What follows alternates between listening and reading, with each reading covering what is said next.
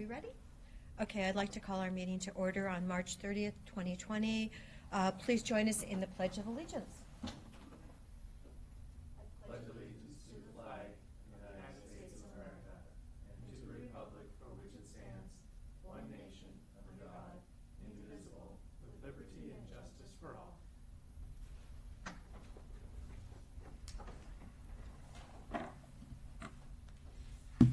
Good morning. I would like to remind our community that blood donors, the need is still out there. If you can please donate blood, it would be greatly appreciated. And the other important fact regarding populations is that only 17% of the census applications have been completed. So when you're home, that's something else that you can do. You should have some documentation, and it actually takes about 4 minutes, perhaps. Got mine done, and I just hope everyone will remember to do their census form online. Thank you so much. We have citizen input. Do we have any emails? No citizen input this morning. We will therefore go to our consent agenda. I'd like to withdraw item number 5. I have a small change on that, but short of that, I'll make a motion to support it or approve our consent agenda. So I've got 2 proposed small edits on the minutes, and I'll hand them in. So March 16th, there's a note about explain there's a concern from a resident, a La Pine resident requires a variance permit. I'd just like to define it as a setback variance for an existing structure, because when you read it, you didn't know if it was got to do with health or what, what kind of variance. So just more detail about that. And I'll hand these in. And then also March 18th, there was a mention about the testing labs, and I think Deschutes County is using the University of Washington lab, not the Washington State lab. So those would be the 2 edits I would have, and as I say, I'll provide those. We've already. His motion was to pull the 18th minutes. So, and that's the only correction to the 16th. Yep. So you're seconding that? Yes, and I'll second. Mine's a fairly simple one, too. It's just an addition of a little bit of information on the leave policy, but I'll turn it in also. So then I'll move approval of items 1 through 3 on the consent agenda. And 4, because it's just I basically my thought is to read it into the setback minutes. variance is what we. Yeah, so I'm reading it into the minutes, so I would accept 4 with that change. Oh, okay. So the motion as originally made, and you're. I'm seconding it, yes. Approve the consent agenda items 1 through 4. Yep, and the second. Okay. Any further discussion? Commissioner Henderson? Well, yes. Commissioner DeBonne? Yes. Okay, and the chair votes yes. So now we are going to go to item number 6, the declaring April 2020 as to be Child Abuse Prevention Month.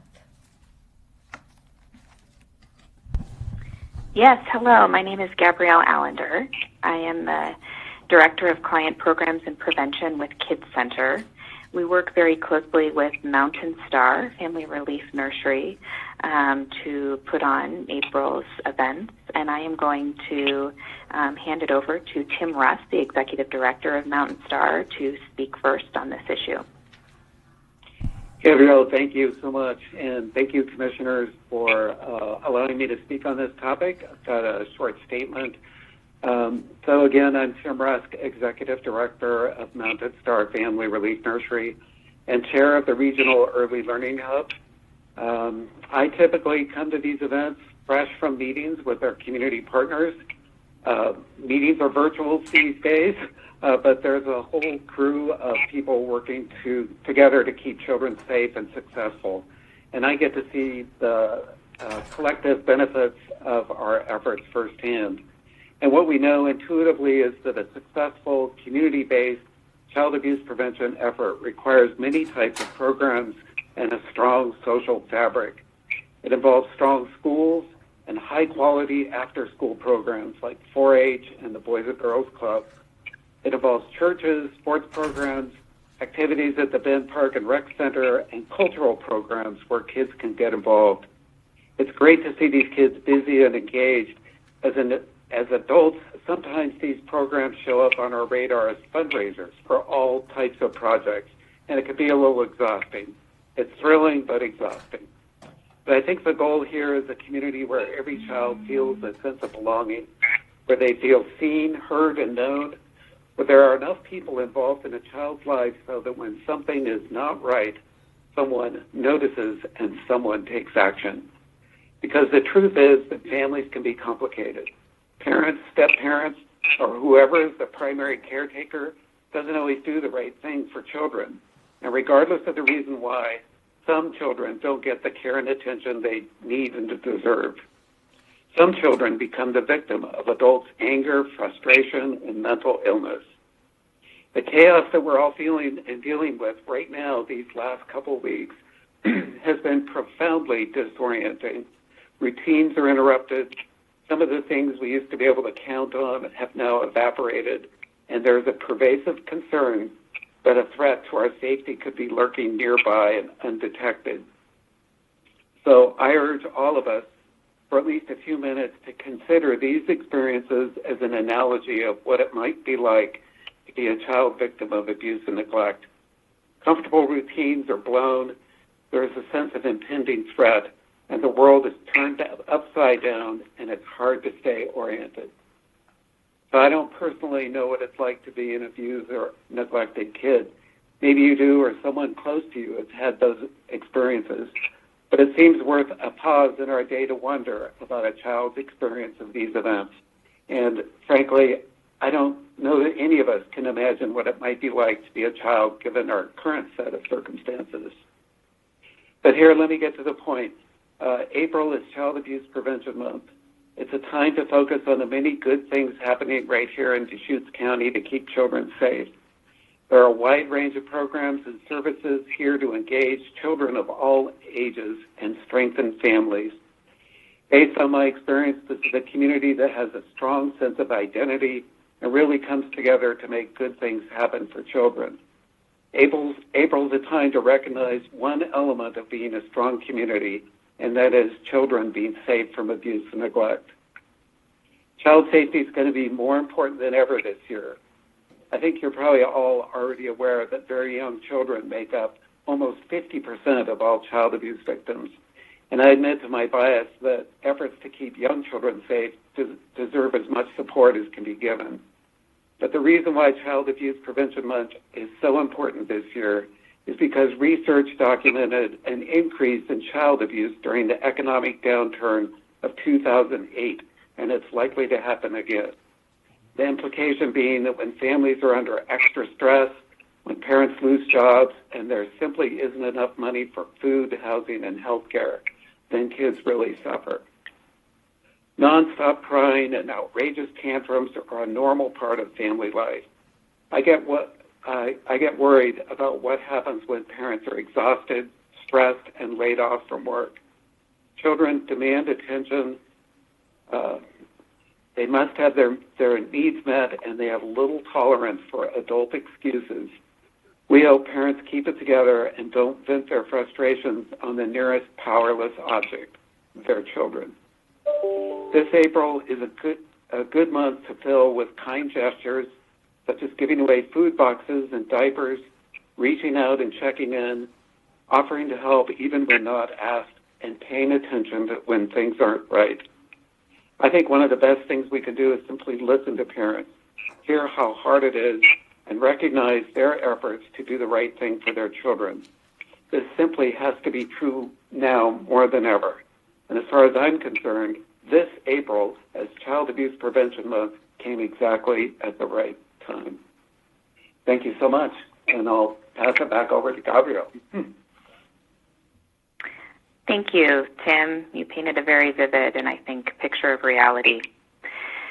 In 2019, 2,156 children and adults were directly served through Kids Center programs, and we saw 434 child abuse evaluations, up over 100 evaluations from 2018. Over those seen, 83% of the kids we see are low-income families. So this is one reason our services are free of cost. Kids Center and Mountain Star have partnered together for the 5th year to lead Central Oregon's participation in April's National Child Abuse Prevention Month. Kids Center and Mountain Star used the Blue Ribbon campaign to bring communities together to protect children. The Blue Ribbon campaign began in 1989 when Bonnie Finney of Virginia lost her 3-year-old grandson at the hands of her daughter's abusive partner. Bonnie tied a blue ribbon to her car, symbolizing the blue of her grandson's bruises, and encouraged her community to do the same. Each year in Central Oregon, thousands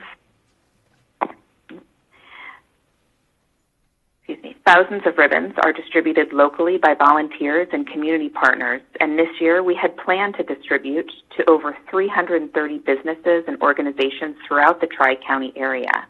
However, due to COVID-19 precautions, this month will look a little bit different. The health and safety of our community, staff, and community partners is of utmost importance.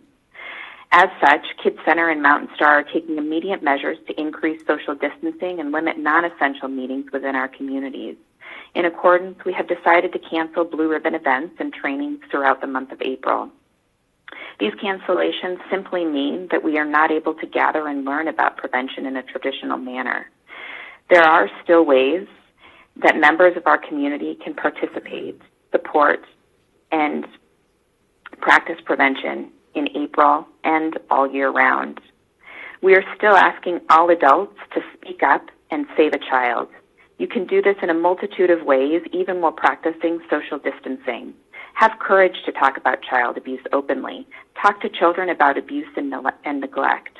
Children often keep abuse a secret, but barriers can be broken down by talking openly about it. Talk to families, neighbors, friends to raise awareness that child abuse happens every day in Central Oregon. Listen to your neighbors and observe what is going on around you and what you're hearing from friends and family. Have the courage to report. If you suspect a child is being abused or neglected, call 911 or Oregon's statewide hotline at 855-503-SAFE. Follow Kids Center's social media and blog posts throughout the month of April for more ways and tips to practice prevention. For more information about the Blue Ribbon Campaign and child abuse prevention, please visit kidscenter.org or mountainstar.org. Thank you. Thank you, Gabrielle. Thank you for actually giving the number for the state calling center. I'm just hoping that that center is actually doing a more efficient job, and especially in today's situation. I know that we've been working on that since December. The fact that they were not answering their phone as quickly as they should have, it was taking an average of 40 minutes. And people, pediatricians, people in our law enforcement were waiting to connect with that phone number. So I really would like to have that and do a better job. I'd like to say thanks, Tim and Gabrielle, both. I mean, the message you just provided is the big picture. This is a extenuating circumstances, a change in our society right now. There's a lot of folks, families that are just in the house. Luckily, the weather is changing, so people can get outside and spread their arms a little bit out there. But this is serious business. It goes on generationally sometimes. We really need to stay focused. Neighbors looking out for each other, families, different generations looking out. Sometimes people need support. Sometimes there's just, a chain of bad activities happening. So having the courage to be able to speak about this and getting the word out, and just take a little bit of time and think about, the long-term, lifelong issues that can evolve from really bad situations. So I want to thank you for bringing this to us, and I'd be happy to support the proclamation. I'll make a motion, Yeah. do we need, well, it says reading of it. Are we Yep. making a motion to adopt it? Is that what we'll be doing? I think we should. So I'll make a motion to adopt the resolution or proclamation presented declaring April 2020 to be a Child Abuse Prevention Month. And I'll second it. Any further discussion? Commissioner Henderson?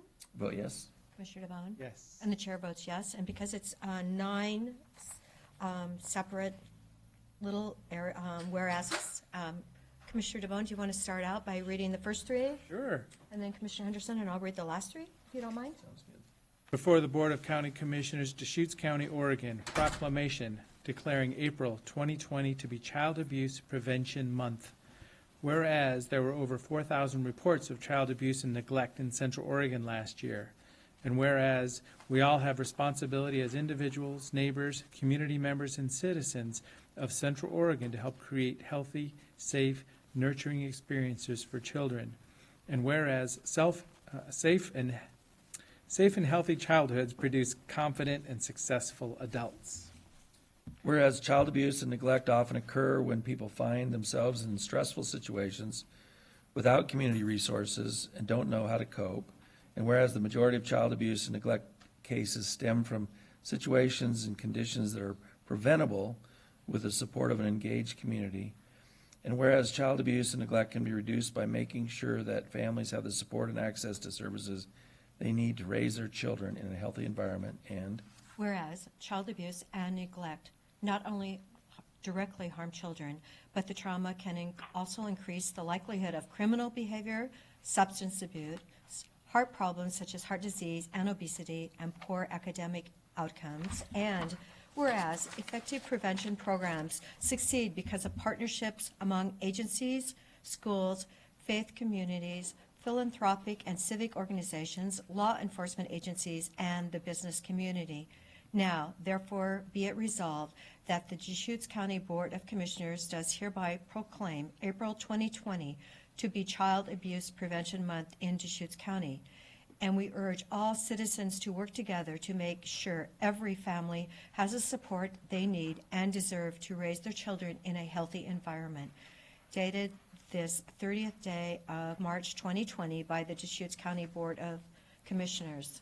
And thank you so much. And Tim, everything that you mentioned is really not available right at the moment. And so because the next 30 days are going to be a continuation, I really feel like we all must step up and protect our families and protect our children.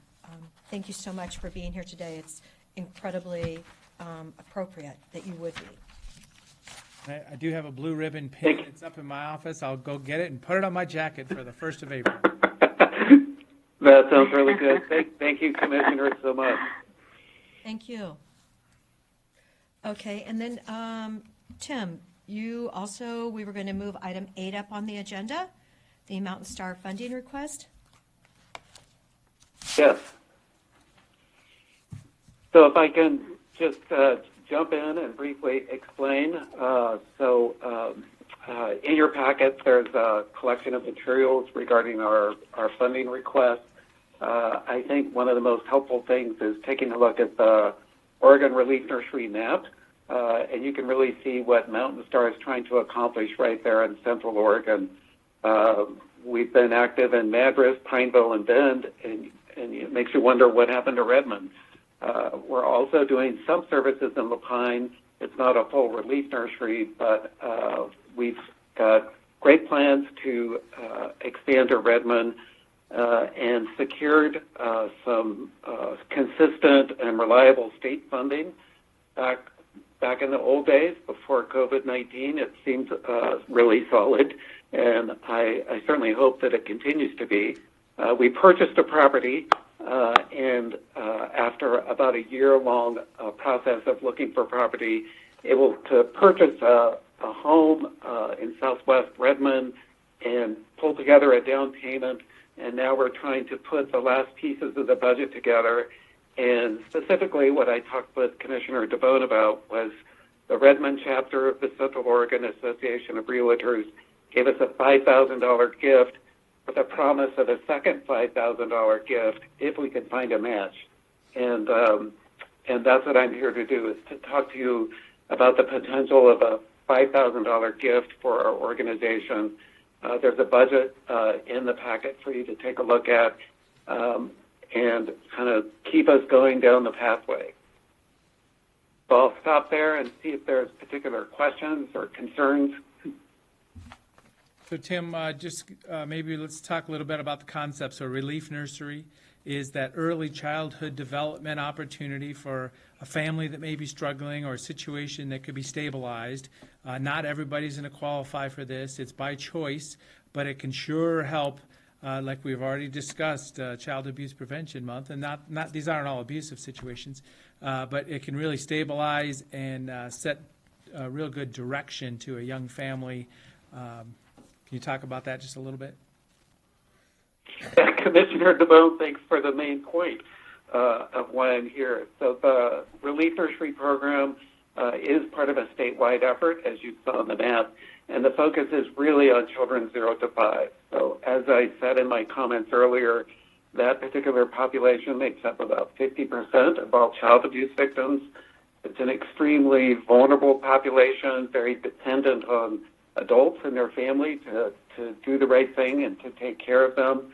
And then on top of that, the other aspect of working in early childhood is the brain development and the developmental milestones that are part of the early childhood process. And perhaps commissioners have heard about 85% of brain development happens during the first 3 years.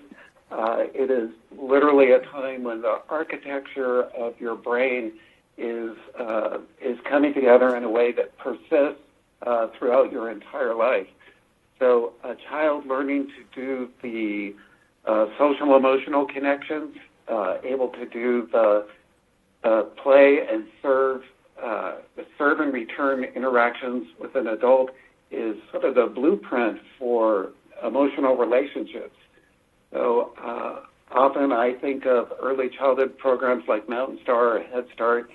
We're really, among other things, we're an anti-crime program because learning to create emotional relationships is what has someone who might commit a crime feel the empathy for their victim. So there's incredibly powerful learning that happens in early childhood.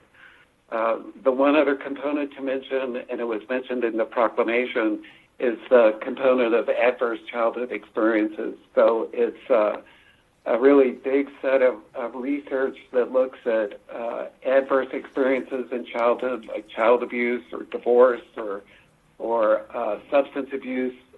That kind of thing in childhood can have long-term consequences in terms of chronic diseases as well as early mortality. So if you're not familiar with that particular body of work, the adverse childhood experiences, it is profound and disturbing.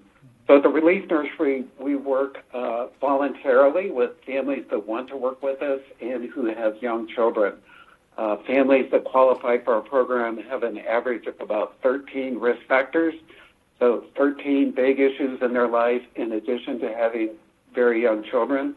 And the concept is, can't we do better than just child welfare to help families on the edge? Shouldn't there be something more proactive?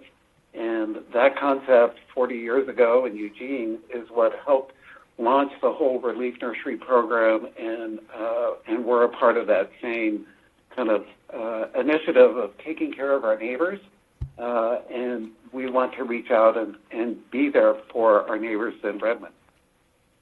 Does that provide a little more context? Wonderful. Thank you very much. So I had met with Tim and one of the board members, and we talked about this. So I am bringing this just as a discussion.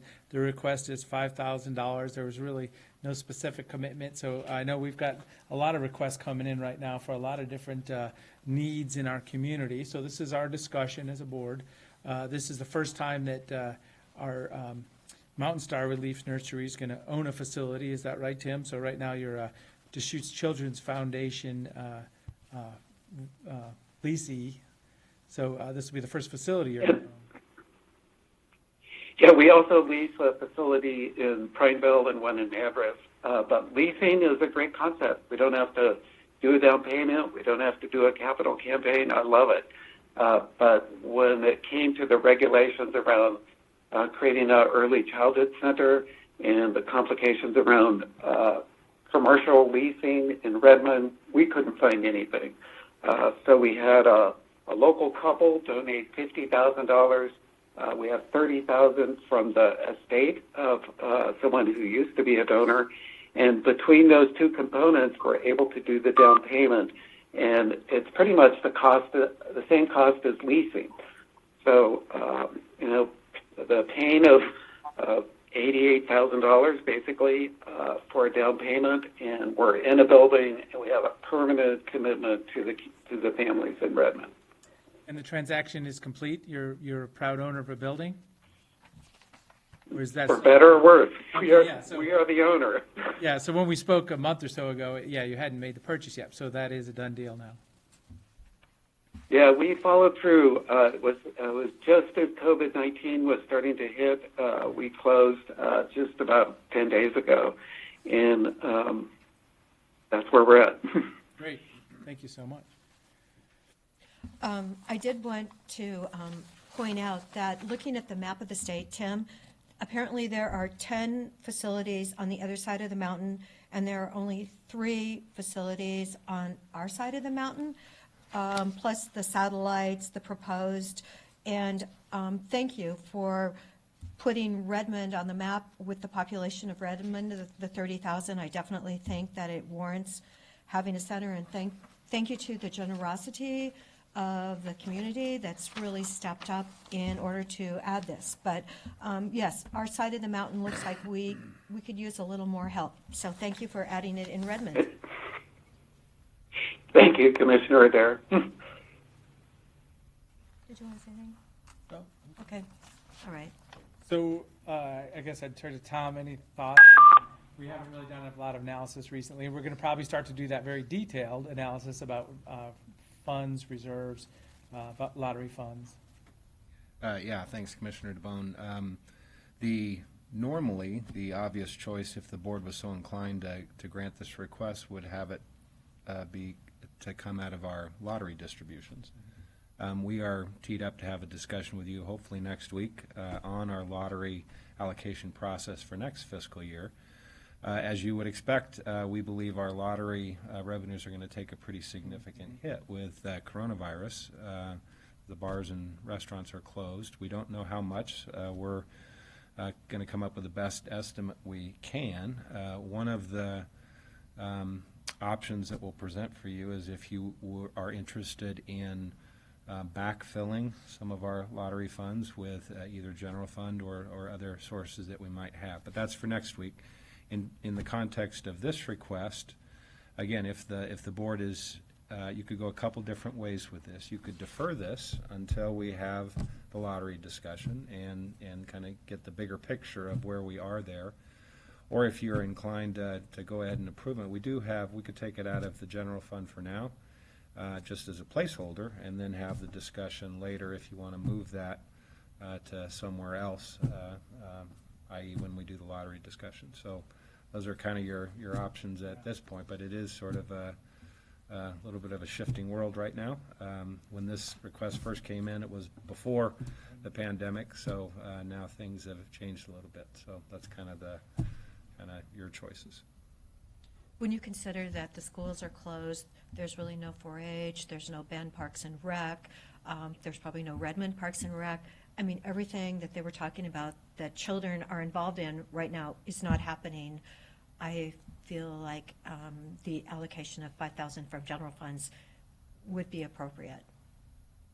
That's my opinion. So I have one question. How will they be able to operate this as how does it not become an aggregating place, or if given all the other things that have closed, other nurseries, et cetera? Right. Well, so I guess, yeah, that'd be back to Tim maybe. So what do the current operations look like? And then funding, is this a state contract, or, what's the base funding for operations? Yeah, thank you for those questions. It is the budget you see in front of you is a 2-year budget, so you can see in year 2 we're really counting on that Oregon State Early Learning Division funding. So my assumption is 6 weeks or 2 months from now, we're going to be up and operating in some form similar to what we've done before. There's going to be families that need our services that are located right in Redmond.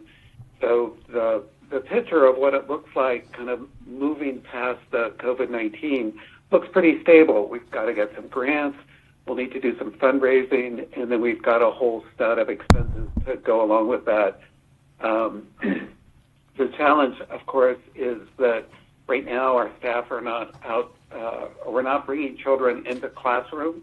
So we're definitely on a 1 month or 6 weeks, or it could be longer, period of time where we're exploring how to best be supportive of families. And it is a challenge. It's a brand new world for everyone. We're doing a lot of phone support. We're doing much, much more than we've ever done before in terms of food boxes, dropping off diapers, household supplies. So we're really shifting to do more material support for families. And then we're doing some things on Facebook, like reading books. We're live streaming our staff reading books to kids and things like that. So right now it's pretty challenging. Of course, the building isn't really, we can't really occupy it yet. It needs a paint job and quite a bit of work to bring it up to our standard. But I'm convinced 2 months from now and then moving forward, this is going to be a really important asset in Central Oregon and in Redmond in particular, and probably pulling Mountain Star's operations more from Bend into Redmond, which is more centrally located. So strategically, I think it's terrible timing, but I think it's a really good move. And at this point, we've made the commitment, so we're going forward regardless. Well, and I'm generally supportive. I do like the idea of just bringing this in our discussion with other video lottery and kind of the lay of the land financial discussion that we'll have in the near future. So I'm hesitant to make a specific commitment today, but laying it out here, having this discussion, put it in perspective, sure is valuable right now. Okay, so there's no motion then? Very good. Yeah, so let's leave it at that. Just because it's scheduled, if we're going to have our discussion here in the near future, let's put it in there with everything else. Very dynamic times, but a great presentation today, and thanks for putting this in the brain space as everything else is happening. There is so much in our brain space these days. It's all happening right now. Adair, Yeah. and Devon, I really appreciate the time and attention to this. We would love to know whether or not it's going to work before the end of April. This matching grant opportunity ends at the end of April, so that would be a huge boost to know one way or another within, that gives you a month before then. A week or two, we'll get back to this, so that'll work out real well. So, yep, thank you so much. Thank you, Chandler. Okay, thank you, and goodbye. We'll keep it, There's support for it. We just got to look at the bigger picture too. yes, Okay, that sounds good. I appreciate that. thank you. Bye-bye. Okay. Excellent timing. We have our annual update from the Economic Development of Central Oregon. Thank you for joining us in person. Lots of space here today. At least we haven't met at the transfer station lately. Indeed. So I have some other documents here I should probably get distributed. How do you want to do that? Do you want to give them to Sharon, please?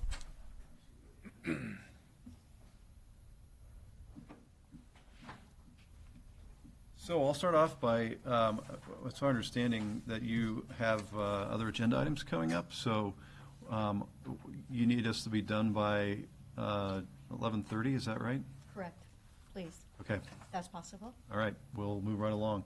So on the update part of this, I just wanted, I've got a series of reports that we provide to our board of directors. I think as both, you've got multiple folks who are serving on our local committees. You've probably seen these documents before. The one is just kind of the KPI dashboard. So this is something we report back to kind of show progress. That really relates back to our strategic plan, so they are definitely tied together. And so I don't really want to go through a whole bunch of that other than to say that we continue to have, up to, let's see, about 2 weeks ago, we had great success moving forward and overall in Deschutes County. Not always even in different parts of the county. We're still trying to get a program really high functioning in La Pine. We've had turnover there, so that's one of the things that we're continue to work on. But we do have, I think, a good interim step there with a very experienced professional out of Michigan who's recently moved to the area, who's taking that on a part-time basis for the Sun River La Pine area.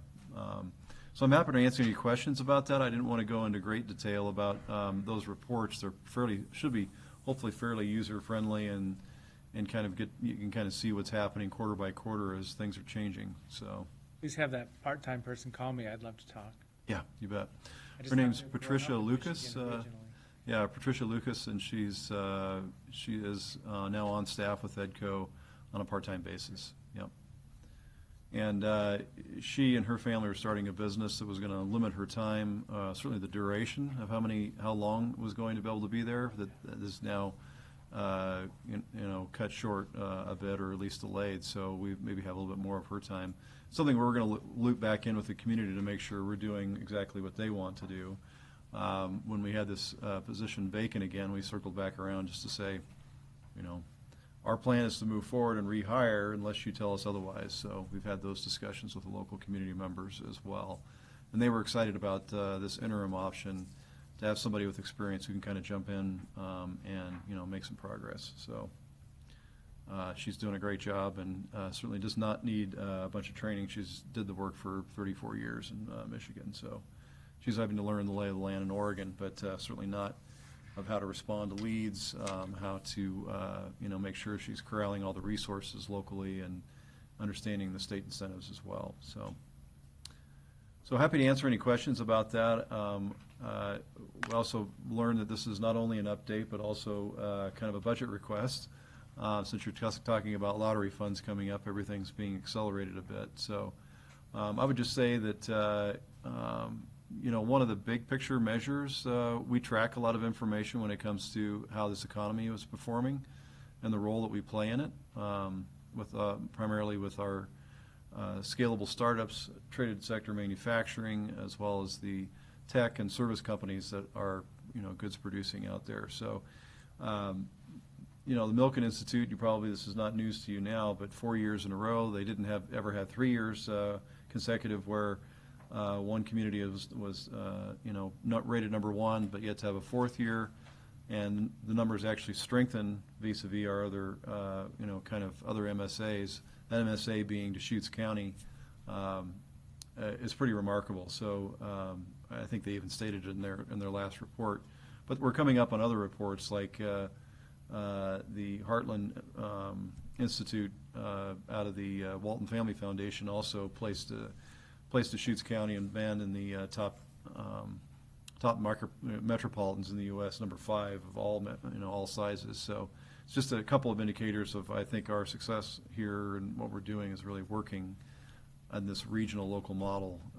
So there's a number of other things in those reports. You'll see kind of in the news, you'll see some stories in the back, and then you'll see some of the reports that relate right back to our strategic planning document on making progress on that three-year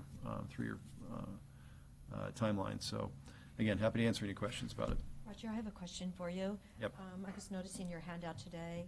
You've got it Q4. You project that you want to have 546 new businesses next year. Right now we're at 471, so that's an increase of 75.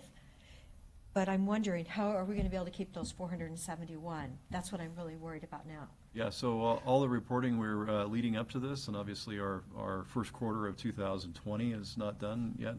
We do that at the end of this month. Is all kind of changed. So Okay. We're very much in triage right now, trying to help companies, some of whom are in the traded sector, many of which are not. So those orders really haven't necessarily closed. Are manufacturing and tech companies, but some are way more impacted than others. For example, you're probably familiar with Epic Air, which has a supply chain that's international. That it was disrupted, obviously, some time ago. That has caused their shutdown currently. That's probably the most dramatic we've seen.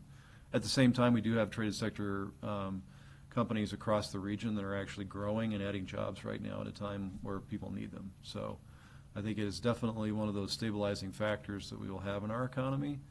The question is it big enough to help outweigh all the other non-traded sector impact that's happening? And I think the short answer is it's not.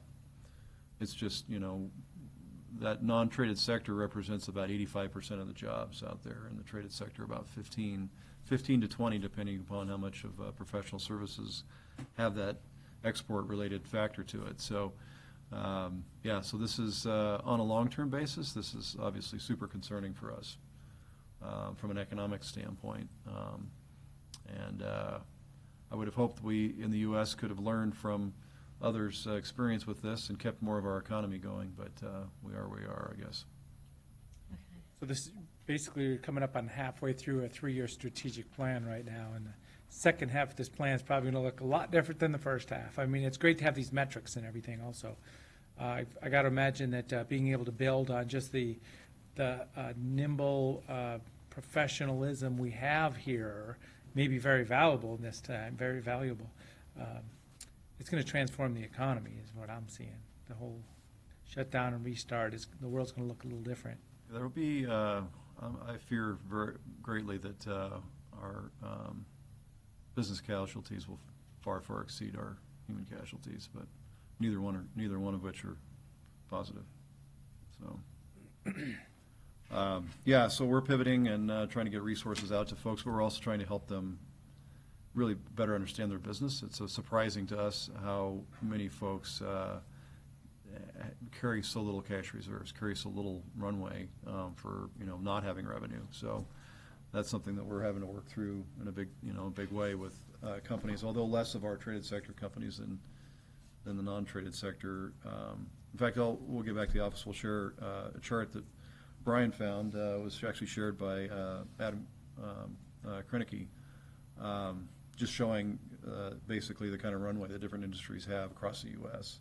Doesn't mean that necessarily fits every company here, but it's kind of telling when you have a 13-day runway without revenue, it creates lots of carnage out there from a business perspective.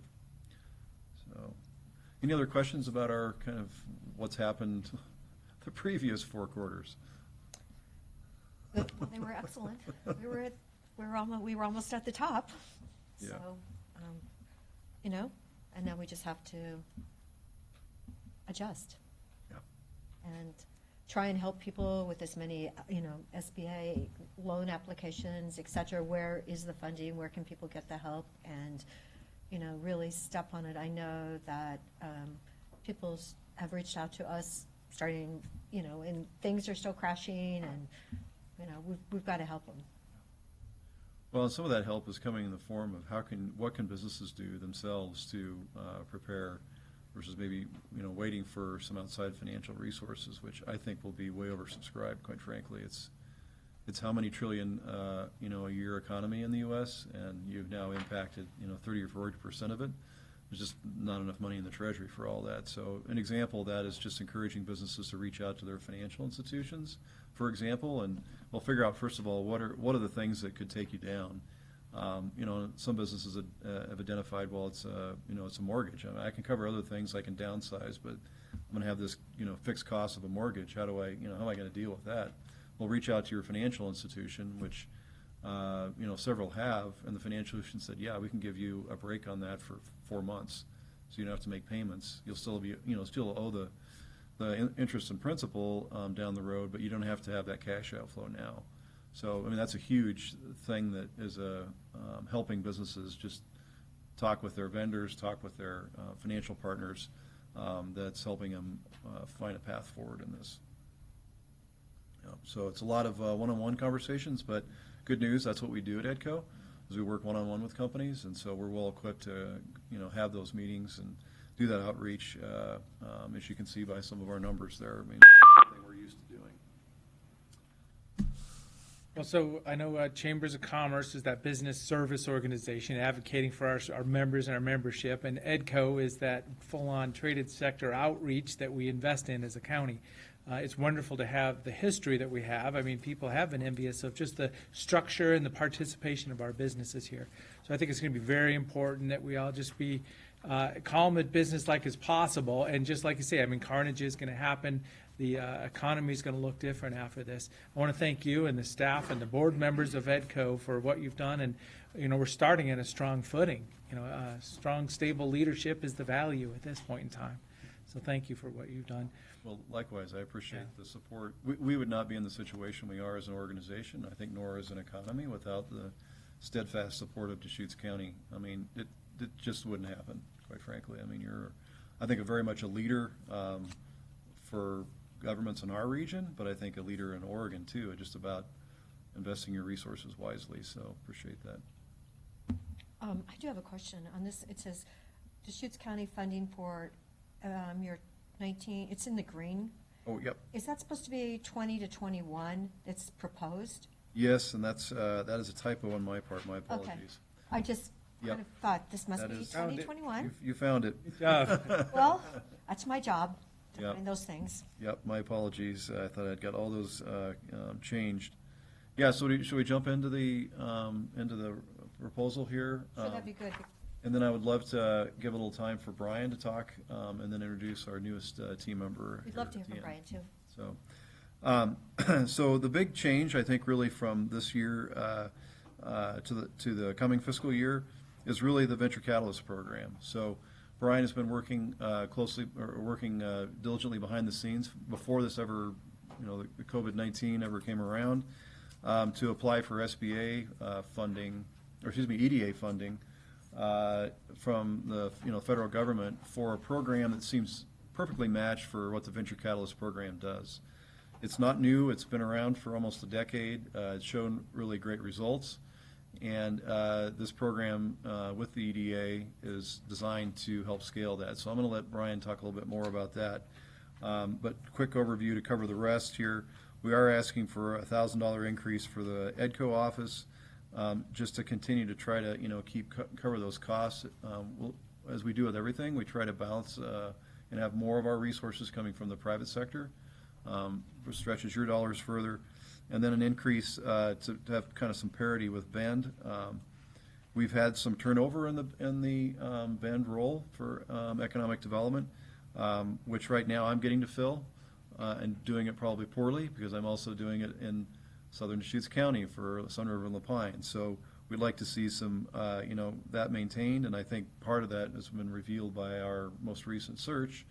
You know, just the pay range is not probably commensurate with the job, so that really all go to salary and benefits, that increase. And so that's really the major changes from the previous year that we're requesting. And this $60,000, doubling the budget for the Venture Catalyst program, that is to help match a $719,000 grant from the Economic Development Administration. That's over 3 years, and so we would look to, we're going to have to find another $70,000 to $80,000 elsewhere. But that would, it's required to have a one-on-one match, and that's what our kind of shortfall is currently. So we were optimistic we can go gather that from foundations and from other local governments, but that's the major reason for that request. And if for that not to come through, then we would drop the budget down to $35,000. It's been at $30,000 for the last 5 years, and we've made that up again through events and other resources. But we continue to need to fund that, and there is one grant source that will not, we know, not be coming through that regular channel through the Oregon Entrepreneurs Network that we need to backfill. So that's a quick explanation on that, and then I want to allow time for Brian to talk more about the Venture Catalyst and kind of its results, because that's the major change here from the previous year on our operations. So all yours, Brian. Yeah, did you want to queue up the presentation? I think it's queued up. Is it queued up? Okay. And then how's that gonna, is there a clicker or some way I can advance it, or Just wave your hand, it'll magically, You're not oh, allowed it's to over touch there. can I just go like that and you Yeah. can? Can you advance it? I'll do it how, Tom's got it. oh, Tom, no, okay. Highly technical, but I'm. Yep, you might be able to handle it. I can advance too, Tom. Oh, wow, that's kind of hard to see. Okay. And is that these slides? Yeah, those are Or no, Do you have maybe not. copies of This the is- slides? Yes, we have a copy. Okay, great. Yeah, so let me kind of go through, and again, a lot of this is going to be historical because this is a presentation that I gave about 3 weeks ago on what the START program had done, and this is all kind of The world looked different 3 Corona. weeks ago, didn't it? Yeah. Yeah, no, I know. My portfolio has been Yeah. devastated. The portfolio of companies that I work with. I mean, it's pretty ugly. Like Roger said, I was shocked by how little resiliency there was in there, given how strong we were. It was kind of disappointing that they didn't have more in cash reserves, but these are early stage companies, so that's kind of how it goes. You know, they're running as fast as they can. You can click that one more time. So the part of this strategic plan that really pertains to the START program, I think it's making Central Oregon a top 10 destination in the U.S. for scalable startups. That's kind of the umbrella goal. That's the objective that guides all of the decision making and other activities that we do. So I think we're well on our way, as I'll show you when we get into some of the later slides. Many of the pieces that are necessary are in place. They've been built. I've been supporting them and trying to grow those assets and tools that we use for early stage. They're well supported. One link that's kind of missing in this whole thing is a strong accelerator. We're not quite big enough to be able to attract and support a large accelerator, such as Techstars or a Y Combinator type program. Those are expensive. I think we will get there sometime in the next 3 years if we keep growing the way that we are. But we're not there yet. We have smaller accelerators that are doing a great job, but to really support the area, we'll probably need a bigger one.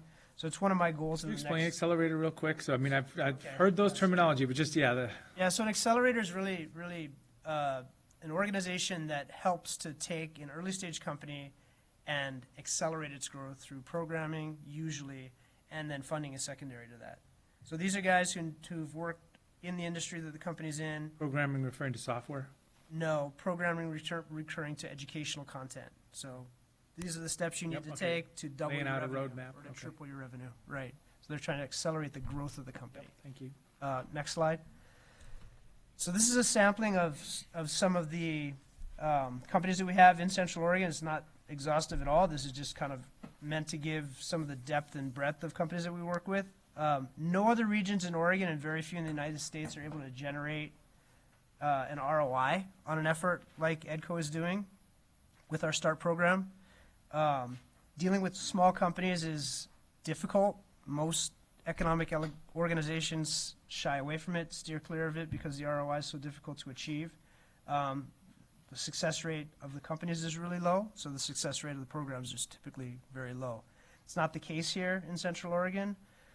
We have so much support over such a broad range of industry groups that we are achieving a really strong ROI.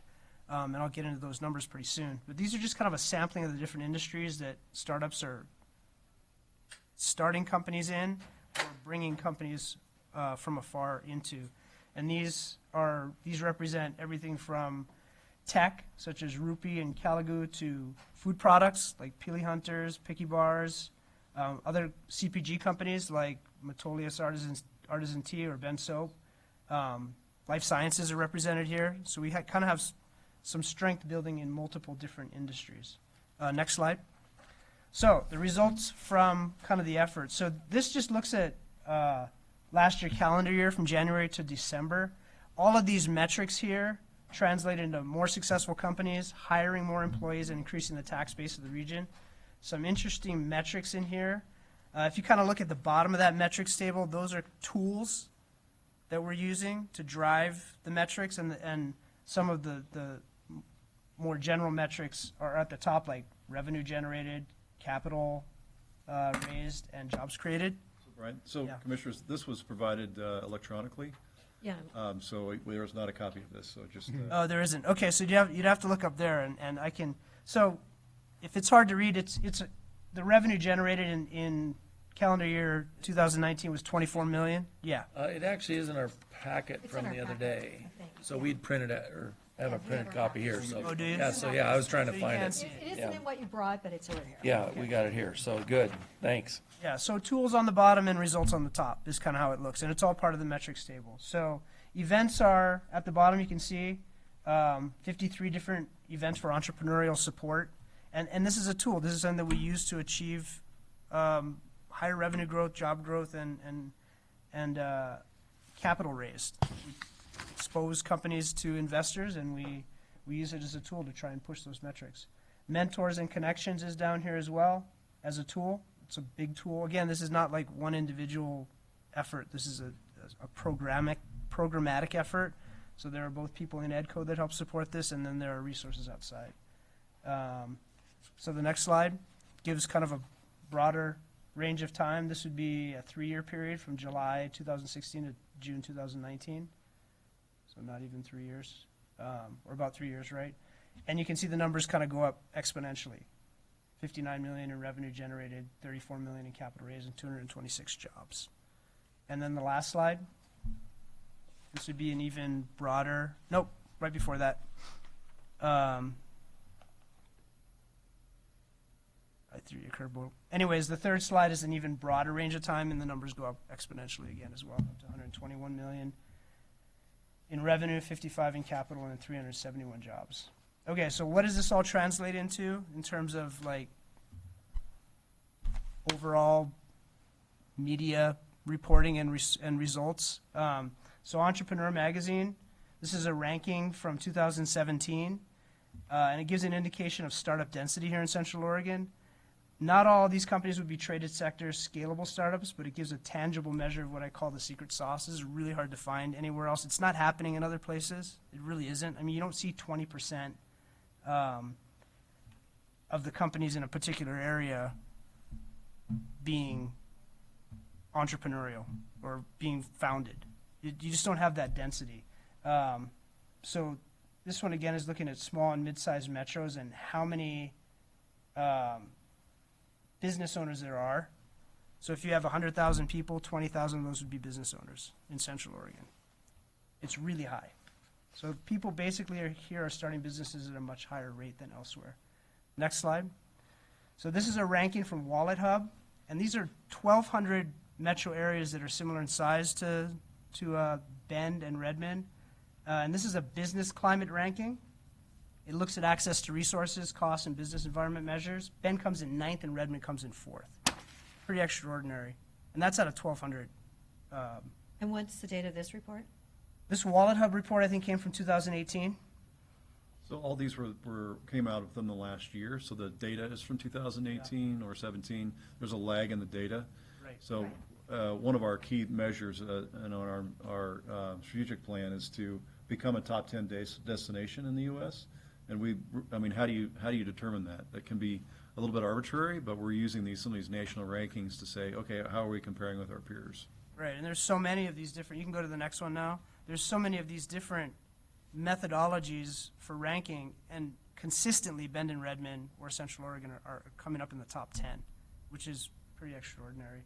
So this is another ranking by the Walton Family Foundation, and it ranks the proportion of total jobs at young firms. So you take your total job count, how many of those are at young firms, and what it shows is both, it gives a gauge of activity, like how much startup activity there is, and how important is the early stage ecosystem to your job numbers.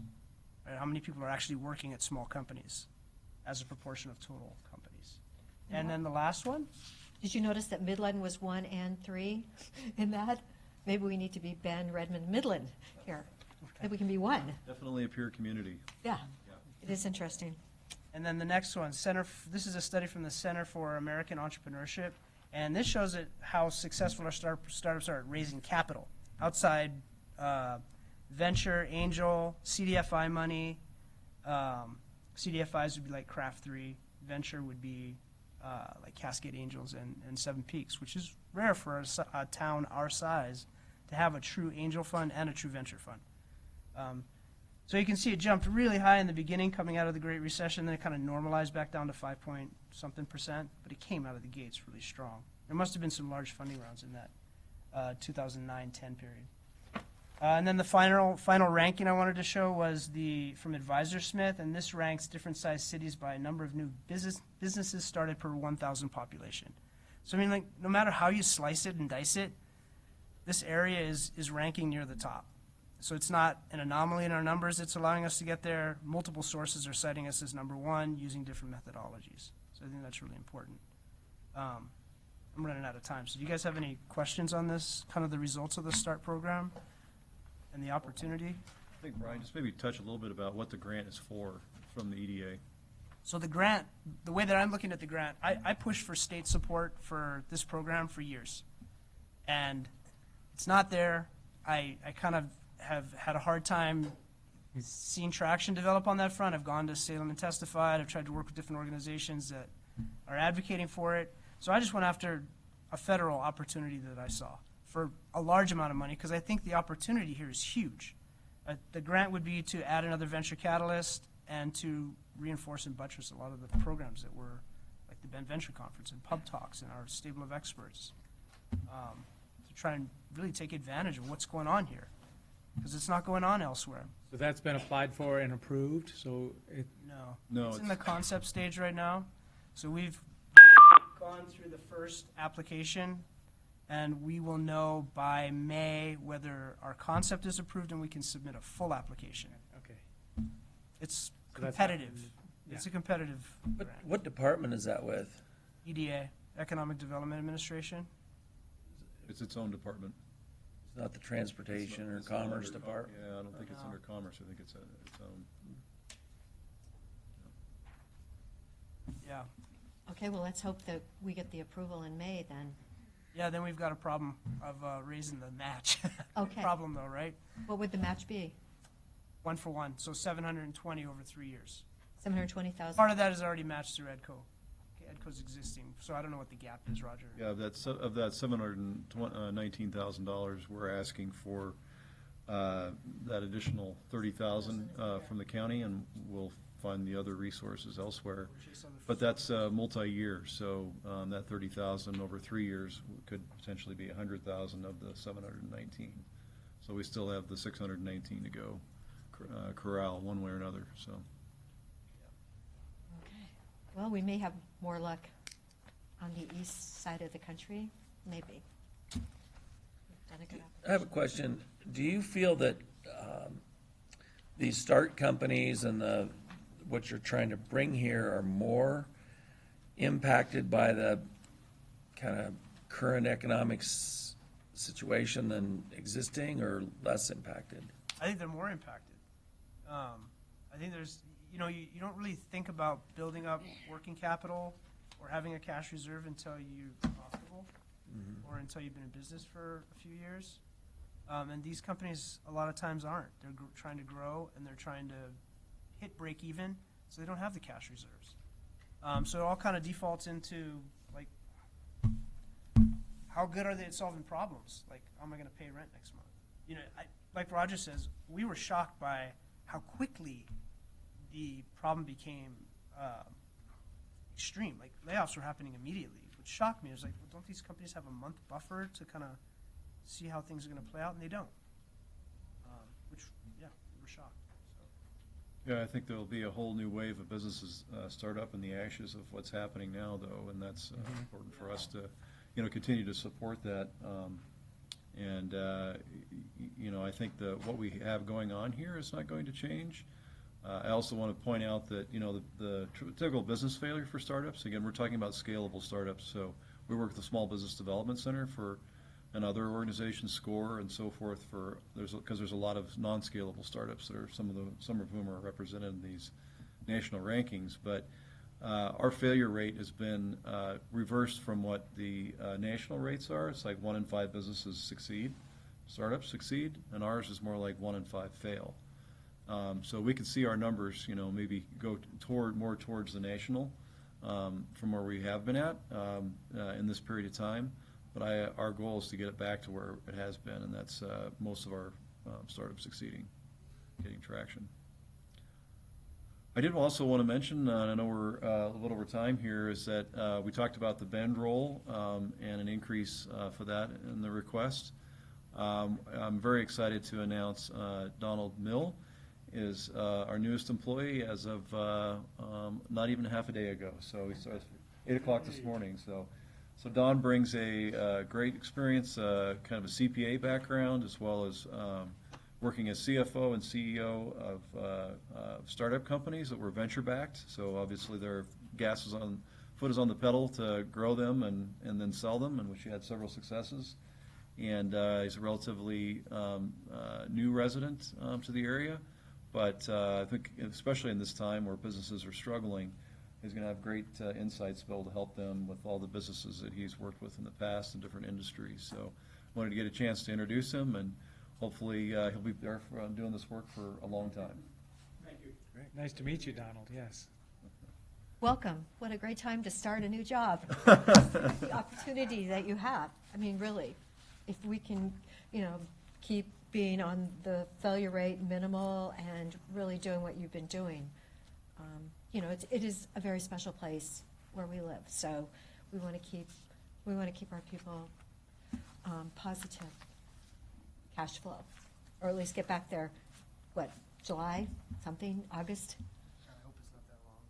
I know, because people were immediately impacted. Isn't that where you're supposed to have like 4 months of funding? I mean, that's what they always tell families. You should have 4 months of reserve, and, what do businesses think?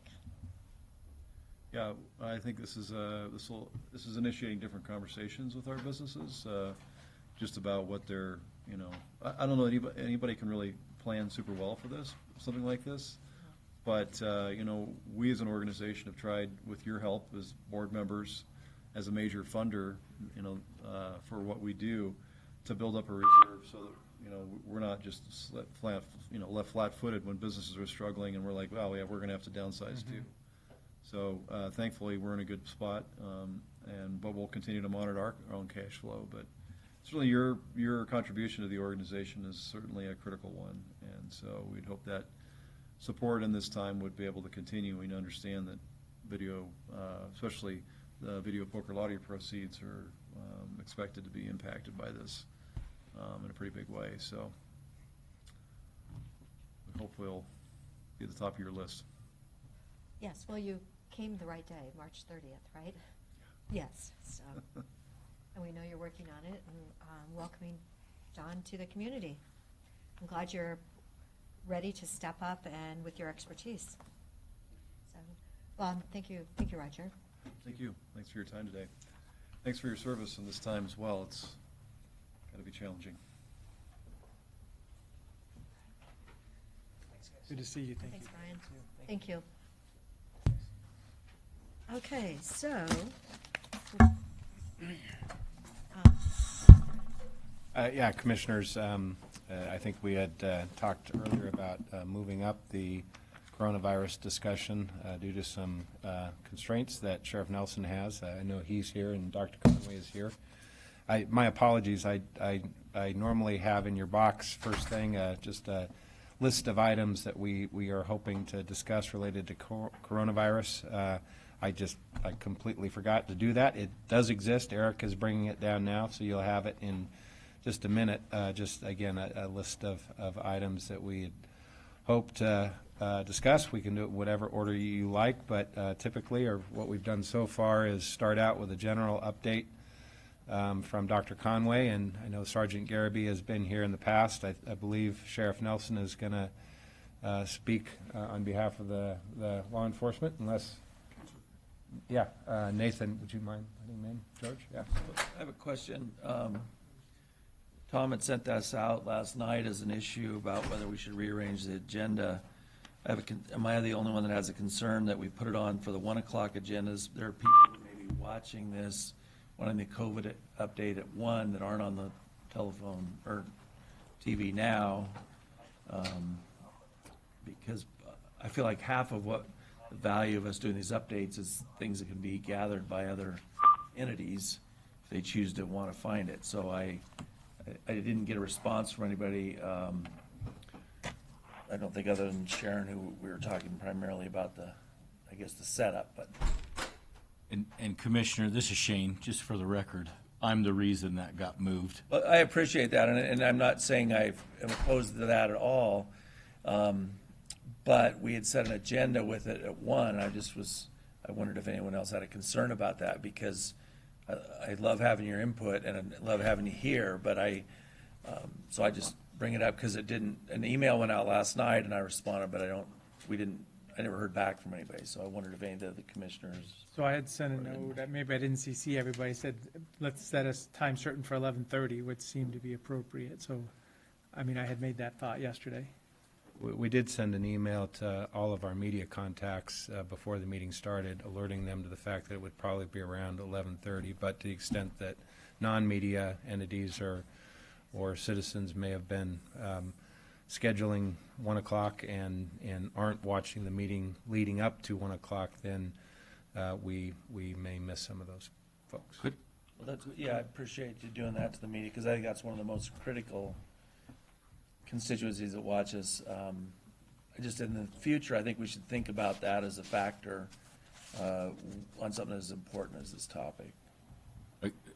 And again, Commissioner, I want to own that, just FYI. But Well, you can't own it because you didn't make the decision. You just asked for the decision. Right. Yeah, yeah. The second thing is, though, my friends, is I want to, something that Whitney might be able to do, just if I could interject, is if they can pull this piece of the recording back and then maybe have a ribbon at 1 o'clock or the proposed or the original time.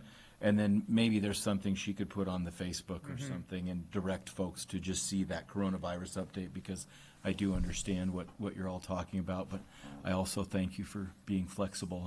So use a little bit of technology for a 1 o'clock time to point back to this. Right. I can't specify what the technology I know, is, whatever that would be. but I think you can No, make we it can happen. do it. That's the important thing. Yep. So, yes. No, I think that's incredibly important because it will be on us. It always is on us if we don't follow proper protocols. So, Luke might be an excellent idea. So thank you for suggesting that. So, we're actually at almost 11:45, and we do want to have a general update. We have Dr. Conway and Sheriff Nelson with us now. Who would like to go first? I want my partner, Dr. George, to go first. Great, thanks. So just parenthetically, Nathan reached out to you about, you were talking about social safety net and unhoused food security. Yes. Okay, great, thanks. So when I get to that part, I'll hand it over to you. So, first, a reminder about our overall strategy, and that is the central motif in line with National Light, is that in the absence of drugs and vaccines, the most effective course of action is to buy time through social distancing and other mitigation measures.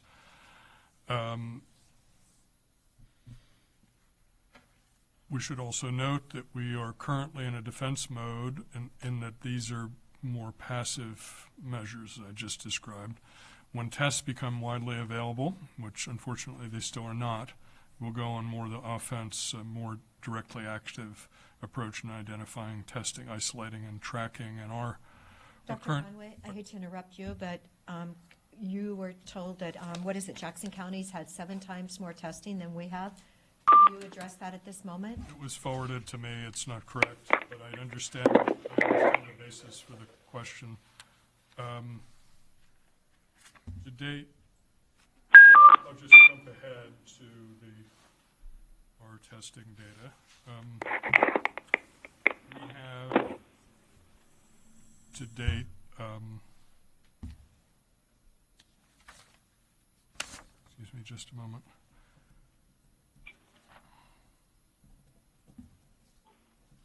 So, We have to, excuse me, we have to date, oh, go ahead. I was just going to acknowledge, so yeah, we had a media request about that, and we had a direct phone call, so people are I asking wasn't about aware it this was a media percentage. request, but I can tell you that I have made a comparison. Part of the problem we have is that we have, well, you're aware that we have 23 cases have been reported to OHA and through OHA, and it's possible that that's been updated further today. I haven't been able to check on that since 9-something. We're also aware that we have not quite 200 negative tests that have been done locally. It's a shifting number, but there's also a large number of tests that are much greater than that are being done through local hospital system. But it's complicated our reporting out, and even they're sharing that data for two reasons. One is it goes to, they're using University of Washington as their laboratory of record, which is their historical laboratory record. So the highest volume of tests are being done locally, are being done through the St. Charles system. It's a substantial number of them. However, in the University of Washington is not obligated to report anything other than positive tests to the Washington Department of Health, and then those eventually make it their way through the Oregon Health Authority. And then St. Charles themselves is willing to voluntarily share the negative data, but it's not differentiated in their system by county. So we know that there's a large number. I'm aware of the current number, but not at liberty to share it, but it's well in excess of the roughly 200 that are being done by other means. But it's not differentiated by county, but it is for Central Oregon. So indeed, in Central Oregon and in Deschutes County, there is substantially more than the 240 tests that have been done to date in Jackson County, and they have 8 positives. And I spoke with the health officer for Jackson County this morning to confirm that. So it's just, it's understandable we're not we're not reporting out negative tests because of the vagaries of that, but there have been over 200 negative tests and substantially more than that. And once, if we ever can, sort out by county, we'll do that. And otherwise, if at some point there's the imperative to share it at a Central Oregon level, we can do that. The other counties, of course, don't have any positives to date. So so I don't think it's really much of an issue, but I understand the tenor of the question, and I understand why the question was asked. So what you just said was St. Charles is doing testing. They're sending those tests to the University of Washington. The University of Washington is then sending those results to Washington Health Authority, which then funnels the information to the Oregon Health Authority. Well, that's the way that we would receive. And those aren't going into our numbers. That's the way that we would receive it, through channels. We also know, and St. Charles has shared with us, an ongoing number of tests they've submitted, but public health law only requires the reporting of positive tests. So as a matter of both courtesy and our collaboration, St. Charles is willing to provide that total number of negative tests. However, that number is not differentiated by county, because county is not one of the variables recorded in that testing database. So while I think it's safe to assume that the overwhelming majority of those are done in Deschutes County, we don't know that, and there isn't any. So as far as a sort of the epidemiologic pattern, we're doing testing. We're doing hundreds of them. We know that we have 23 positive. Jackson County, because that's a unitary system where the county health department, the county health officer is aligned with the hospital. They have a unified system that has a denominator 240 and numerator of 8. I would say that our volume is roughly comparable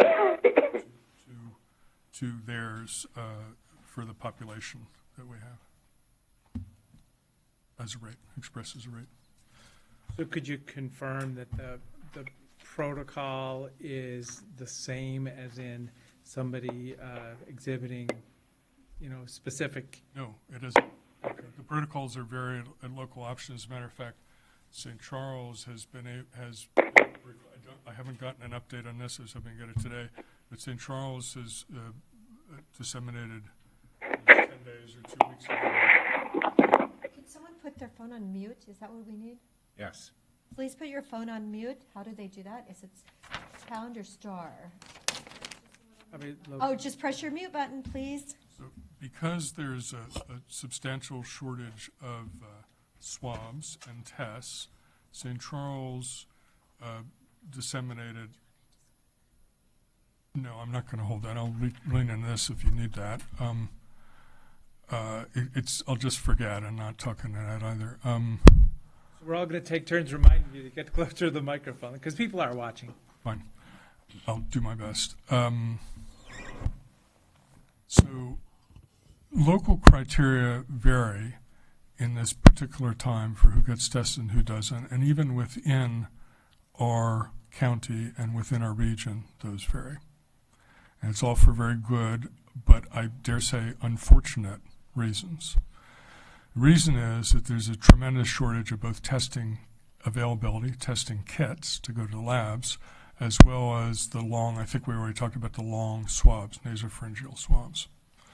St. Charles, 2 weeks ago, inventoried their swab, roughly 2 weeks ago, inventoried their swabs, and they came up with a total, and they withheld roughly 10% of those for occupational safety and health testing for employees and staff that were exposed or putatively exposed. They divided the other half between clinical testing for people that had been admitted to hospital and clinical testing for people that were very ill. So most of our testing in our region is only being done for people that are very ill. There is testing being done by a number of other clinical partners in relatively small volume, partially because they're holding swabs precious as well, but some of it is for influenza-like illness plus fever, which is the surveillance case definition we would like to be testing for, and that we're pressing our clinical partners all to be doing. But it's also understandable because of the paucity of these supplies why the hospital system is not doing that. So that's the first layer of constraint.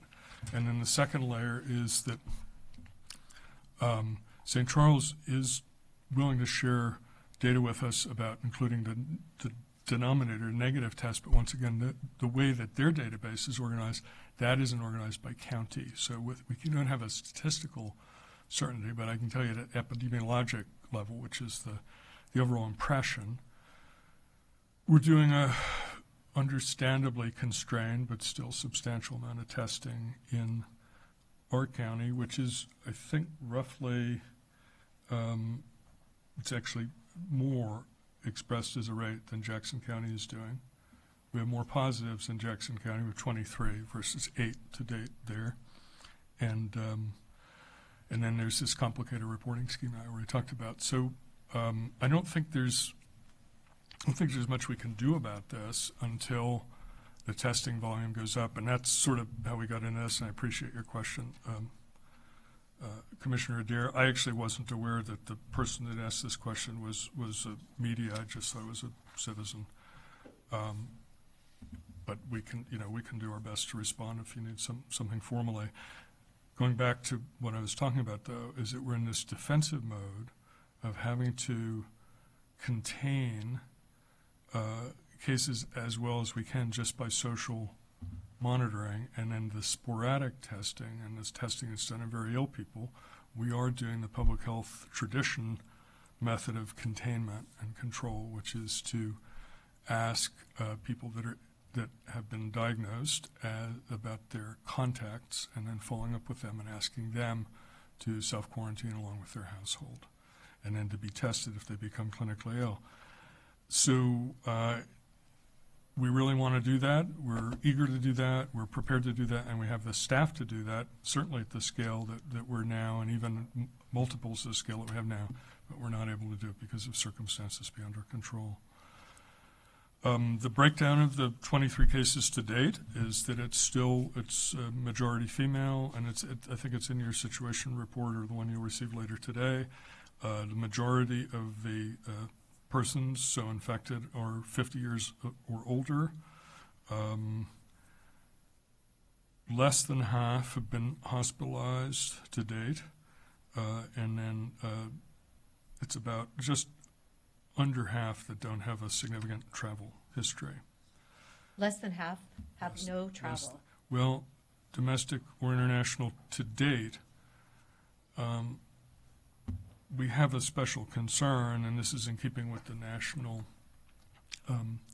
concern about limiting travel for people that are living in the hyperendemic areas, which are defined as far as the region goes, the New York City region. So New York, New Jersey, and Connecticut.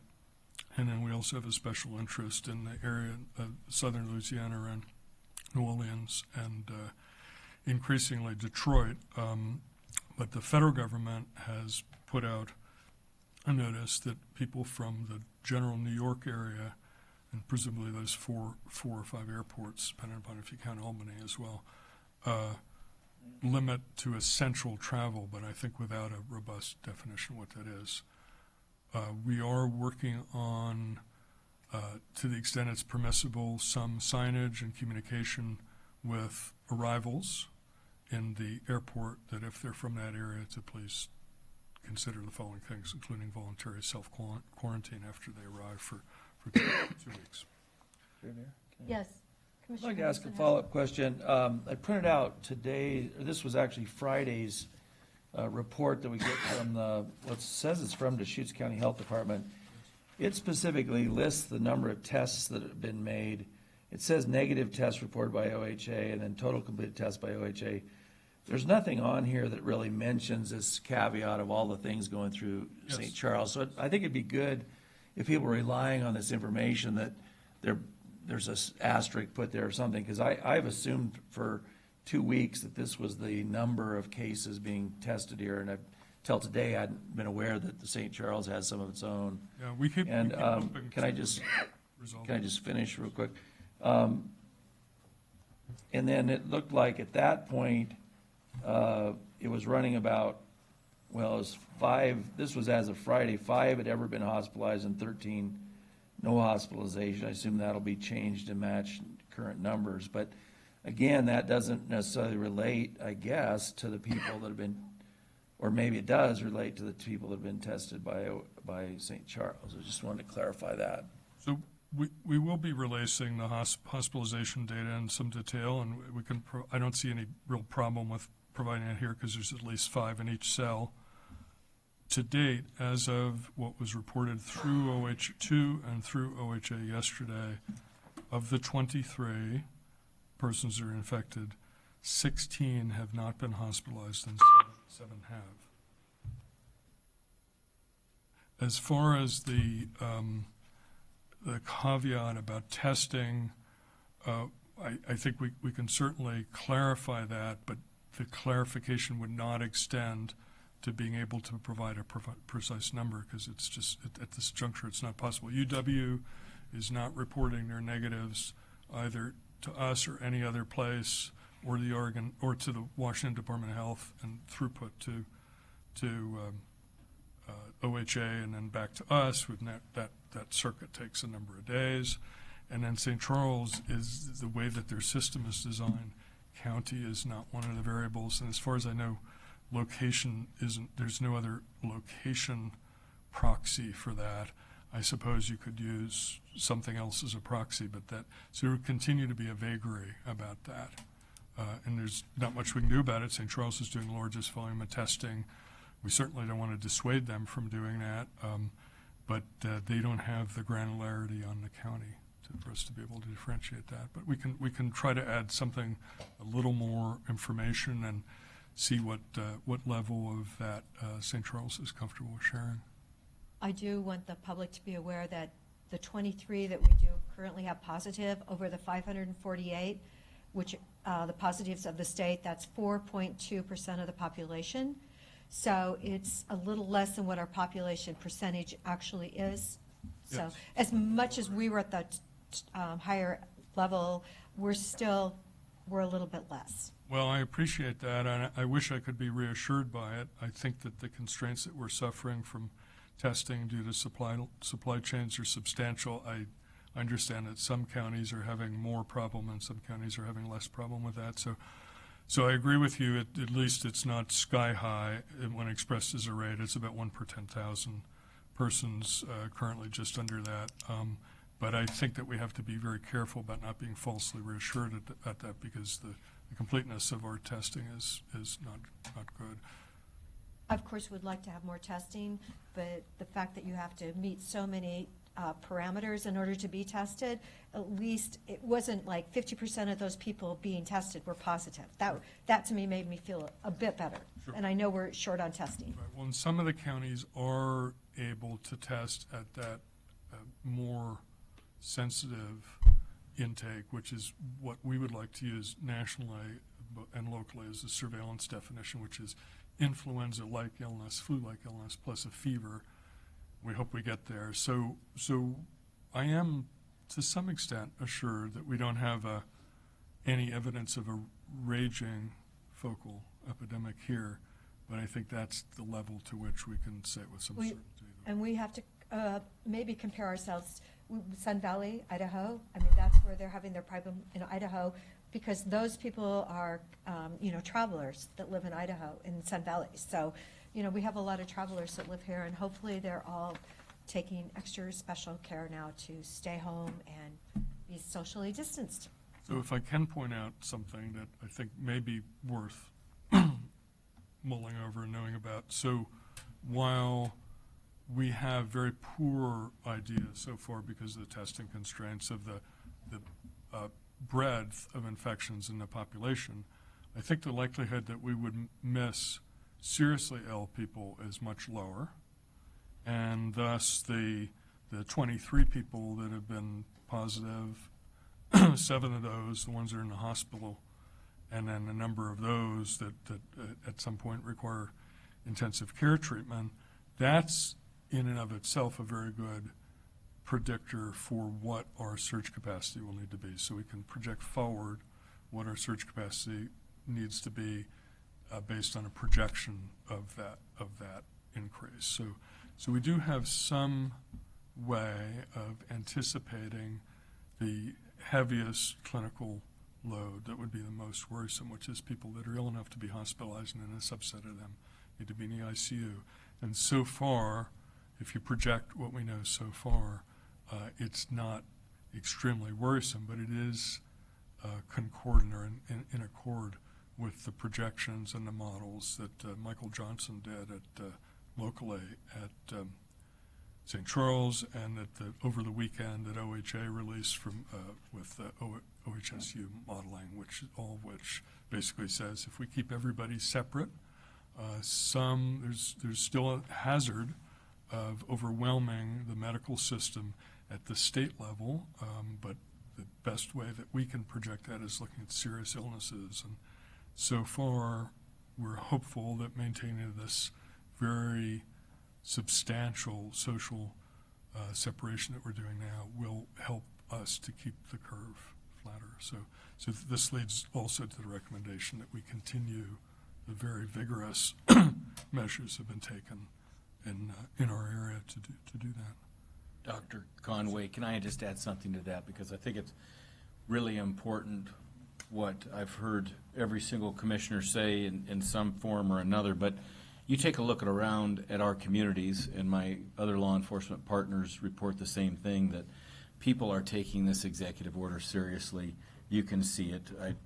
I know that you probably all see it on your commutes to the office, and then when you're looking at your plans during the weekend, and if you are out and about grocery shopping, you see it as well, that people are taking this seriously. And I think another thing that folks also understand, and that is, I think in large part from the messaging from Public Health and the Joint Information Center from the Emergency Operations Center, is the fact that I do think our community members expect a rise in the COVID-19 cases when additional testing becomes necessary. And I think that was from consistent messaging. And I believe that's important from the fact that we want our community partners and community members to continue following the social distancing protocol and supporting the economy by going to the essential businesses when they can.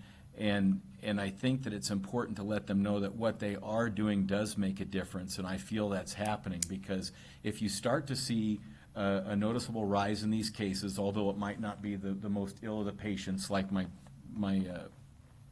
friend and partner mentions, but they will expect that, much like what's going on in the messaging from the federal government as well, is that, yes, we expect to see this many. That's normal. It's going to be related to the testing capabilities. So I just wanted to add that on the coattails of what you said. Yes, thanks very much, Sheriff. So just a little bit more, and then actually we'll go to the social safety net measures that I believe Sheriff Nelson's going to talk about. So we are working and providing our department's providing technical assistance to St. Charles in trying to be ready for gearing up for broader testing, as well as supporting all of our other clinical partners in the community to be able to do that as well. Our current clinical and hospital capacity is adequate in Bend and Redmond for hospital beds, and constrained in some locales, but still adequate in Bend for ICUs. The other thing is that our ventilator utilization is not very high yet in all locales that we're aware of. Unfortunately, the time to test turnaround, which is the variable that we're following for testing, continues to range from 2 to 14 days, and we have reconfirmed that the 2 commercial labs are ranging up to 10, in one case, and 14 days in the other case, with UW being the most timely. So this is unfortunate. And then the next area is this. Could you give us any update on, is anybody using the one in Hillsborough, the Oregon lab? Does that one take as long too? Are we using it at all? There are clinical partners that are using Hillsborough. I don't know the volume. The reports we get back are not differentiated that way. Hillsborough has continued to test, and I believe they're trying to increase the volume, but I don't know the current statistics on that. In the long run, I think the national model is moving very much toward commercial-based and clinical-based testing rather than the constraints that have been hard to get out of between the state laboratories and their supply chain, which typically comes from the federal government, and their technical support from the Centers for Disease Control, all of which has been fraught in various ways. I have a follow-up on the testing. Sure. Are we moving towards an independent and possible drive-through testing facility? Yes, there's multiple discussions about that and multiple providers that are willing to stand that up. I know of at least 2 smaller local providers, and then the hospital system are all discussing it, and we're providing technical assistance for that planning. However, right now it would be difficult to do because we don't have enough tests and swabs to handle the volume that would be implied by that. For example, Anchorage, Alaska stood it up 10 days ago or something like that, and they did 150 tests the first day they stood it up, and we were not able to handle that volume because of the constraints. And by definition, if people are well enough to drive up, they're probably not ill enough to meet the testing criteria for our largest clinical partner right now because of the constraints. So that's another phase, is be able to get to that point where the testing volume can be such that we have that. Yeah, I think we'd be doing it within 24 hours. As soon as we hear, not just things here, as soon as we hear it's coming our way and it sounds feasible, that will be stood up. By now, it's well-worn pathway. New Rochelle, New York has done it on a massive scale. University of Washington was the first to do it on a massive scale. New York City is doing it. It's not drive-up, but it's walk-up testing. So we're poised to do that, and our partners are poised to do that with our technical and, if necessary, other supports. But we don't want to over-advertise. And then even then, we have to be cautious in the way we message it, because what we want is we want people that are ill to be tested. There are people that could be carrying that are not ill, but the problem is if you extend it to people that they want to have a test because they want to know if they've been exposed, the problem with that is that a very high percentage of the tests would be negative, but some of those people could be growing the virus and not know it yet, so you'd be falsely reassuring them. So we want to have enough. Virus, wouldn't they test positive? It depends. The way that the testing is done currently is it's recovered with a swab. And the natural course of the disease is that once people are exposed by a cough or fomite or touching a surface or whatever, it takes a few days for the virus to start replicating in the person, but the first replication is in the base of the lungs for 2 or 3 days, and that can cause a fever, but the fever and clinical illness tends to occur as the virus colonizes up from the lung rather than down from the nose, the way that flu does. So there are people that can have fairly large numbers of viruses, and that might actually be able to transmit in a cough that still would not test positive with the nasopharyngeal swab. And that's one of the reasons why the testing, what we call testing sensitivity, the accuracy as far as positive testing, even with nasopharyngeal, is only about 65 to 70%. So only about 2/3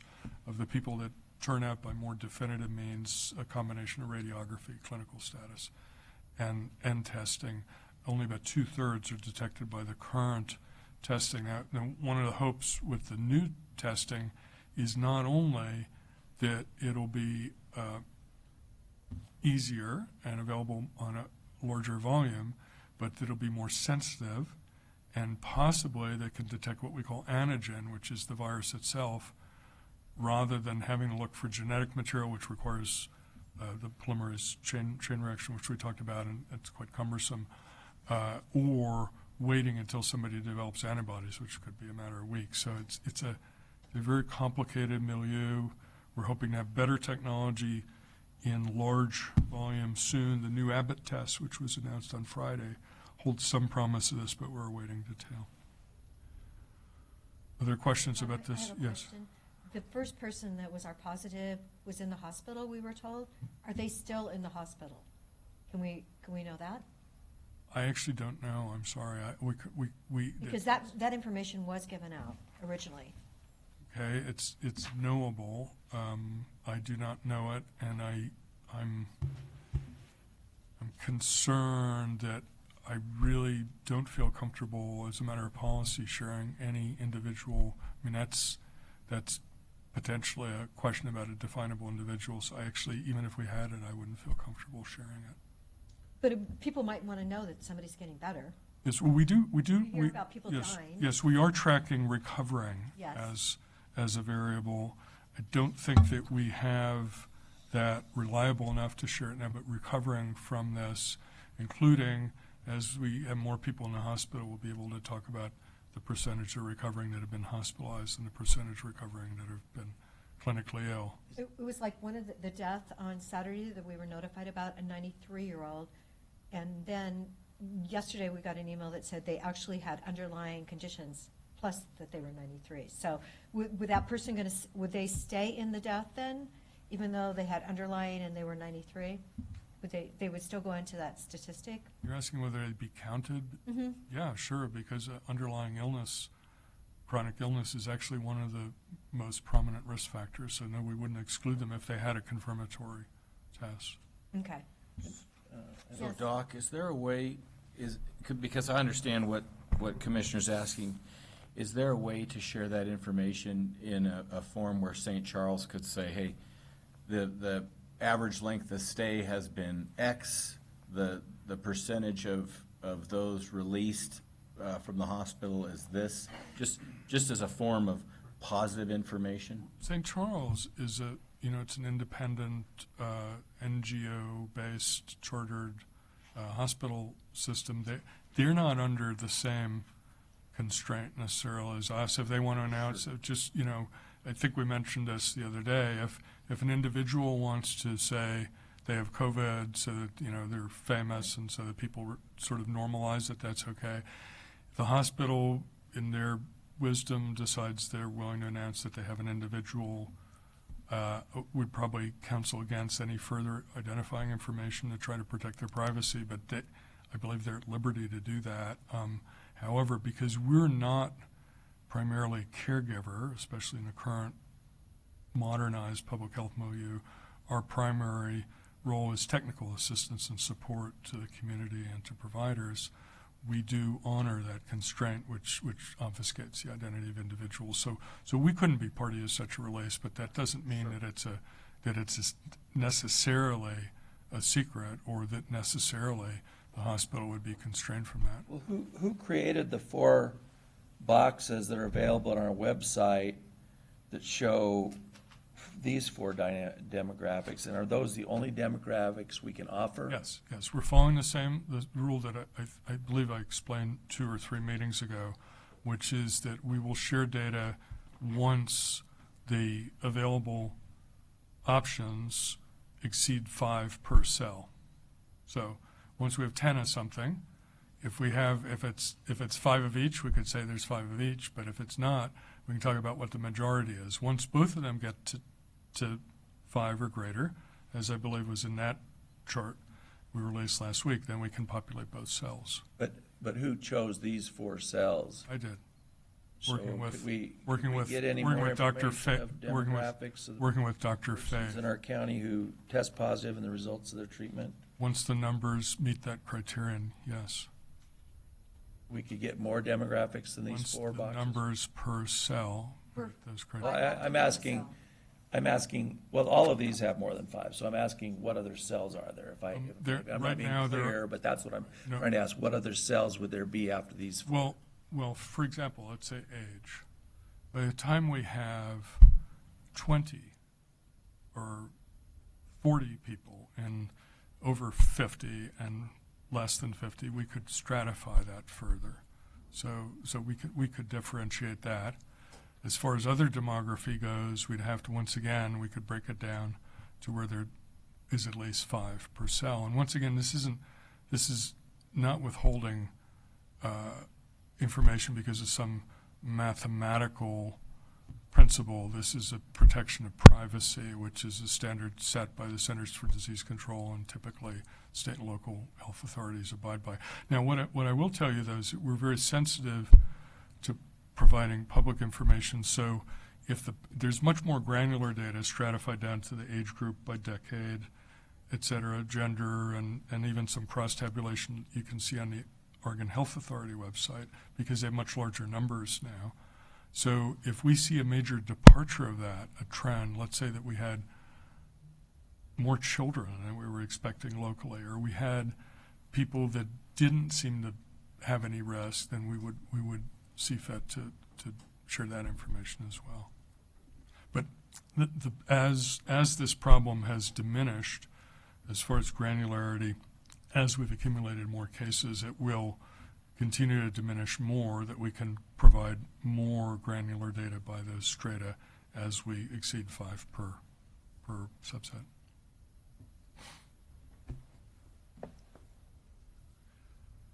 You want to talk about social safety net, et cetera? Absolutely. Social safety net measures in capacity as it has to do with unhoused, homeless, and vulnerable population segments. We still continue supporting existing services in the camps, and the EOC is finalizing the agreements with the master agreements and infrastructure with the hotels.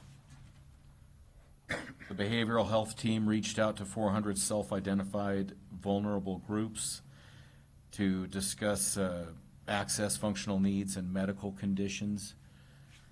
Food security, such as Meals on Wheels and food delivery from the senior centers, which, by the way, I know all 3 of you have been or are soon headed to go assist with that, and I think that's great.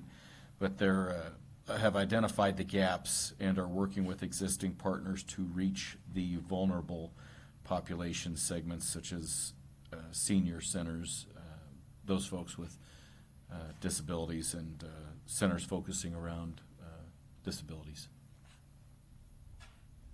Thank And you. you're talking about senior centers, so aren't all of them closed? Except the Yes, Programs is but coming out. some of them are still serving meals in a drive-through, takeout type fashion. Yeah, I was able to join sheriff's staff, a couple deputies on Thursday last week. The kitchen is producing, there's meals going into paper bags or however they're gonna distribute them. They've got their clamshell serving and the milk carton. People are picking them up and delivering. So there's a few drivers picking up a couple meals. I was able to go to 4 different locations last Thursday.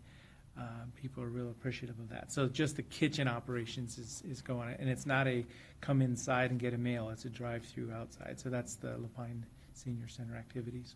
And I think I'm not sure what Sisters, but it looked like there was quite a number of people that came there, and I think they had the same setup. Yeah, that was the one that I went to was at the Sisters, I think it's called New Hope Church. At least that was what the address was, but, and it was a Bread for Life is the name of their, it's actually, typically it's been a store that people could go in and get things. They had bagged up, varieties of things in a perishable bag and a kind of a bread and other more, long-lasting things. Those were given out. And there's another one, that does it in Sisters also, with the Kiwanis that I know of. Mm-hmm. And they're doing well when they socially distance. At least that was my experience. It was about like this. Everybody just knew to stay a few feet away and move Well, slowly, basically. We did have the aspect of you were having to put them in people's cars, so there was some interaction up close. Yeah. Thanks. Do you want to talk about unhoused and vulnerable populations at all, or do you want to cover that? If you want to get more specific, Okay, go ahead. Doug. great. Thanks for the update about food. And actually, I do want to revert to your question, Commissioner Henderson. Just doing a thumbnail estimate, I think we can add an additional age stratum to this data once we do the release today, and I'll talk with my colleagues about that so that we'll have one more cut on the age. As far as other social safety net measures, we are supporting existing services in homeless camps. Mosaic, Kovo, and the City of Bend are all collaborating and trying to provide better hand washing or at least sanitizing measures in the camps. I have to point out that this is certainly less than ideal, but I understand that it's both partially logistics and costs and partially that some people do choose that's the circumstance they wish to be in. Hopefully anyone that becomes ill, we will be able to make better accommodation. We're finalizing master agreements and infrastructure with the hotels. So infrastructure would include the staffing, who staffs it, who cleans, et cetera. And then also we want to make sure that if the cleaners, whether they're working for the hotel or if they're a subcontractor, we're going to be sure that they also assist the hotel as well as the clients in reporting if there's some problem in the hotel, that there's some either damage to the room or something that might get out of hand. So I hope that we can work that out as part of the contracting. And our behavioral health team has really done an excellent job in organizing to keep up by telemedicine. There was even some press coverage about that. Telemedicine following their own clients, but then also reaching out to 400 individuals that are self-identified as vulnerable. So that includes access, functional needs, and medical conditions, and that I think that's a very good service to the community. The other thing that I should address is communications and measures and capacity. Addressing rumors is a really important part of the public health response. And unfortunately, there's social media is an ecosystem which I think often unwittingly, but nonetheless can foster rumors and multiply them in a way that's very difficult for public authorities and scientific authorities to keep up with. But we're doing what we can. Possibly the most glaring example right now, and some of this is overtly political, and I think it's outside the province to even discuss here, but some of it is specific to medicine, where there's a lot of things that are being touted on the internet as well as social media as remedies. That is a surefire way to. I don't know how many messages I get a day about some surefire way to prevent your COVID infection, whether it's a dietary supplement or something else, or a drug that's used for something else. And we're doing our best to provide pragmatic and scientifically grounded information about that. And then there's ambiguities in clinical care. For example, there is some, but very soft and preliminary evidence that one of the malaria drugs, chloroquine, and some of its analogs may be useful, but it hasn't held up that well to scrutiny, so that's one that we just have to leave ambiguous. But if somebody's saying that eating some sort of fruit in large quantities or some sort of essential oil or whatever on the internet, we'll do our best to make it clear that that's really not something that appears to be so. So we're truly working in an environment with an absence of drugs and vaccine for this known new novel virus. I mean, those are just the facts. Yeah, and there are 4 or 5 trials already starting on antiviral drugs. There's some putative evidence about 2 antivirals having been used to some effect in Korea, for example. But one of the problems there is in order for antivirals to be most effective, you have to be diagnosing very early in the clinical illness, and right now we don't have the type of mass screening that would permit that. And any studies are going to take time. They're going to take time. Even so, there's a compassionate use criterion that the FDA has increasingly used over time, especially for orphan conditions, rare conditions, and orphan drugs. And I believe that they'd be very flexible about doing that as long as there was some initial convincing preliminary evidence, especially if a person's gravely ill and it might give them a chance to survive. So there's a precedent for that, but that's not really where we are right now. Where we are right now is that we're hoping the largest treatment data is from China and Korea, and unfortunately the largest treatment data that's accumulating but difficult to organize so far on variole patients is from Italy. And it's sad to say, I think the next very large tranche of treatment data and empirical attempts to control the illness are going to be in the United States.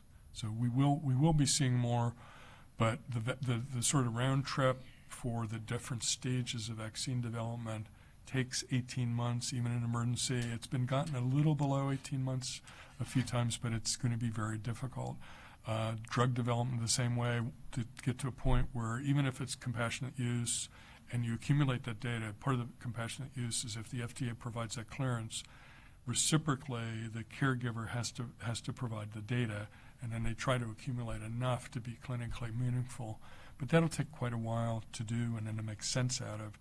Even that, we're probably a year or more away, and that's the very unfortunate intersection of public health and economics. It's going to be a very, very difficult interaction, and it's going to be long-term, which is until we have a vaccine and or effective clinical treatments.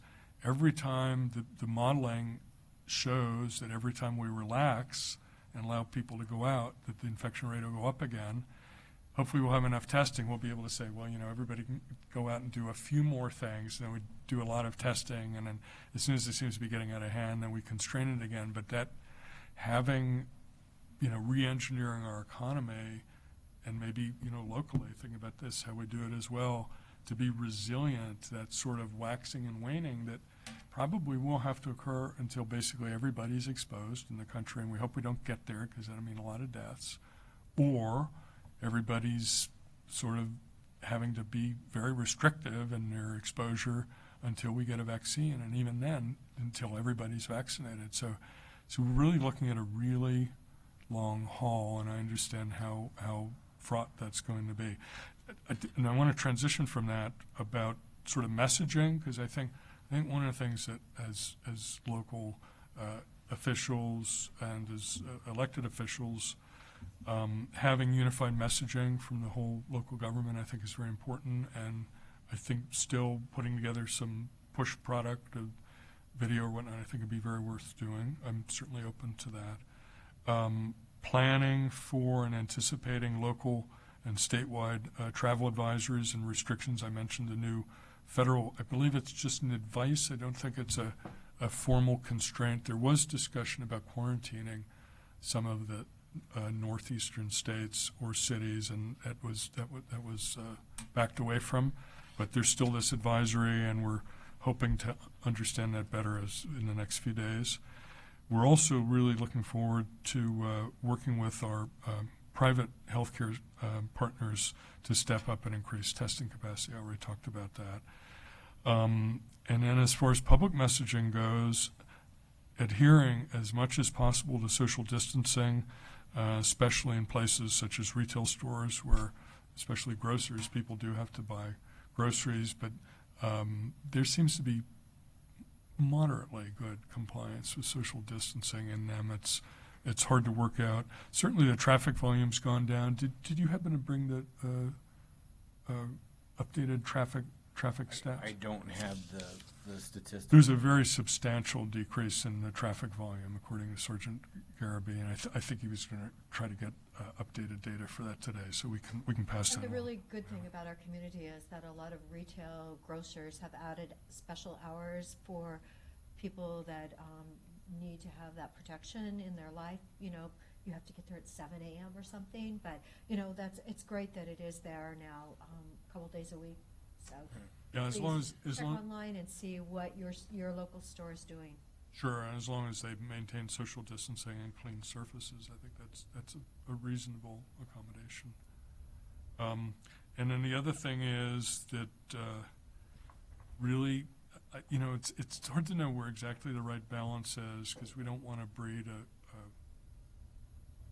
a sense of persistent mutual distrust, but to people not become complacent and develop a false sense of security around people that appear to be well. So it's interesting. I went for a walk yesterday.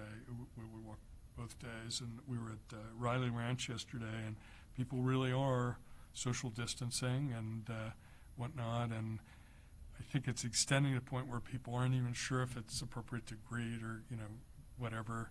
So hopefully we'll find a sweet spot where people can get outside and have exercise and interact by social media and buy the food they need, and we're continue to be proficient at hygiene and social distancing of necessity, but we also maintain a sort of a civil ethos. I'm not sure it's a medical recommendation, but I think it's a health recommendation. Civil ethos. Sheriff Nelson, did you have anything else you needed to add today? No, that's all for me. Thank you.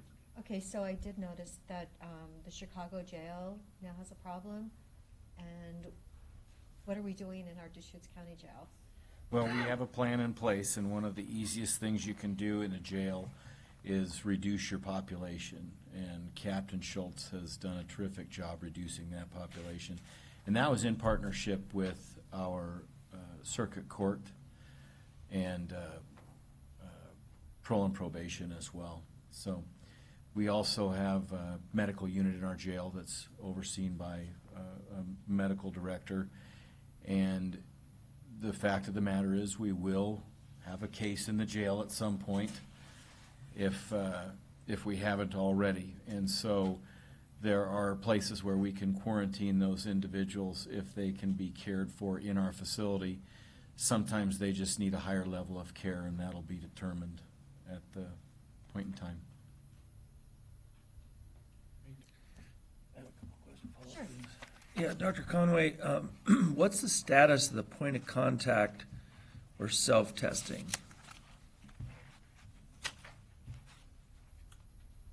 Oh, point of care. Well, that's actually one of the things I mentioned in passing, that it's one of the promised technologies which hasn't arrived yet. It's what?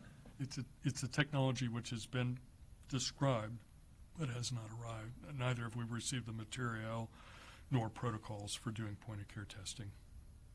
Are you estimating a time when we will, or, I remember you, I'm only bringing this up, you mentioned at the last meeting we had that you were hopeful about that. Wish I could. One of the things that I missed today because of the change in the schedule for this versus the 1 p.m. is that the weekly CDC call with state local health departments is from 11 to 11:45 on Mondays, and I did ask for, if it isn't covered in that, to be asked in the question and answer session, and I'll look forward to Heather Keisner filling me in on that. And she's been very kind to continue to work as possible while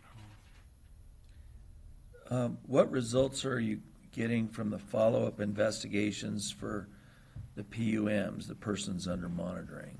Are we learning anything from them? Close to the microphone. I'm not quite sure the question. So we are, I mean, we do ask them to monitor.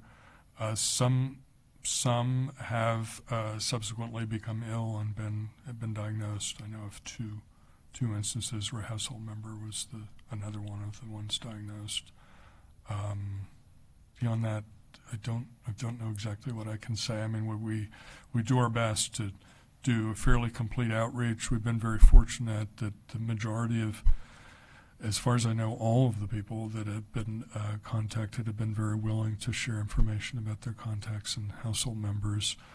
Knowing the right threshold is difficult. So, for example, if somebody transited through someplace when they were already developing a cough, but they didn't spend much time there, how much we want to dig in on that. And the current advisor is that it's probably not necessary unless it was prolonged, at least an hour or something like that. So there's some vagaries, but we're having good compliance, and we have enough staffing to expand this still substantially if we need to, as far as when we start getting more tests.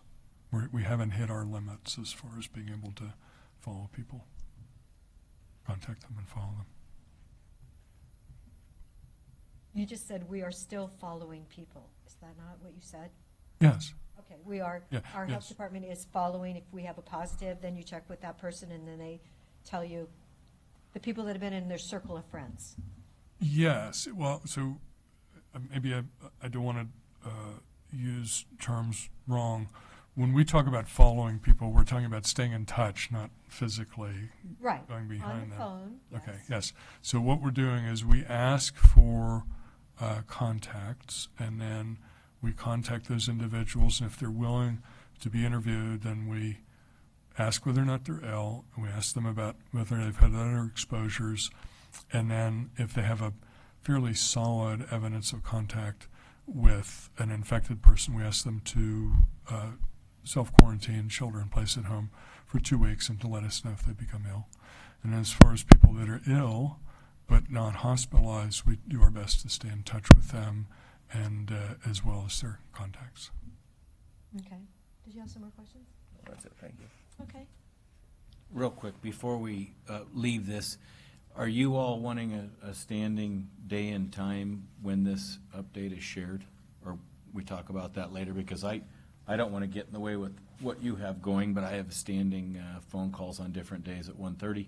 Monday at 1:30, you do? Is that what you said? Different days, it varies. So if we do decide on a time, I mean, there might be times when I won't be able to make it, but we'll definitely have the sheriff's office represented with Dr. Conway. But just something to think about as we move forward, since Okay. I'll adjust mine and work around there. So I appreciate everybody adjusting theirs and working around me today, so. And Well, again, it wasn't inconvenient to us. It's really just that we'd put it on an agenda at a certain time, so. Well, and actually, I'll just piggyback on that. That I for a number of those same sort of standing things, often are teleconferences now. So whenever, if you are aware of a change, if we just know as soon as possible, so we can rearrange our schedules. So I'm okay if you make them at 1, whenever you have a daily COVID-19 update? No. Okay. Well, if you'd make them at 1, I think that's something I can definitely work around. If something changes, we may have a Wednesday meeting, but normally we felt like, okay, so we should have something on Monday, because after the weekend, we haven't been together, and we Sure. need to just reassess the situation if there's something that our community needs to know. Sure. So maybe to touch bases on something else, we have been starting, it's about a week ago now, we started sending you the daily updates weekdays that has much more information. Is that helpful? That's excellent. Yes. Okay, and that's, We need that. we've tried to be sensitive to your needs, to have something to refer to, and if there's other things that you'd like us to try to include in that, we're certainly Just open. more of those, cells of groups of 5, so that we can tell our community. Okay, well, it's a rule-based practice, and I just mentioned, I'm pretty sure we can add another stratum for age, and as we accumulate more, then we'll add that as Because well. nationally, I thought originally more men were being positive, but in Oregon, it's more women. So, yeah, we need to know that. So one thing to bear in mind is just the demography would be in women's favor, because if you look at the very old you're much more likely to be female than male, and they're at the highest risk as far as age goes. So actually, as far as we see a preponderance of infections and illnesses in the very aged and particularly serious illness, one would expect the majority to be female because the majority of the underlying population at those ages is female. Yes, the advantage. Thank you so much for being here today. Thanks very much. Thank you very much. Okay, so do you want to continue? Should we continue on then with our agenda? Eric?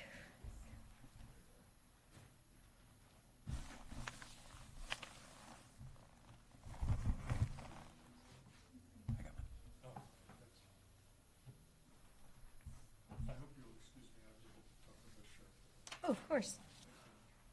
Don't get too close, though.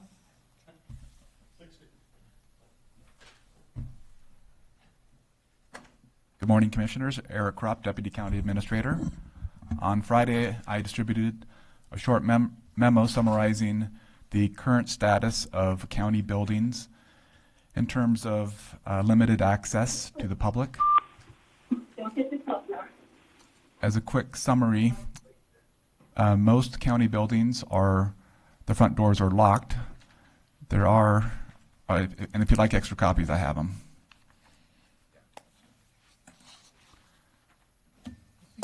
There are several buildings that have lobbies where it made more sense from the department perspective to keep the front door open. The customer comes in, there's somebody at the lobby, then can help address their needs. In summary, of the buildings that remain open to the public from the front door are Adult Parole and Probation Building in Bend, which is on the second floor. That one remains open. Also, the Juvenile Building, which has that lobby as well, currently has their front doors open. For Justice Court, they continue holding Justice Court in the evenings at the Redmond City Hall. The Mike Meyer Building, which houses several different county operations as well as several nonprofits, and Munchkin Manor, the child care facility. The front door is open. They have a door on the south side of the building that's on that upper level parking lot. That one's locked, but the front door remains open at Mike Meyer at the request of the daycare so that parents can continue to access the daycare. And also our veteran service has a lobby there, so that allows a veteran to come into the lobby there for veteran service. At the road department, the front door remains open. Contractors can drop off plats, and so that helps facilitate that process. And finally, at solid waste, the administration building, which is not too often accessed by the public, it's more for contractors, but that door remains open.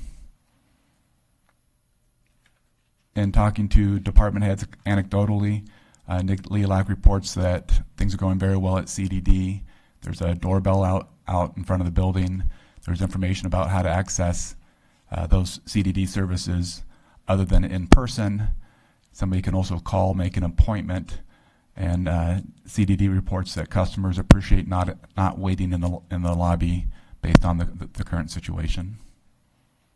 And the customers have been very understanding and appreciative of the efforts that county staff are taking to make sure that essential services are continuing to be offered. And that concludes my staff report. Well, this is great. The fact, we really did need to go to every front door, every office, try to figure out where all the public interaction is. It's kind of a quick audit of our operations. But I want to thank all the partnership and all the different departments and services of the county to get to this point. I'm available. I'm sure we all are available. If something doesn't work, please give us a call and we'll work it through also, just for a message for the community. I was actually at the Courtney Building on Friday, and according to this memo, it says someone will see you at the door and they'll let you in. The doors are locked. There's information at the Courtney Building on how to access services, and then there's people at the front counter that could see somebody. The preference is to not, to not have the in-person interaction. But that's available if the person calls in. Somebody from Courtney staff can come down and interact with the person should that be the need. I just thought perhaps their signage could be improved upon with more numbers. If there's someone out there that is, not on their internet, doesn't know what's going, just knows there's a problem, but the numbers on that door could be improved upon. Okay, we'll follow up with that department. I definitely could be improved. So I got a couple comments too. So I was at Courtney also. I think the other thing is there's so many signs at the front that to find the one that says we're not open and what to do is hard. The door itself has a sign from Mosaic, which is in the downstairs part for healthcare, but it's not for our services. And so I had kind of a similar reaction that seemed kind of formidable to figure out what you're supposed to do. Which kind of leads my other question. When we met the other day and talked about this, I thought we were going to kind of have a appointment and accompaniment system, meaning that if you call the building, the accompany, and you're saying they do at the St. Charles. I was outside their door for a little bit because I was kind of looking at what the signs were. No one came to see did I need anything, which it seems like with 200 plus employees in there of ours, there ought to be some kind of a friendliness. I guess I was surprised there wasn't that. And then in our building, I came back from lunch one day and there was a couple sitting there, and I asked them, "Need any help?" And said, "No, we're doing our marriage license." And they're on the phone, sitting outside in the cold. And I thought people were going to be accompanied up to do it somewhere rather than have to do it over the phone if they're at our building. And so I don't know. I don't know that the accompanying part. I know we were doing accompaniment so that people didn't wander around the office building, and that's why we'd lock the door. But I was kind of curious. We exist for their convenience, not vice versa. And I know the CDD's being pretty accessible in the sense of that, but I was just wondering if I'm wrong about what I understood we were going to do, or if the other commissioners have a different thought, they want it locked up like that. At the clerk's office, I know that their staff will talk to people on the phone, and then give them materials, ask them to go to their car to fill it out. Jeff has also brought people in, and I think met with folks in the conference rooms on the first floor. Well, I like that idea. I mean, to me, I've always liked the idea of someone being here, and then if you needed to talk to them, meeting in a back office. But I don't know if the other commissioners like that, or what your thoughts are on that. Sounds like all options are available, and I mean, I don't know if they are or not. I don't know. Yeah. Well, each department is working with the customers, trying to shy away from the in-person service. But if that's all that's available, or the person is not, that's all they want, then they do meet that need. It just seems if it was cold, it seems like it would have been nice if they either could have been in their car or in our huge conference room, to fill out the form. And we could pass that along to staff, to ask the person if they're comfortable filling out in their car, or if not, using one of these conference rooms. I mean, aren't these rooms available? I would think nothing's been booked, right? For at least 30 days. They are available. I know we have to keep our social distancing, and we don't have the health monitor that's going to take their temperature. Like when I went into Courtney a week ago, that's actually what happened. They handed me a mask. They took my temperature. That was a positive experience. So I know we don't have medical things here. So just as a reminder for the board approved the limited access through April 10th, which is a week from Friday. So we'll come back to the board next Monday and revisit the issue with the board. Thank you.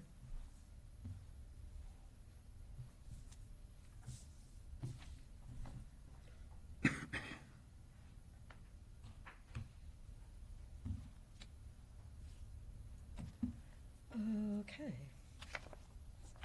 So, Whitney. Yes. Hello, Whitney Hale, Administrative Services, and I know David Givens, our internal auditor, has called in and prepared to make an update on our next item under the COVID-19 update, which has to do with business assistance and the work that we've been doing to get that information out online. So I will turn things over to David, as he's been running point and fully deputized as a communicator right now. So he's doing a great job. But David, are you there? Deputize, huh? Yeah. Well, so yes, we've been getting more information on the Coronavirus Aid, Relief, and Economic Security Act, the CARES Act, and in particular putting that on the website, making it current, and also providing some information for applicability of the nonprofits. There'll be some interesting differences now. The CARES Act referring to nonprofits and individual contractors and temp workers. There's going to be a lot of digesting to be done in that whole. Yeah, and we're also coordinating with the chamber. The board likely saw, I believe last week, they launched a new website, Central Oregon SOS, which is a collaboration intended to be a resource for residents across the Tri-County region. And so it includes a lot of the information that we have available on our webpage, as well as other information. So we're working closely with them as our other partners. And that's a great site for people to visit. Did they figure out how to get that SOS out of there? Because when I tried to look it up, it went to the Secretary of State's office. And I know that was brought up in my conversation the other day. So how have they kind of renamed that site so that it actually does pop up first? Well, that is an update I don't have, but I'm happy to look into that and Okay, provide more information. It was mentioned in our call that somebody said, and that's what had happened to me originally. Okay. At the first of the week when I tried to look it up, that it went to the Secretary of State. Okay, I just pulled it up and it looks like it's working, although they could have multiple URLs, multiple website names that point to this, and it does look like Central Oregon SOS is currently directing there to that, resources for employers and employees. But I will follow up on that and see if there's other options. She's referring to the search engine tried to get it to the Secretary of State's office, because SOS is how that's referred to as. So I saw that too, because I typed in CentralOregonSOS.com and it came right up. But I heard somebody say that and I didn't understand right away. But it's because of search engines trying to map it to the Secretary of State.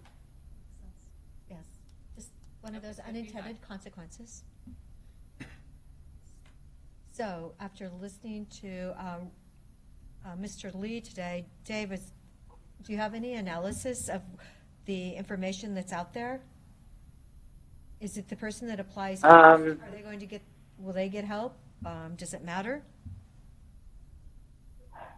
Well, I think the CARES Act is a pretty broad-reaching act, and so I'm not exactly sure how it's reaching out right at this point.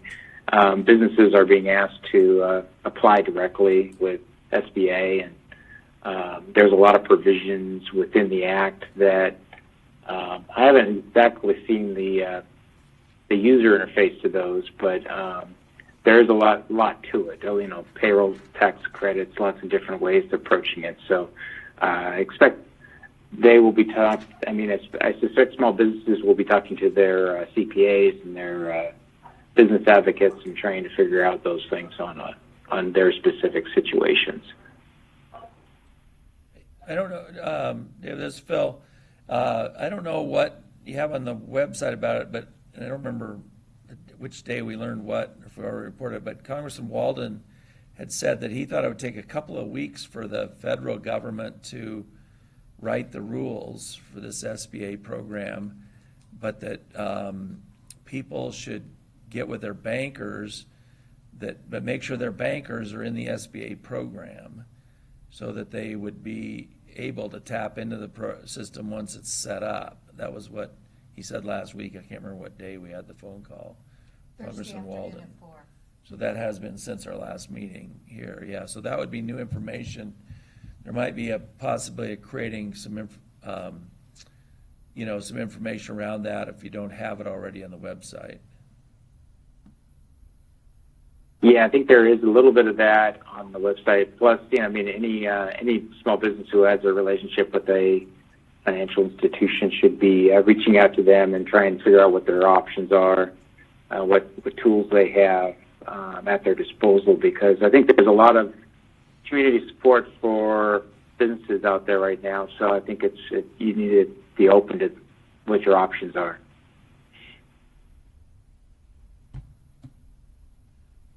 Great.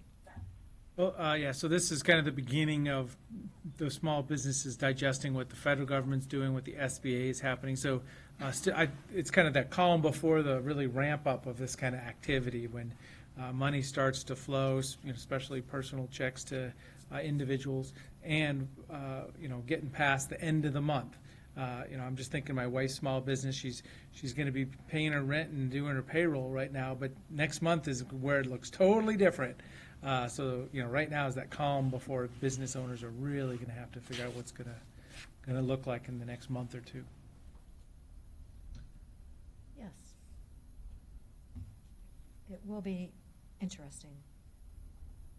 And it's, as Roger pointed out, the fact that a lot of companies didn't have the cash flow that they really needed because they were putting their money back into the business. So it's going to, we want to bring as many people through this pandemic as possible. So Dave, did you have anything further? No, that should cover it unless you have any other questions. Okay, now we're supposed to call you Deputy Givens and no longer Internal Auditor. Communications, yeah. Okay, great, thank you. So Whitney, you have legislative. Thank you. Yes, and I believe Phil Shoyers and Ryan Shervitt were actually going to call in. I think they're on the line and to provide an update on this. As I know the board's aware, we've been hearing that a special session might be called potentially this week, and so we wanted to get Ryan and Phil on the phone to provide you an update. Additionally, Tom received through AOC some legislative concepts yesterday, which we shared with the board last night, and there are hard copies of those in your boxes. But I think I will turn it over. If Phil, are you on the line? Yes, I am. Okay, I will turn it over to Phil, and then we can run through the legislative concepts after the update. Thank you. All right. Well, thank you, Whitney, and then also thank you, commissioners. As of right now, there is still no solid date on when that first special session will be held. There was conversations of having that last week. That was rumors among the lobby that would be happening last week. In the meantime, the Special Joint Committee on Coronavirus response had met 4 times. They put together a series of recommendations that was just delivered to the presiding officers last Wednesday. Of those recommendations, those were compiled after hearing from many advocates all across the state of figuring out what is the best way to approach providing relief to businesses, to government, to anybody affected by the coronavirus. So I'm going to kind of silo it first off. The recommendations are basically solicited, or the proposals that are in that recommendation were solicited from people writing, the committee asking people to write in and say, what are you hearing? What is the need? They filtered through that with extensive committee hearings. Most of them lasted 4 to 5 hours. They worked through them, and in their proposal letter to the presiding officers, they were structured in a manner that the proposals that were moved forward were to have a purpose of filling the gap of what the federal government will not do or leave. So the special session date is very much going to be dependent upon how fast they can filter through all of that federal legislation that passed last Friday. I know LFO's already been sending out information about that. as LFO looks through that information and finds the gaps of assistance that isn't going to be hitting the streets or hitting communities, they will then turn to the proposals that were sent into the committee and try to figure out which ones can fill the gaps, but then also which ones does the state have funding to provide. So big thing that is playing out in the timelines is the analyzation of the federal legislation. The second part of that is going to figure out what is the revenue sources available to implement things on the state level. And then after those two things are put together, trying to get presiding officers and leadership organizations or the caucuses to agree to a date and the parameters of a special session. So there are conversations of seeing if the governor calls them in, I believe, and I might have this backwards, if the governor calls them in, it's limited to a single issue. If they call themselves in, they can tackle multiple issues. I think there's probably going to be multiple sessions in addressing coronavirus. This will be the first take at it to figure out what can be provided now as the timeline or that curve of the coronavirus moves through the state. There will be additional resources that are then needed, and they'll be looking at that. The other big outlier there on costs is understanding that right now that they are looking at the state budget. They do now know that there is going to be a budget shortfall in the current biennium. The last I had heard as it relates to Deschutes County specifically, as that is at the end of the last session, they had a budget omnibus bill or a reconciliation bill to keep the state balanced. As you folks know, because of the walkout, those bills did not pass. We did have allocations put in there for some of our priorities. With the coronavirus coming into effect in Oregon, there is a large need for general fund allocations. They have been ordered since a week ago. The presiding officers has asked co-chairs and the presiding officers themselves too have reopened that budget to figure out where are all those general fund allocations, what makes sense to try and Phil, to. This is Ryan. Go ahead. Yep. Phil, this is Ryan.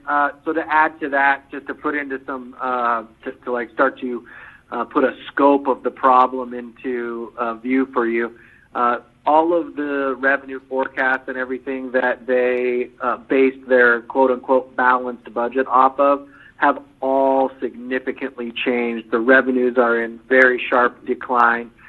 Just in shutting down the lottery system is foregoing about $50 million of revenue a month. At the same time, we're seeing these revenue collections drop. We're seeing the need for services double, triple, quadruple. We saw 1 week SNAP applications quadrupled. In 1 week, we went from statewide 200 unemployment claims to 54,000 unemployment claims.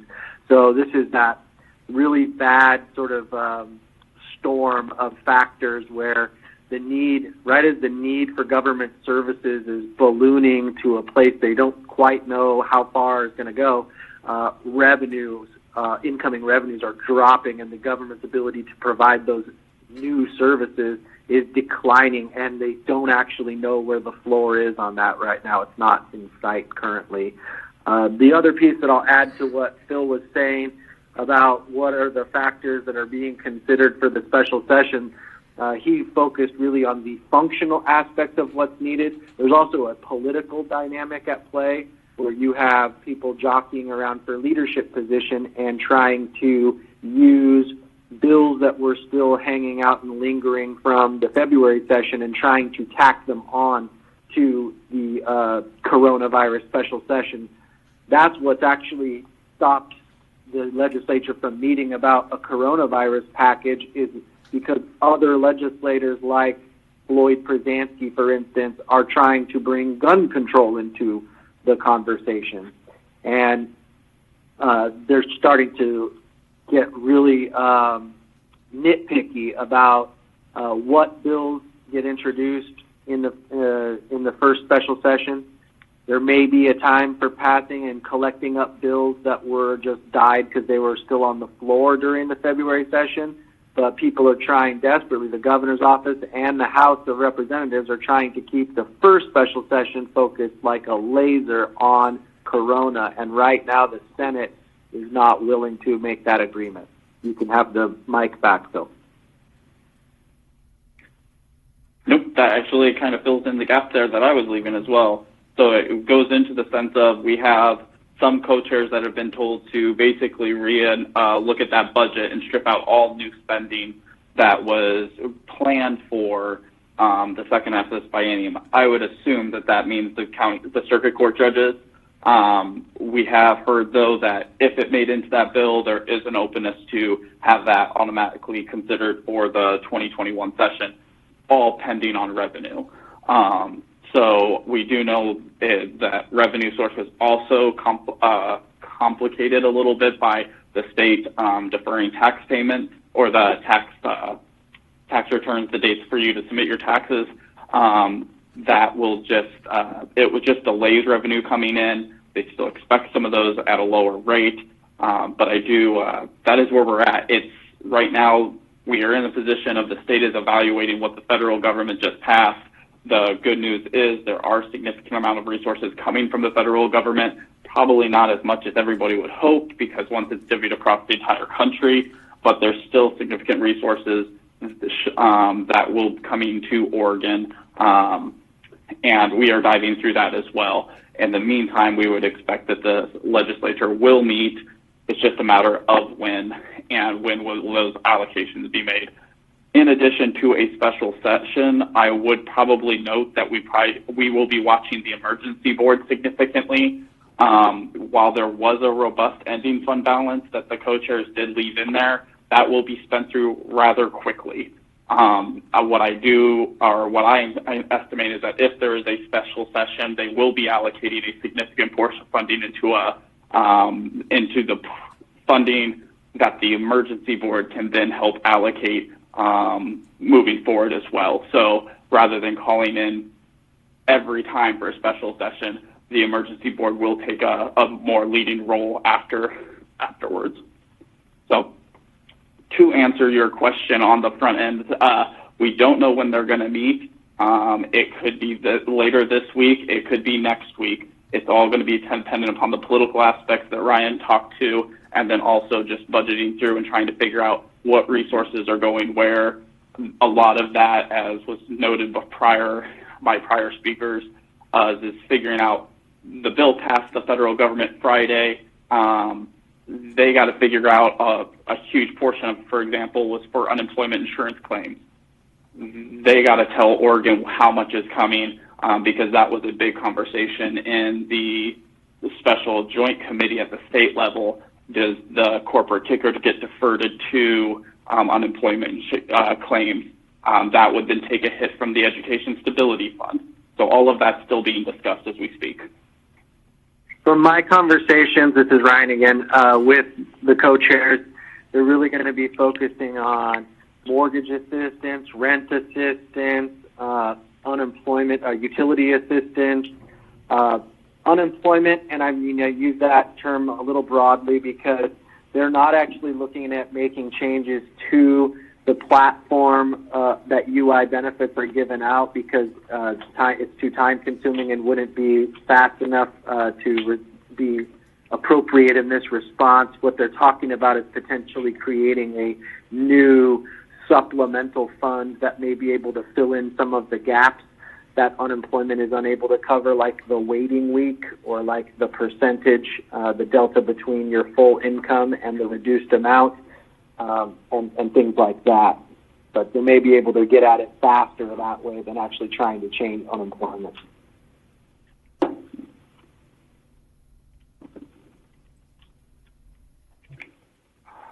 We'd be open to any questions you folks have too. Thanks for the update. Okay, so I did speak to Representative Zika this morning. He was saying maybe Thursday, Friday. That was his feedback, but it sounds like who knows if that's really going to be the case. And isn't the federal government plan going to put $600 on top of whatever Oregon's unemployment is on a weekly basis? Isn't that? To the first don't know. question, this is Brian. To the first question, I think if they could have been in special session today, they would have done it today. I know that the governor's office was hoping it would happen today. I know the speaker's office was hoping they could get it done sometime last week. So the idea, if they can come to agreement around the right parameters of what will be covered and what won't, then I think they could come in and do it quickly and, a short period of time of ramp-up time and in one day for the actual session. But right now, because the Senate won't make that agreement, they're not going to open a session and gamble with the governor won't allow a session to be opened without a plan of how they're going to get out of the session.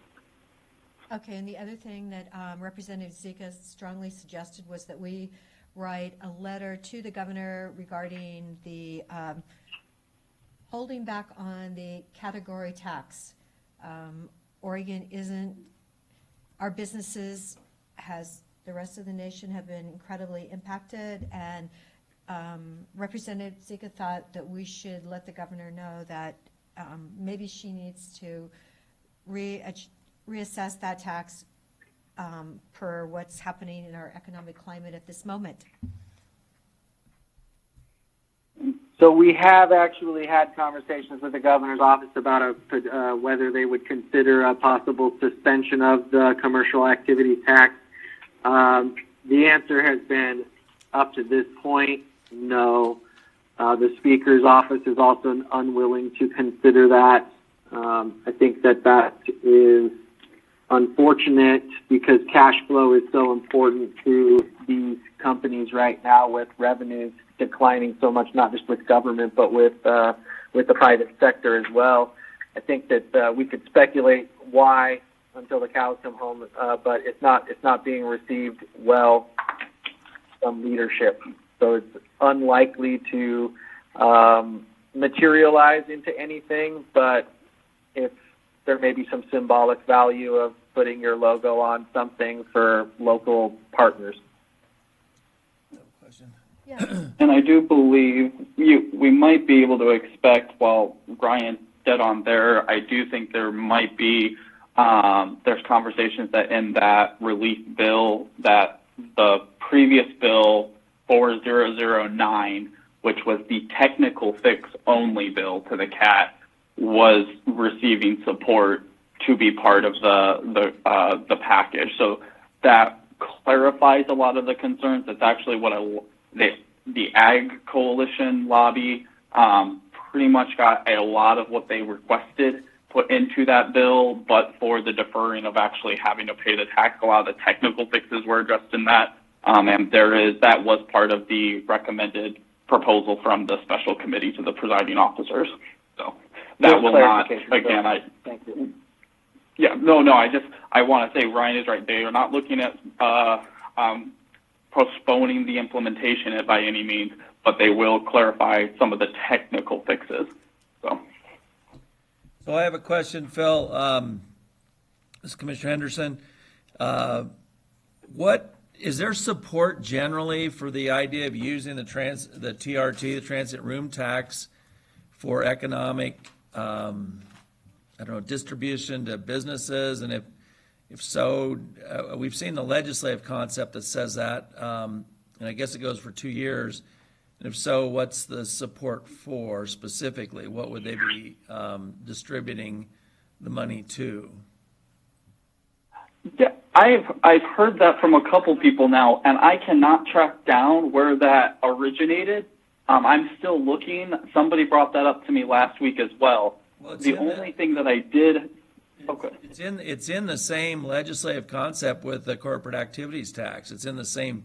If you go down there in the bill, it's down at the bottom. There's a bunch of new text about it, and it's right. So that's where I saw it. And that was and it came back up during the short session. And I think the conversation, and maybe I'm completely thinking of a different conversation, Commissioner, but what I heard was, yes, they passed the CAT tax, or they passed the CAT, and then during the short session, they started this conversation on the transit. And so what I was understanding is these conversations that we're talking about right now is about what was left off during the short session. There was a bill floating around there. What I did hear, though, is I do have a couple people that I was asking in LRO about it, Legislative Revenue Office. They've not heard anything about it. What they have heard that is if something comes forward to them, there is no proposal coming forward for a special session that would not be tied to the length of time of the emergency declared by the state. So that might be a bill outside of this, or maybe during an additional special session that we're expecting later. No, I think you should look into this because it was in the legislative concept that we got from AOC yesterday. And as I read it, and I could be wrong, but it looked like it extended into the end of 2021. So it's actually kind of a 2-year period. And that's how I read it. And I haven't talked to anybody about it. Yeah, no, I'll definitely look into it and report back because I have. Was talked this a with part Tom. of what was in 4009? Was it already in 4009 from last? I don't think so. Do you know that? I don't. Okay. Yeah, we don't believe that it was.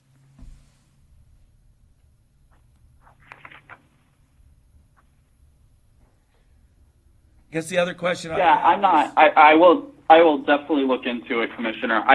It was interesting to me that the LRO analysis person who drafted the concept has not heard of it. That's what kind of raised my ears because that's who they go to internally. Yeah, I don't know how you track it down. We've got it. We can probably send you what we got, and then you can look at it. Tell you what page it was on. The other question I had is, as I understand the federal legislation, they've allocated so much for big business, so much for smaller businesses, so much for airlines, et cetera, and they have all these different kind of buckets of money. There's $150 billion for state and local governments, and they've spread that out between states. And then, but as I read whatever was given to us, it sounded like the only cities or counties that get more than or any of that money directly are cities over 500,000 people. And that would be in our state, of course, only Portland. So is there any system being set up as you look at what the legislature is doing or that allocates money to individual counties? I'll have to, let me look into it and I'll report back. I do know that on the federal side of it, it's not direct appropriations, but I do know there was some funding through community block grants. I think Bend had something in there for about $300,000. I don't know if that was an existing application that's being modified. A lot of the stuff that we're getting is in like summary talking point form, so I have to dig into it. But there was also homeless assisting grants that go out that I think is targeted more for the metro area. But I'll dig into it and find out. It's just a matter of did it get filtered into a project-specific bill portion of the bill. Well, I wasn't really talking about the federal government deciding these things. My understanding was they weren't. They'd be sending this money to the state government, and then the state government would decide these things. And so that's what I'm asking. Is there a system in place yet in Salem to distribute to other cities and counties, I guess is basically the question. And I don't think there's a system in place yet. I know the conversation I've heard of or the most robust conversation I've heard on is the economic or the disaster assistance fund. I think it's the ELID fund. That's separate from the small business SBA 7A program funding. That will come through the state and then be filtered out, but I think that's upon application by individual businesses, not local government. I'll ask, but I don't think that conversation's played out yet. Thank you. And I don't know if it would be helpful for the board to do a quick overview of the legislative concepts that were sent through last night, or if you'd like to revisit that at a later date, given Phil's update. I'm happy to do whatever So in all the preparation for the meeting, I didn't get back to read all that, so Okay. I mean, I don't. And it's a pretty hefty stack of paper, so we can definitely bring that back, and maybe we'll know a little bit more about the nature of a special session and timing when we do that. But we'll continue to share updates with you as we have them. If I can find it, what I'm talking about with Phil, it's like a 20-page bill, and that was with I saw the TRT stuff in Legislative there. Concept 21 is what you're talking Okay, about. yeah, on I the couldn't right. remember the numbers, I didn't print it. There you but- go. But yeah, we can find that, and I'll send it. LC 21, back. so we have it, though, We from have it, yesterday. yep. Yeah, so I didn't get to that point. Yeah. And it was late last night, and that's Yeah. my fault, so sorry for sending that late, but, We love late. I know, right? Yeah, I know, it's just- Whenever you get it, Late, whenever you get it. early. But we'll or revisit this with you in a few days, once we've had a chance to digest. It sounds like that'd be a good plan. Excellent plan. Thank you. Well, they've been talking about it for a couple weeks through Annette, so, Yeah. yes. Sister Morgan. All right. Do we need to continue on with this, or can we take a short lunch break? I'd like to take a short lunch, I would too. or an actual lunch break is fine An with me. actual lunch break, okay? So Kathleen isn't here yet? What? Okay. But it's been 3 hours. It's been 3 hours, so, We've got other stuff to do. and we still have other work to do. So could we take a break until, what, 2? Is that too long? You want a half Well, an hour? that's good. Yeah. Fine. Okay, 2 o'clock. Okay. So Kathleen,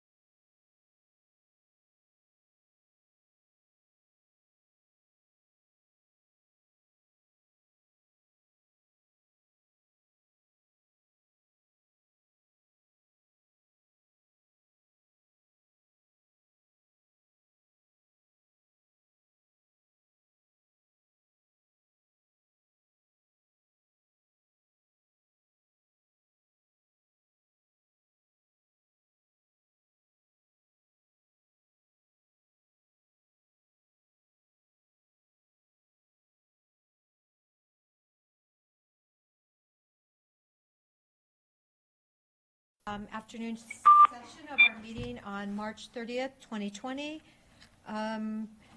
Kathleen, would you like to give us the updated employee leave policy?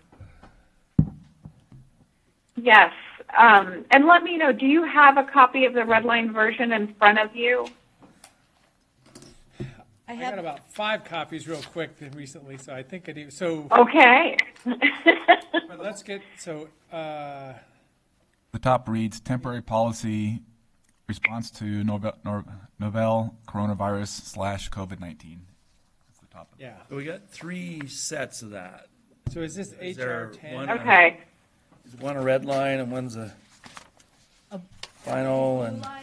Yes, one's a red line version, one's a clean copy. So I think I have Okay. 2 red line versions. I have 2 too. Yeah. Yeah. That's why. Yeah, we kept getting it. Okay. Well, the Department of Labor completed their guidelines on Friday and did additional updates over the weekend. So this has really been a work in progress. Legal finished their review this morning.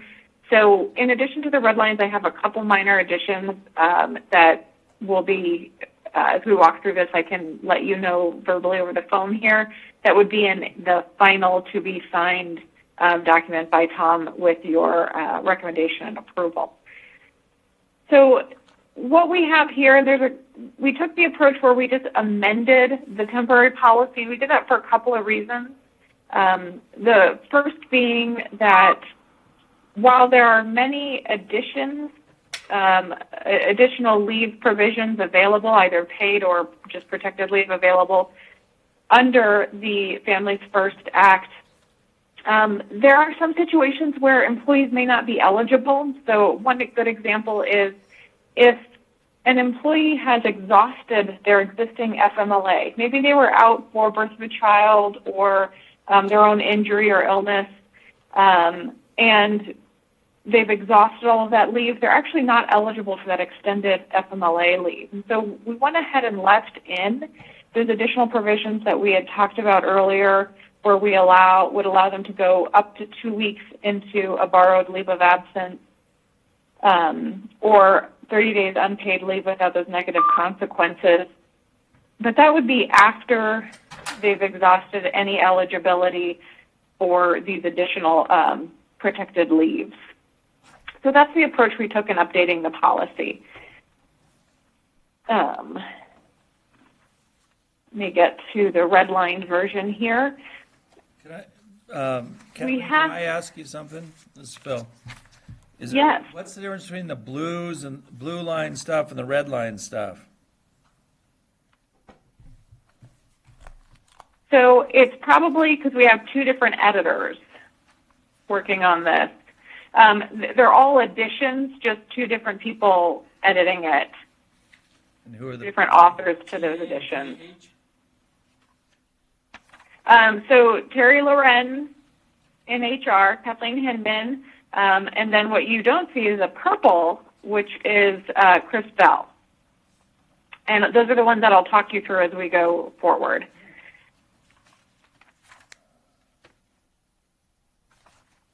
So given the approach that we took, we went ahead and added a couple of additional definitions. We did the Families First Corona Response Act, so we defined what that is. And just to make note there in that definition, Chris Bell is recommending that we change in that first line under Family First Corona Response Act requires certain employers. We're going to change that to requires qualifying employers to provide their employees with emergency paid sick leave. So we'll just make that adjustment there. The next definition that we put in here. I think it just it is. You have to, and I would say that it's probably not a major change there, but you do have to qualify as an employer, not necessarily, being maybe picked or chosen as to what employers are there. So that is language that we see in the Act itself. Do you prefer certain over qualifying? Because again, I don't think it's substantive, and we could. I like certain because I'm not, yeah. Okay. What are we looking at there? I started flipping through it, and what page? Page 2. Sure. 2. Just so we know, I see there's about 4 things on our agenda today that are brand-new documents to us. It seems like we would have an overnight to at least What? hear the substance, and then maybe we approve them on Wednesday rather than Yes. try to go through them. I mean, hear the issues and Right. hear the summaries today, and, because there's a lot, I looked at found these all this morning, so. Yeah, and that's why I brought up that this has really been a very fast-paced process. The act itself is effective April 1st, which is Wednesday, and the Department of Labor didn't issue its guidelines until Friday. So we've, apologies for not being able to get this to you sooner. It's something that we've been working on kind of as fast as the information's come out. But we can continue to go through this, I think, a little bit, if that's all right with the board there. I'd say great job putting this together, kind of putting enough brain space behind it just to get it to this point. Question, just put it back in perspective. So this is called the Deschutes County Administrative Policy, HR number 10, temporary policy. Can you put that in perspective for me? I mean, is this whole package going to just be in place for X amount of time and then stopped? Just the big picture. So, right. So when we originally came to the board with this temporary policy that exists, right, that the board approved, it was put in place with a review set for every 14 days because we saw that this was changing so rapidly. And here we are about 14 days later. And, of course, the federal government has signed in to law the Families First Coronavirus Response Act, which requires us to amend the policy, which is what we're doing then today. The act itself is in place through the end of the calendar year. This policy, we plan to still review every 2 weeks and either come to the board with a recommendation to amend it. For instance, there may be some things that change in here as we kind of continue to move forward. Does that give an idea on the timeline? Yep. And then, so the little review paragraph at the end, temporary policy only effect during this time period covered by the COVID-19 emergency declaration by the county or the state. So just trying to put that back in perspective. Where do you see that? Okay, great. Under the paragraph review on the last page. So, and we commit to looking at it every few weeks if needed. As this Correct. I happen to agree with Commissioner Henderson. If we can look at and review this for Wednesday, I would like to have the opportunity to read it in detail. And sounds like we don't really have a choice as far as it's coming down from the federal government, but I would like that extra time just to make sure that we can agree with everything in here. Okay. We've got a lot of red. Is there a board meeting set for Wednesday? Yes, there is. Well, this may make it happen by doing. Right, well, in case. Right. Yes, I really honestly, okay. I'm very nervous to just say, oh, sure, fine, and I haven't read it, so. And I'd be available. I'll come right, and remotely on a Wednesday meeting, just let you know. Okay, all right. So we're going to review this, and we will have this Wednesday, and Commissioner DeBonne will be at that meeting remotely. Okay. And just to let you know, I'm working remotely, but I'm definitely available through my normal contact information. If you were to call my desk phone, it would come to my cell at home. I'm also available through email. And if you have any questions regarding what is in here, I'd be happy to walk you through any of it. Okay, great. Thank you. So another big picture question then. So these changes from the first version, these are all basically in place by the feds,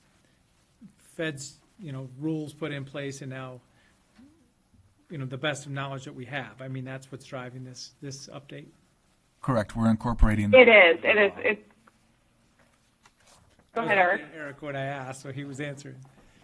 Okay. So, Kathleen, a follow-up too. The other day when we went through the family medical leave bill, there was one that went into effect after 2 weeks, and then there was another one that talked about the first 2 weeks. Are those both encompassed in these changes?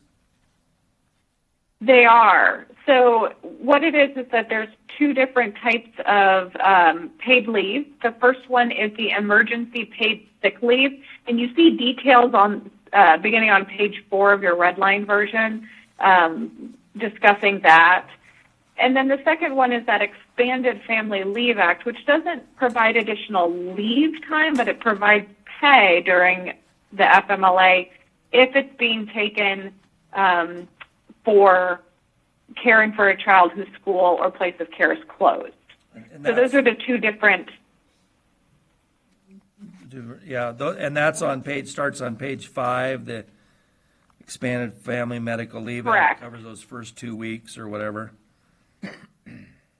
The paid sick leave is 80 hours or 2 weeks, yes. And then the family leave would be, you'd essentially get 10 weeks beyond that, assuming you have 10 weeks available under FMLA, meaning you've not already used some FMLA. And that's where you're referring to if you've had a child or something and you've taken time off? Is that what you were saying? That would be one of the reasons. Yeah, if you were to have taken FMLA either for your own serious health condition or to care for a family member who had a serious health condition, those are some kind of standard ways in which we see employees taking FMLA. And we use a 12-month rolling calendar, which is pretty standard practice for counting FMLA. So what that means is if we look back and they've taken leave in the prior 12-month period, then they would have that much less leave available to them now. Okay, thank you. Okay, that sounds good. We'll connect with everybody then on Wednesday. Hey, just one question, if you might, Commissioner. Kathleen, there was, I know, a provision in the Federal Act that specified certain rates of pay for different scenarios. And so I think one of the questions was whether the employee is able to make up for that with their regular TML to equate to their current hourly rate. Correct. So that's under the calculation of pay, maybe, section? Well, and yes, so the forms that are following this would be where the employee would make that election. Under the law, we can't require them to use their TML to make themselves whole. They call it topping off, but we can offer it. And so on the form itself, when they're applying, that's where they would select that they want to use their TML to make themselves whole during this period or not. Okay, great. Thank you so much. So, Eric, I know you gave us the temporary policy, returning to work after travel as a draft this morning, or today? Correct. And Chris Bell is on the line. He was planning on walking the board through this policy. Okay. Is this a brand new policy? Yes. Yes. Dated today. So, Chris, are you on the line?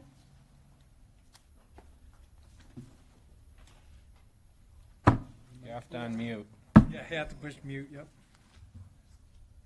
Oh, sorry. I was on mute, and now I'm not. Can you hear me? Yes. We can now. Okay.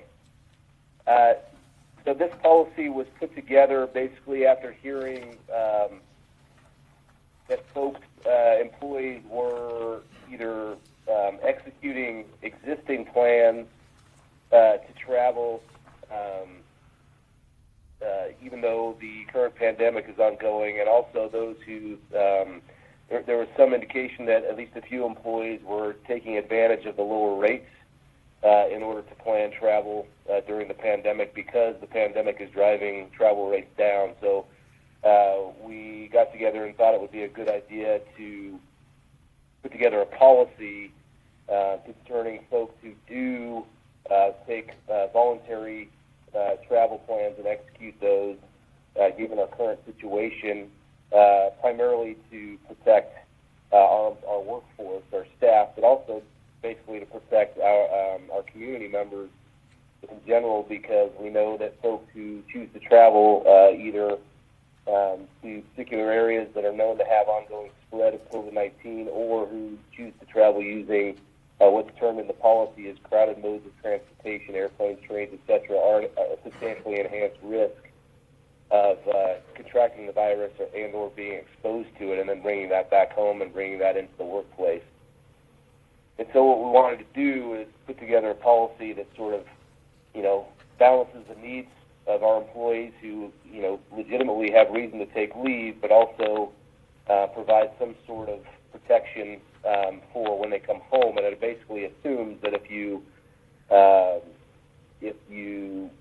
travel during this time voluntarily or otherwise, frankly, either to areas that are known to have ongoing spreading, or using what we call, again, public or crowded modes of transportation, that they are essentially subject to self-isolation upon the return until they can establish under the law that, or under this policy, that they are symptom-free and have been for the recommended 14 days by the CDC. And so I'll just highlight a couple of the, that's the basic gist, is requiring folks who do travel, and it's called covered travel. So if you drive to Redmond to see your parents who you know that aren't infected or exposed, that's not necessarily going to be covered in here. If you hop on a plane to go to Belize, then you're going to be covered. Or if you hop on a plane to go to Seattle, or really even if you drive to Seattle or to New York, then you could be covered under this policy. And there's basically a requirement for self-isolation.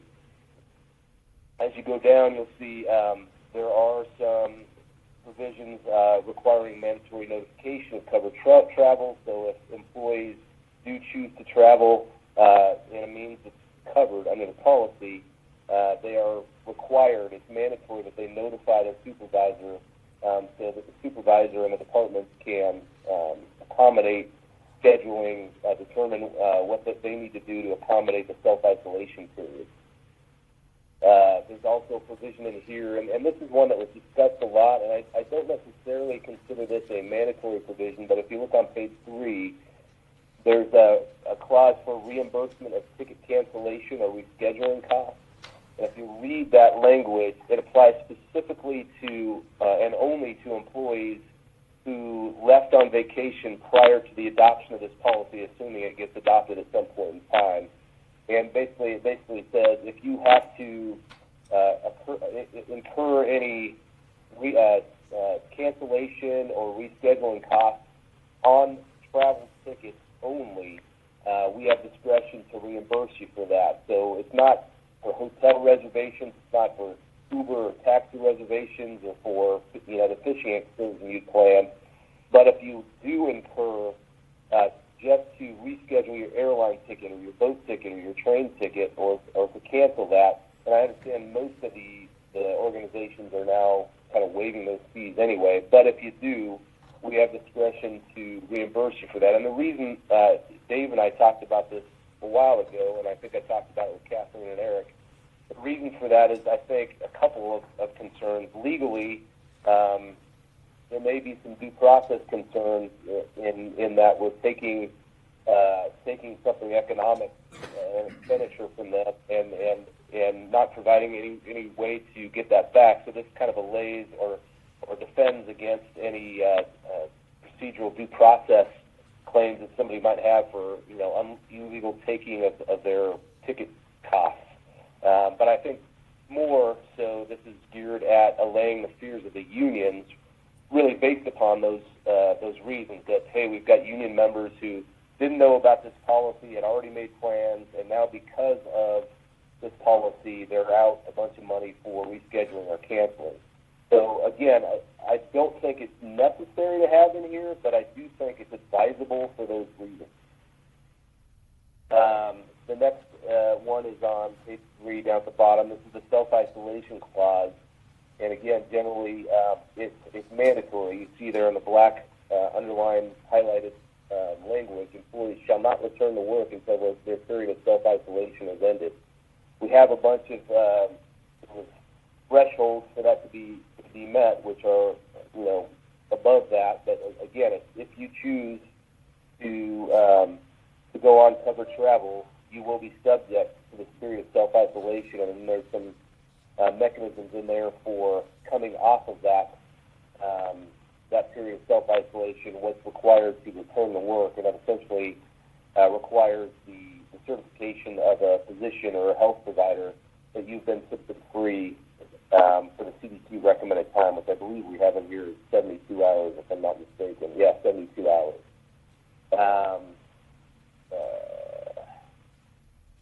We also have in here, I think, things that are complementary or supplementary and kind of work in concert with the policy Kathleen talked about. That's with regard to remote work. I tried to, in drafting this, and Kathleen and Eric in helping me draft this, I think we tried to make this complementary to the remote work provisions of the existing or soon-to-be amended COVID policy, and the same with use of paid and unpaid leave. That is one provision in here that I think the unions might have difficulty with, is the use of paid and unpaid leave while subject to self-isolation. We basically say in there that they're required to use their accrued leave, and if such leave is exhausted, such employees may request unpaid leave. And I kind of put that in there because, my thought, and I think Kathleen and Eric agreed with me on this, but they can certainly speak freely if they don't, is that if an employee chooses to put themselves in the position to travel voluntarily at this point in time and then want to come back into the workplace, there needs to be some disincentive for that. And so this provides, I think, some disincentive while frankly also providing sort of an additional protection, because people are less likely, knowing that they're going to have to use their own leave, that they won't be necessarily protected just for traveling unless they have COVID-19 or symptoms, that they're going to have to use their own leave. And I think that's a reasonable compromise here because, again, I think the primary purpose of this policy is to protect our workforce and to protect the general public. So I think if that discourages folks from going forward with travel plans at this point in time, I think that's probably good policy, but I'll leave that up to you obviously to make that determination. I think that's something we could take out, but again, I would recommend leaving it in. So Chris, I got a question. Yeah. Since this is a 14-day period, wouldn't those first 2 weeks of the expanded Family Medical Leave Act cover somebody that's required to isolate? Isn't that one of the? I know it's a condition of the first, whatever it's called, the something First Act, the Families First Act. I know that's one of the criteria is isolation is a reason you can see, as far as I remember. But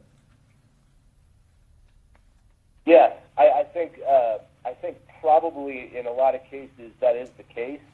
I think a lot of that, I think there's provisions with respect to required self-isolation because of exposure and because of symptoms of illness or just being diagnosed. And then I think there's this, which handles people who this is just basically based on travel. Now, I don't have the language in front of me for, whether folks are entitled to leave just because their employer requires them to self-isolate. And I Chris? remember that was, yeah, go ahead, Kathleen. This is Kathleen. So I have here, it says it's subject to federal, state, or local quarantine or isolation order related to COVID-19.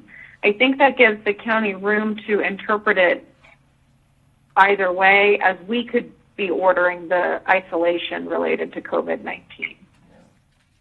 Yeah, that's a good point, and I think you're right. Well, obviously you are right about that, and I think it's really up to the board. You know, if we're wrong on that, then I think the remedy is giving them their excuse back. If we're right on that, then we're still providing, you know, a good protection for our employees and the public in refusing to allow them to take advantage of that type of leave. So that's where I think I kind of came down on this is, again, it's up to you guys as the policy body of the county, but I think our thought was we'd rather leave that in there, and if challenged, then we just, you know, and we lose, or if we are challenged, we can ultimately just give them their leave back. It's really not that big of an expenditure versus, you know, the policy reasons for having that in there. But again, I don't think that's absolutely mandatory to have it there.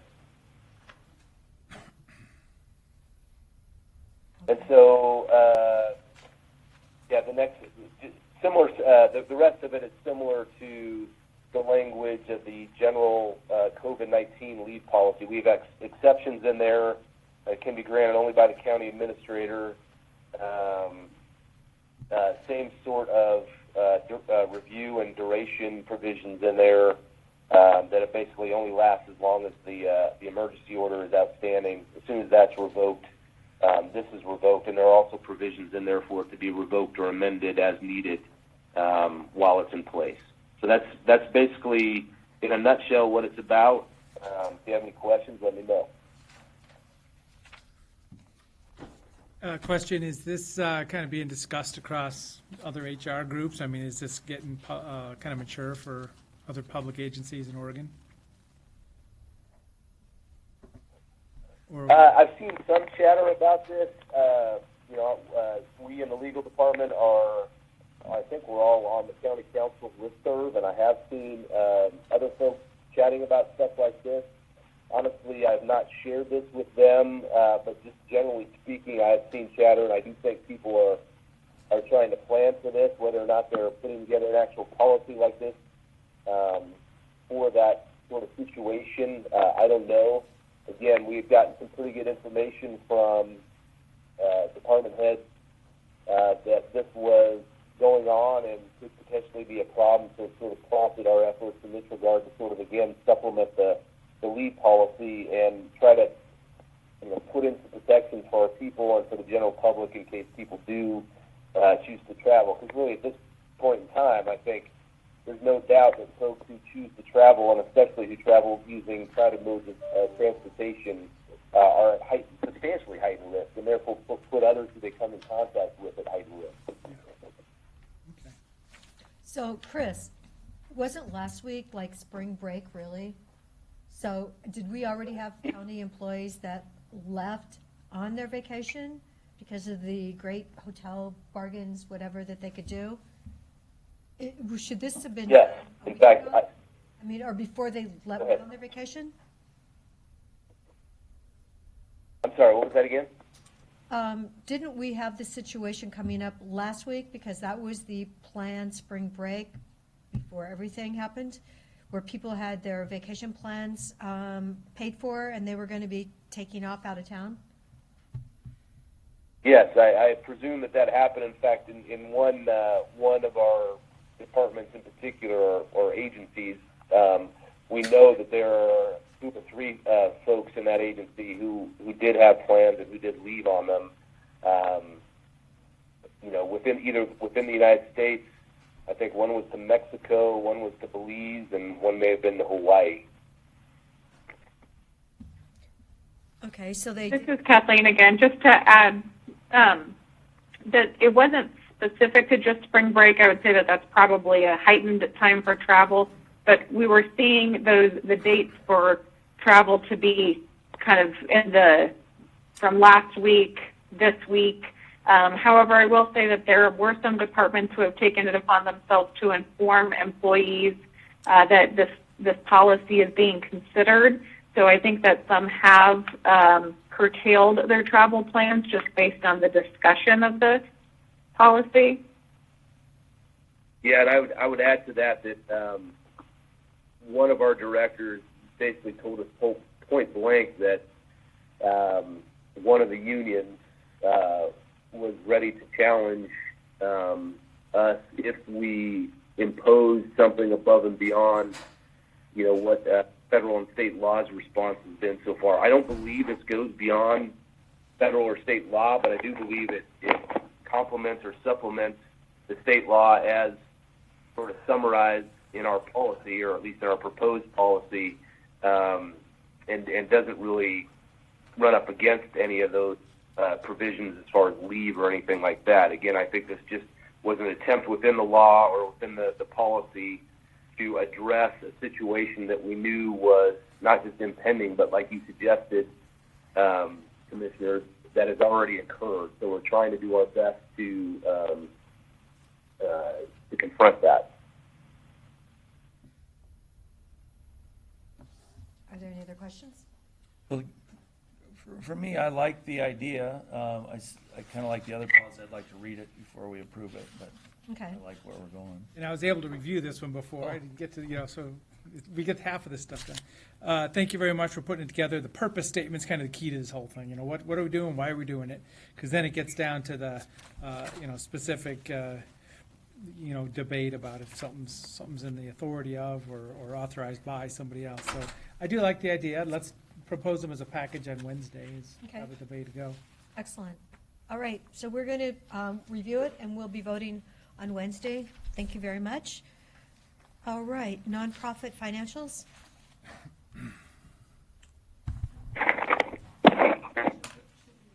Hey, Commissioners, many of you have seen emails that have come in over the last couple weeks from area nonprofits who are undergoing various kinds of financial strain themselves related to response to the coronavirus pandemic. And obviously, many of their constituents are also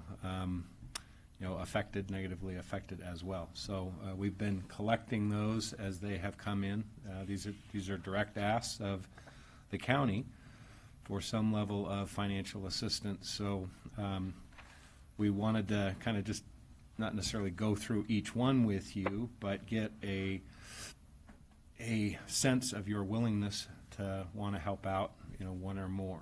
And I think Whitney has a list that she can share with you of what we've gotten so far. I think you've seen them all because I think they've come in. Actually, to be honest, I don't know that I've seen very many, so I don't know. It wouldn't ring a bell to I've me. seen several, and I've told everyone to get their application in by tomorrow. It's the deadline. Oh, good. Yes. I've heard of a few, so I don't know about them. Apologies, I just fluoresced some updated information, so I ran upstairs to print. So are we looking at then kind of, here's the first batch of them, and we're expecting more, I would guess? Yeah, well, not necessarily. It could be, you could defer any decisions on any of the individual ones that have come in. Earlier today, we had a conversation about Mountain Star Relief Nursery and that 5,000, and you, even though that one isn't necessarily related to coronavirus, that one that was existed before, you deferred that until we have the discussion on lottery funds, which is teed up for next week as of now. And so we could do these as part of that. Or you could, and again, we're kind of just reacting to what we've gotten so far, you could go through them today if you wanted to make a quick decision. Obviously the sooner the better for some of these organizations. We could go either way. So we're just kind of seeking direction from you on what your preference is. I don't think we can make a decision today because the deadline is tomorrow. And I said originally when I talked to Whitney, move it up as soon as possible. I know there's tremendous need out there from a lot of our community. And, get our binder, get it to us like Wednesday, Thursday, or whenever you can pull it together. They've got to have their 501c3, or that's got to all be confirmed. And then we look at it and we can make a decision next week. And that's great. And Laura's on the phone, and Laura has been gathering all of these requests and is prepping your binder for Monday, which will have the discretionary grant information, and also prepping special asks pertaining to video lottery and updates from our service partners. So we're happy to bring this as one package as a part of those binders, but we just wanted the board to know, as Tom said, that they have come in, and if you wanted to, we're happy to review them. At this point, it would be a week early, but we just wanted to give you that option. But I would say, though, that I mean, the deadline tomorrow is for our traditional lottery fund allocation. So you don't necessarily have to tie these requests to our lottery funds. As noted earlier, we expect a pretty big drop in our lottery revenue this year related to the pandemic. So the question then becomes, from a policy level, whether you would like to backfill the anticipated lottery revenues with some other form, be it general fund or other, for the lottery itself. And if you choose not to lump the coronavirus-related relief requests from nonprofits into lottery, you could do that separately as well, as in whatever sequence or timing or phase level you would like to. So that's really up to you. For me, I'd be interested today in just hearing a rundown of what's come in as kind of an emergency. That'd be my first position. The second one is I think that the lottery funds will drop by a quarter before we're done of what we have budgeted. So I don't know if that means we cut our discretionary 2020 lottery fund budget by a quarter and then start with that, and we have that left for the next two, this quarter, next quarter, or how we. So we have to think that strategy through. Then the second part is on what you refer to as backfilling. What we're really saying is we're going to use taxpayers' money, not lottery money, to pay for these various entities, and so that's a different policy question than what do we do with the rest of the lottery and how do we estimate the lottery. And so I'm kind of like with some of the other requests for help on things. I'm very interested in how much money comes from the federal government, because their overall goal is really to replace the private economy for 2 months. I mean, they're putting $2 trillion in the economy. That's about it's 10% or more of the annual economy. So they're going to just flood the market, and then they're going to print another $4 trillion . So I'm not sure that the recession is going to be a normal recession. I'm very concerned with businesses shutting down, but we're all supposed to get checks Friday for money. Then there's the unemployment supposed to start without a waiting week, I think, and then there's more unemployment. And I don't know but the goal of the federal government was really to not have any of these consequences. So I'm interested to see what happens. That's just all I'm saying, I guess. And so those are all three of my thoughts about this whole thing. Well, and I'd like to look at, the big scope. So I don't, next week on Monday is, so not even today. If you have a piece of paper, you can put it in our boxes or whatever, but next Monday's fine with me. You don't want to hear what is coming? Well, we can. I've just been saying, just hearing package it up, yeah. So I know that there's some really desperate situations out there, but I don't feel like we can do anything today on it. And there's a clear line between that dollar waged for a lottery that was already given away by somebody and the people's tax dollar. So, I mean, we got to be real clear about that. I'm not, I support and agree with you what you're saying there. Yeah, and I was going to say, Commissioner Henderson raises a good point in that the federal relief packages that come out you wouldn't be necessarily disqualified as a nonprofit agency. So there may be specific allowances in that aid package for nonprofits as well as private business to be able to, receive relief from the federal government for ongoing programs. So we've launched that investigation to kind of mine through the resources that we've already assembled to specifically note whether you would be eligible for relief as a nonprofit. Regardless of the board's decision on this, we would make that information available to anyone who is inquiring of us for direct relief, and you could choose what you want to do there. But either way, we would highlight that perhaps as a separate section on the webpage. Well, in response to, So it might be that rather than backfilling some of the people, we might be like bridge loaning them almost, like we're giving them funding until they do get federal funding. Because I think what you said is right, is that the way that the federal legislation was set up is nonprofits can apply for loans. And those loans are pretty significant from what we heard from Congressman Walden. I mean, but nobody, I'm sure everybody's still panicked, but I don't know, it'd be interesting to see what's being asked for. Okay. So, Sue said we So can does wait she till hand the next paper month. out or not? But if you can get us documentation in our Your boxes, boxes, we can do that. please do that, because that's always helpful. Thank you so much. And then Order to just the people rattle that them have off. reached out to us, we can always let them know that there is 501c3 funding through the federal government, and if they need Learn more help, about that, yeah. we will be happy to help them with that too. Okay, perfect. Thank you. Okay. So now we come to the topic that I know many people are wondering about, vacation rental discussion. We've gotten lots of emails, phone calls from our community, Deschutes County, on what is going on out there and who's respecting social distancing and who's coming into our community. So, So, I don't, he's on the line? Dave's, I think, on the line, and it might be best if he kind of just provides for you a little bit of background on what has happened in other parts of the state and what may be possible here in Deschutes County. Yeah, what the decision space is and the authority, that's kind of my thought. Dave, are you there? Sure. Yeah, I'm here. I sent you folks, I believe, on Thursday or Friday, sample ordinances from 3 different jurisdictions. One that is a county-wide outright prohibition. Another one that was a unincorporated county prohibition, and a prohibition in cities that had not issued their own emergency declarations. And then the city of Benz, which was just, in essence, a suggestive document encouraging people to not avail themselves of vacation rentals until the virus situation settles down. As far as, the risks, certainly in an open meeting, I'm a little hesitant to talk about legal risks. That's what executive session typically be utilized for.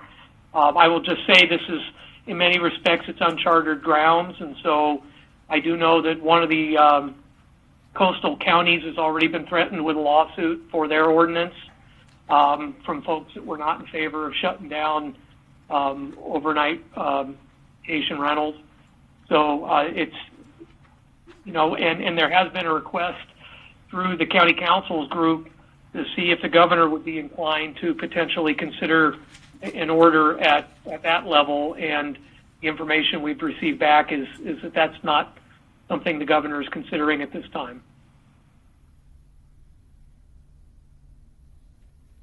So, yeah, one of the thoughts is, what are the, so it's an overnight rental that we're trying to preclude, because I'm thinking there's a scenario here, which is a ownership of a second home or, an investment home or whatever you may call it, which gets rented out through a pool. So then are we talking to Airbnb, or, are we locking down by law the fact that you can't rent your second home less than 30 days, or, I'm just trying to get down specifics there too.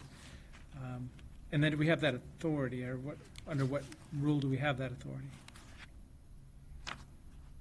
Well, the authorities under your emergency ordinance and county code, and also ORS Chapter 401. Again, it's somewhat untested. So, whether the governor has preempted that field or not, such that the county can't do it, that's certainly one of the arguments being raised on the coast from the folks that are opposed to it. So that's kind of a big issue right there, is whether that's even in your wheelhouse to begin with. Yeah. So then I'm thinking through the process. There's a willing homeowner that wants to rent their property. They probably have a commitment financially where they need to rent it X amount of percentage. There's somebody that wants to go there. So, short-term opposed to long-term rentals, that's kind of where I start to think about this. Is 2 or 3 or 5 nights too short? So then we're going to limit something to 30 days? Or is it required to stay empty? I mean, there's just, how do we even put definition around what people are asking? I actually had a call this morning from John Holland, president of the Chamber in Sun River. He has a month-long rental in, I believe, Lincoln County, and he felt that when you have that commitment for a month, those people realize that they're going to be renting, and they have a responsibility for their neighbors in order to follow good social distancing, all kinds, being part of our community if you're going to rent something for a month. So that's what John has done in order to handle his. Minimum stay is 30 days. Right, minimum stay. Rental at least. And because the governor's order goes through April 30th, that fits on a bit. I know we've heard from a lot of people that are really upset because there's, somebody in one night and there's somebody in the next night. Of course, then again, you have second homes, you can't say people that pay their taxes can't come to their second home, or their family can't come to their second home. Yeah, so then if you own that home and you only come for a long weekend. Right. The neighbors might still be upset, but that's the ownership at their own home. Right. Yeah. So that's kind of a balance. I was wondering when we were thinking about this, kind of like when we finally got to making a policy here in a building, the traffic had really diminished in our building. I'm wondering how much of this, how many second home rentals are going on now, if we've ever tried to inventory it. I've heard that, like this one, the suggested ban, it goes all the way in one of the counties, or a couple of them, goes all the way to motels, hotels. Well, I think they're down to, 10%. Significantly anyway. So I don't know. I'd be interested in just knowing how much is going on there. I kind of agree with what you're saying, Commissioner DeBonne, that we're stepping into something that's really, again, kind of under an emergency order idea that we should terminate people's right to rent, terminate people's right to use their property or whatever is kind of the thing. And I do remember a time when these second homes and resorts helped a lot of us get through an economy, a very bad economy. So there was another side to this. So I don't have any idea what the actual risk is. I know I heard last night Eric Wattenberg commenting that if you have someone living next door that has a COVID-19, that doesn't make you at risk. I mean, that's what he said on the radio last night. And so I don't know what the interactions are. I just, I do worry that if it does increase our chances of it. People moving But then there's the other side of the story. There's an employee in Jefferson County that actually lives on the other side of the mountain, and his next door neighbor is in a significant risk environment, and everyone here knows that, and so they're pretty apprehensive about being around that person. So when those things get out. Commissioner, if it's any help, as you know, we're going through our budgeting process right now, and one of the things that we're trying to plan for is a reduction in our room tax revenue, which we think is going to take a substantial hit. So Greg Munn, our CFO, has been working with Julia Tyson, the CEO of COVA, our contract tourist entity, to estimate reductions in TRT revenue, which is the same thing as reductions in room night rentals over the last quarter of the fiscal year. And together, and Julia, in talking to our lodging partners, the major resorts and so forth, they've come up with an estimate of a 90% reduction in TRT or / room nights over the last quarter, just based on the information that they have. So what percentage again? 90. That's the next quarter, or the one we're just finishing? The one we're starting tomorrow. We're starting, correct. Or on Wednesday. Correct. So if you believe in those numbers, those calculations, then you can kind of equate that to kind of that similar type reduction in the number of room nights. Getting back to your question of what kind of effect is this really going to have? Now, we've heard up to, including today, anecdotal stories from some residents in the resorts who are saying there's somebody staying next door and you need to do something about that. So we know that it may be happening, But even in the coastal ordinances that have been enacted, there are exceptions that are allowed for a long-term stay, a 30-day stay, or in the case of some of the hotels and so forth, we know that say people are self-quarantining in them to, separate themselves from their family, other sort of Medical workers. things like that may be occurring. So we wouldn't be talking But about. it's a pretty small, I'll bet those exceptions, I went through those, and it seems like it's a pretty small percentage of the rooms probably are going to those. Well, right, but I mean, say worker employment housing, we know even before the pandemic, a lot of people, because of the housing shortage, were staying in motels for work, in this area and certainly in RV parks. So I'm just trying to frame it and provide some information, not to steer you one way or the other, but just in terms of what might be happening out there. That's at least some information that may be pertinent to the kind of setting the context for this. The fact that Sun River Resort, which provides 50% of our room tax, will be closed for 2 months until May 18th or something. We know it's going to be a huge hit. So.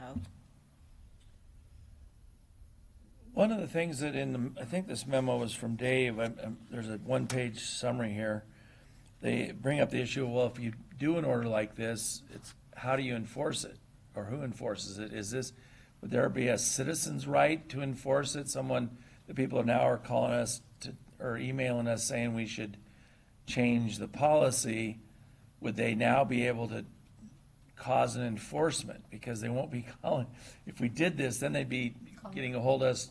And we've already heard, I don't know if the sheriff or other people are going to enforce this. Code enforcement? You mean they'll be calling code enforcement? Well, they might be emailing us, just like they're Yes. 911 maybe. But Dave, do you have it? I don't know if this was your memo, but.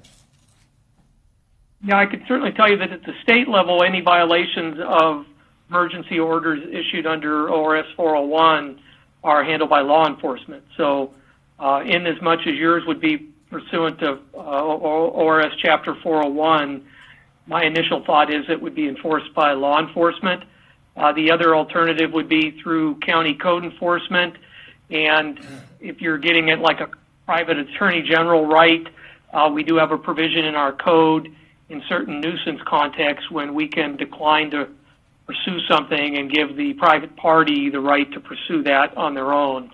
So how those would all play into the mix is really anyone's guess at this point. I would certainly, if the board were inclined to enact some sort of emergency order, I would certainly encourage that we draft it in a way that it clearly falls under ORS Chapter 401 and that the enforcement would be with law enforcement. They can act a lot quicker, a lot more forcefully, and quite frankly, our code enforcement process can take quite a bit of time. And getting into court on a code enforcement matter might be darn near impossible now as well with all the restrictions on the circuit court right now. So, they're not having trials until June, and they're limiting all appearances as much as possible. The Chief Justice put another order out Friday night.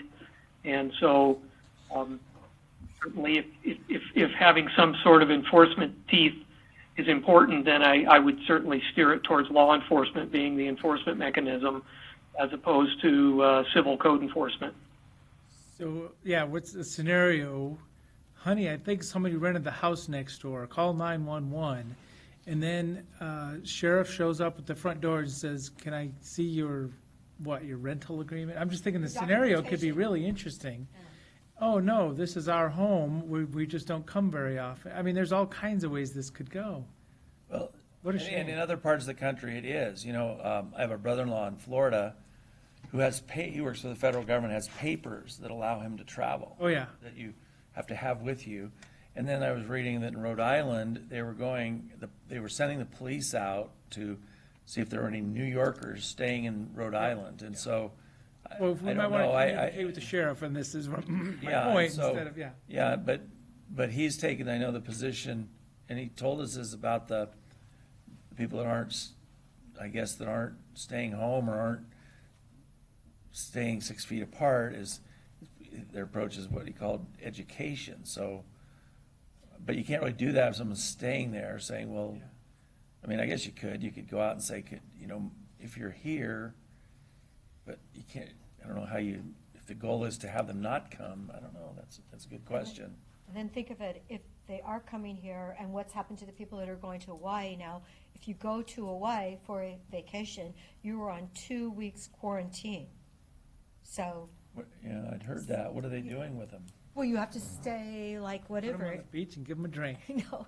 Oh, no, that's not what you do. Tony, Mai Tai. Commissioner DeBonne, I don't think that's what they're talking about. Anyway, Do you know what they are? I am I mean, curious. I what would they're think doing. they probably have to go to a room, and that's where they have to stay for 2 weeks in order to go out on the beach on the 15th day. So, there's all those unintended consequences. Well, and I mean, there's people very engaged and asking us very seriously about this. And so please acknowledge that, this is the discussion. What does this really look like on the ground? What would a piece of paper look like that would enforce this? And then who are we asking to enforce it if somebody really calls? Because I understand the passion on this subject. We've got some requests, very serious requests about please shut this down and do it right now. So, I mean, this is our discussion, and it doesn't, I don't see a clear path through this, and we could make some kind of decision. One of the thoughts I have is, maybe there's like 14 days is kind of the magic incubation or self quarantine time. Maybe there's a 14-day something in there, a minimum stay, that could be just a kind of one of the hooks that makes sense for us. Or it's just a full-on, please, community, pay attention, be safe, outreach proclamation from the county. So I'm just saying there's different ways we can go with this. And I did mention the other day that I know in Sisters, Black Butte has a lot of second homes, and a lot of those owners live in Portland, and they're now permanently living in Sisters. Yeah, if you have. They're, they've moved. Capable of it, yeah. Right. They've taken advantage of that opportunity to move to their second home. Mm-hmm. And, Well, that makes total Perfect rational sense, that Right. if you'd want to get to less, one of the things that Eric Wattenberg also said last night was that he's doing a lot of study about why certain areas have more breakout, and how he thinks it has to do with density of the places, and that's where there's the most breakout of the COVID-19. And so I think that people naturally, it occurs to them that, well, if I go to a more rural place than my place in Portland, yes, I know. It definitely has the feel that you could actually go outside and walk around, and you're not running into, 100 people. You can, Another thing that occurred to me about the wave of emails we got last week is it was spring break last week. So I wonder if there's less people there this week. For instance, Eagle Crest, was there more people there because that was Oregon's spring break? And it's one reason I'd like to kind of know what's happening naturally. I mean, if So then there's email we got today now, it's time to close golf courses. Right. So there's going to be opinions about this. Some people are saying that some outdoor, in the sun, recreational activity like that, or exercise, however you want to define it, is the perfect solution. And other people are like, I saw 2 people standing less than 6 feet from each other, and they're going to be very upset about it. So this is, we're going to have this situation different. It's just a perspective that people are going to start seeing. Well, what I really enjoyed hearing was that Juniper Golf Course, that I believe the city of Redmond operates, they required each golfer to get in their own separate cart. it's a big place, yeah. And that's what you want to do. And, when I heard all of the, that kind of a story, and they didn't smell any smoke either on Friday afternoon, so I was happy to hear that too, from that little combustion. So, I just thought that's the right policy for this. At least people are getting out and they're getting their exercise, and it's for their mental sanity. Yeah. So, but everyone should have to have their own cart, just to keep people apart. Because that will remind you, if you have to drive your own cart, you don't get next to people. No, completely, because that's the place where you really do get close to people. Carry your own bag. Well, but even carrying your own bag. Just don't go overboard.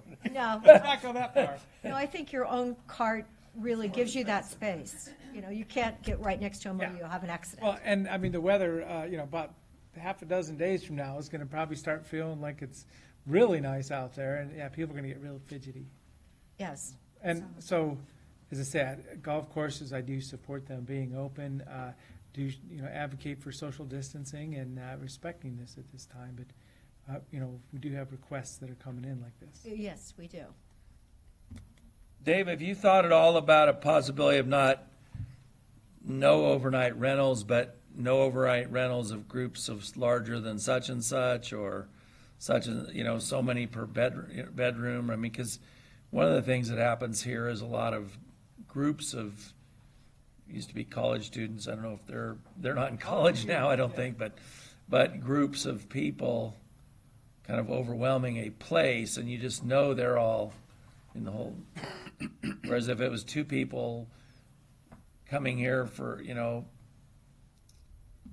just to be away, for an anniversary, it might be different, so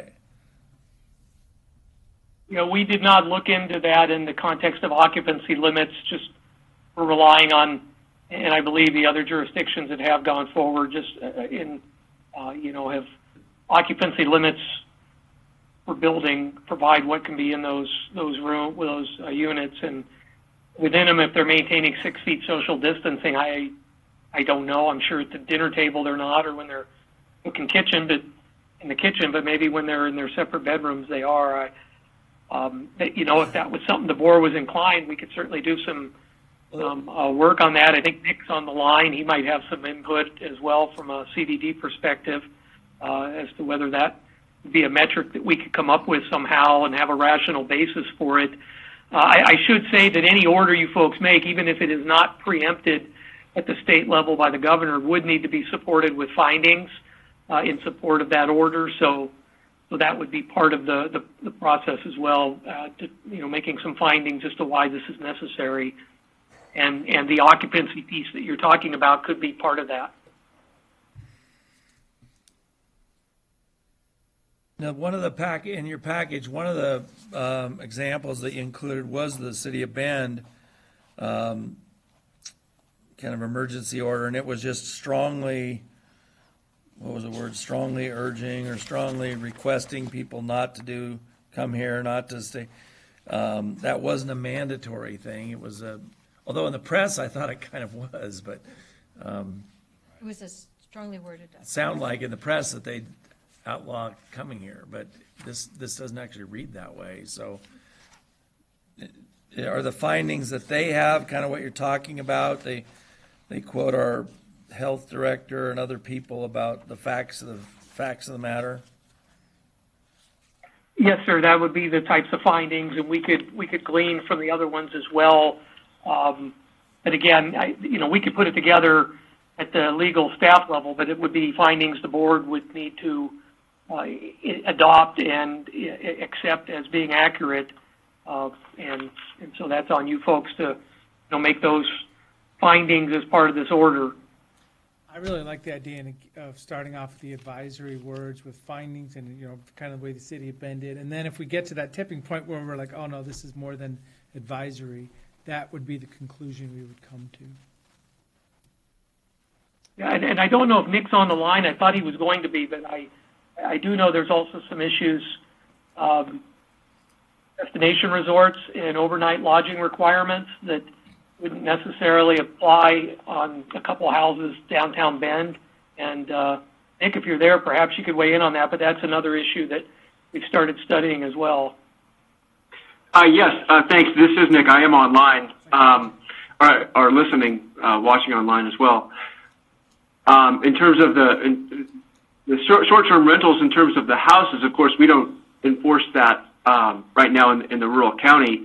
I think the key issue would just be probably the only place would be Eagle Crest, where they're utilized to meet their destination resort overnight lodging requirement. That's the only one where they're not deed restricted necessarily like they are at Caldera Springs or Tetherow and other places.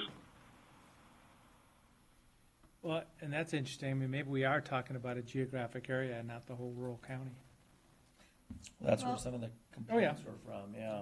Eagle Crest and then Sun River, too.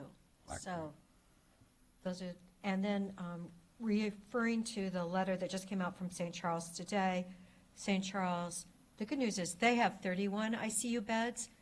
I believe Tillamook has 3 ICU beds. You know, when you think about all those people that ran over from Portland and took their germs over there, no wonder they are, you know, feeling very impacted. But even 31 isn't that many for our population.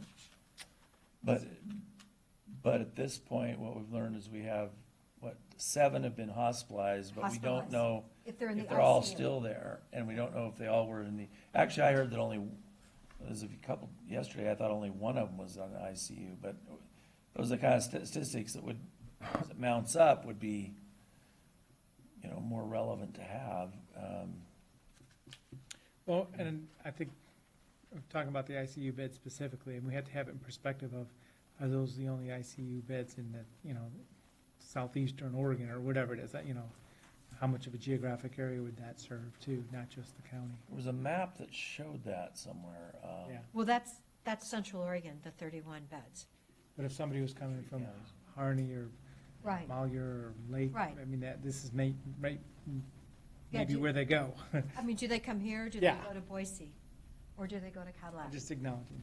Right, so, okay, so have we come up with any? Well, as I say, I propose putting a page or two together for advisory with what we know now, and getting to that point so we can discuss it.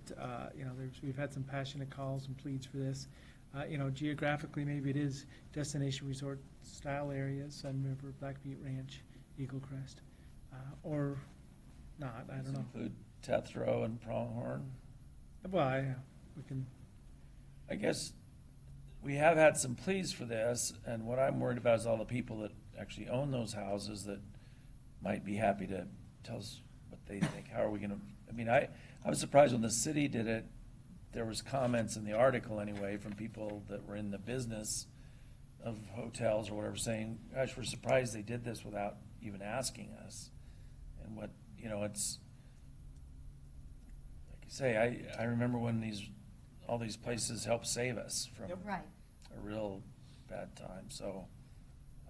The staycation numbers were never that low because Yeah. of those fabulous places. Even in the So- building business, it went on because there were people still wanting to do stuff here, and, Well, the values, tax rolls stayed pretty flat in all those destination resort areas too, instead of cratering. so those people that are paying the taxes that have the mortgage on those places may, some of the specific complaints were about the townhome type product, where it's Right. not the house next door, it's the chalet townhome. next door. Yeah, where you share a wall, and I don't know if there's any way to get more. Well, do you support working down the path of advisory ruling at this point? Right, I think. Looking at it. Looking at it, definitely, if Dave can come up with something.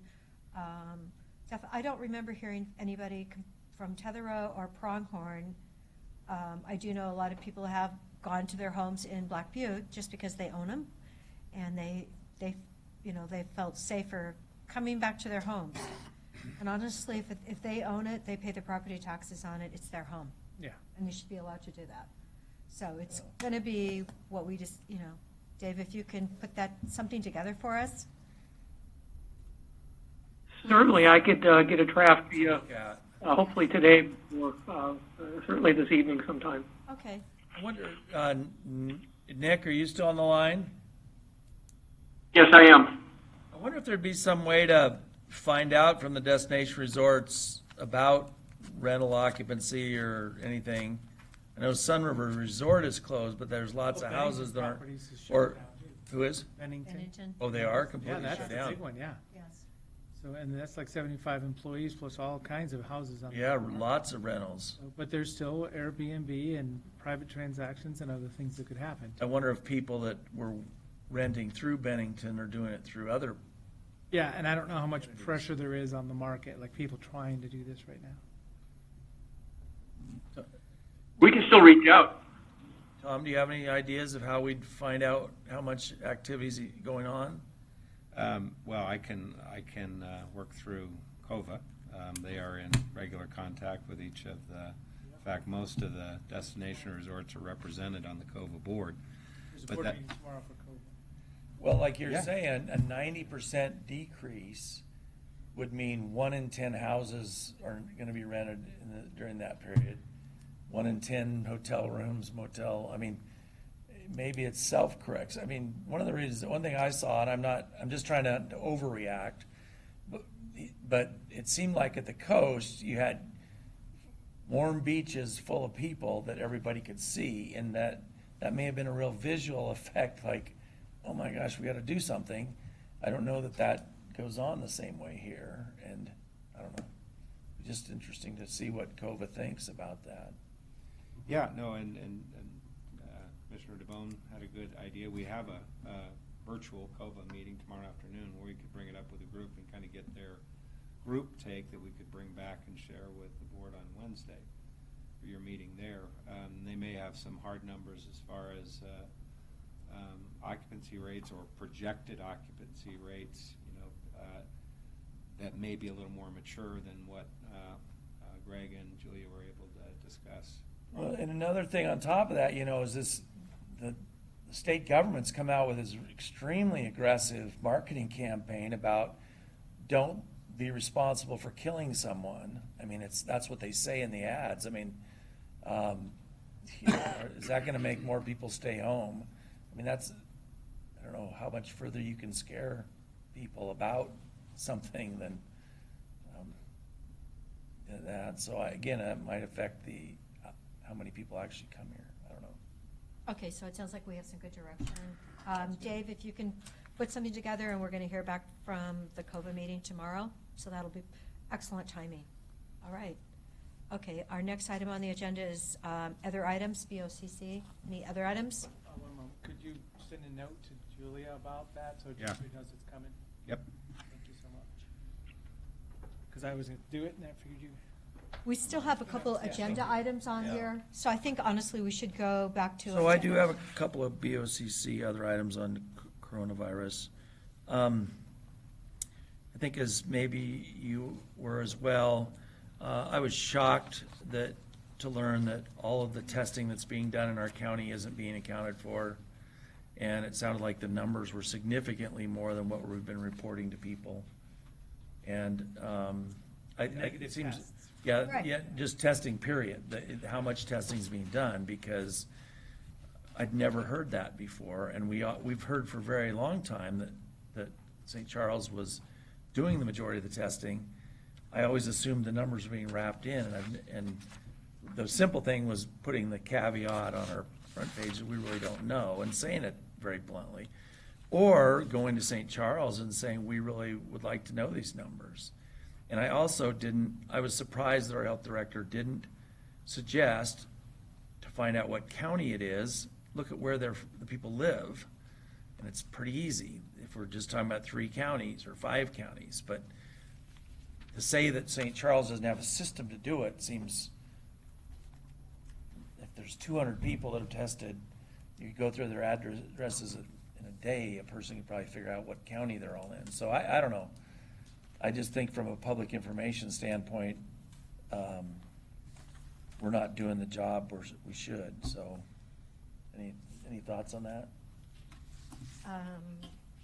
Definitely, Deschutes County, we were up in the 9%, we were higher than everybody else with our testing, but if another 200 people should have been in that calculation. That'd be 4.5. Yeah, that would be, yeah. If That another would make 600 should be in, it'd be, yeah.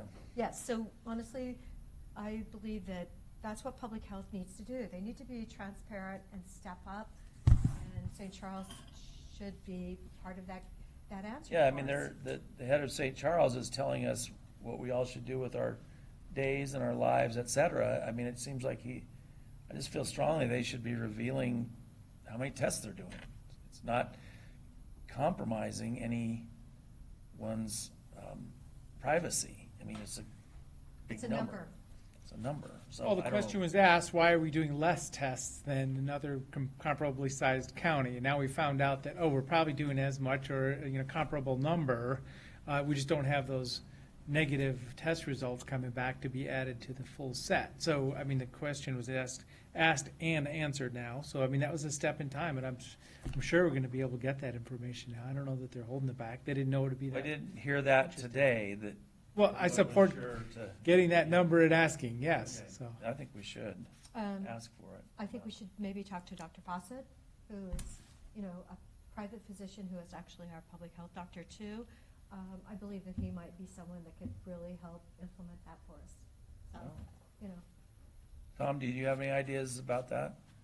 Well, it sounded like, there was two ways the testing is being sent. One is through St. Charles, where they have this 3-county aggregate data, the tests that are going up through University of Washington, Washington Health Authority, Oregon Health Authority, we're not necessarily through that pipeline getting back the negative test results in order to come up with a complete, denominator, in other words, to figure out the total test and the rate of positive. So I as far as that, that would be separate, I think, from the St. Charles numbers. I don't know how we can speed that up or aggregate or estimate or project based on that, but that's the note We I asked made, is for to it. follow up with Yeah. George on that point. So, and he said he just took a note and he is going to ask for it, so we can. Well, I know it took a while for him to understand that I wanted specifics on our people, our cells. So, so this definitely should be added to the information that we receive and are able to give out to our community. It definitely would be an improvement for Deschutes County. The other thing that kind of brought it home to me yesterday was hearing that Joe Diffie died. He'd gone into the hospital on Friday and been diagnosed and died by yesterday. And he's 61. And I don't know if you're familiar with his music. He's 61. 61? 61, and he's, one of the more famous music stars in country western music. It was like interesting. Or sad, really. It's really sad. It's a great song. He was 61. Okay. Did he have underlying complications? Hasn't said that in the news yet. I looked last night, but he's,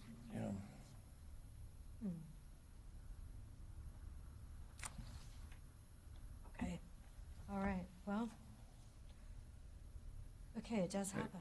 Commissioners, if I could, so we are going to meet Wednesday, and I think the only item that we had on the agenda was coronavirus as a tentative.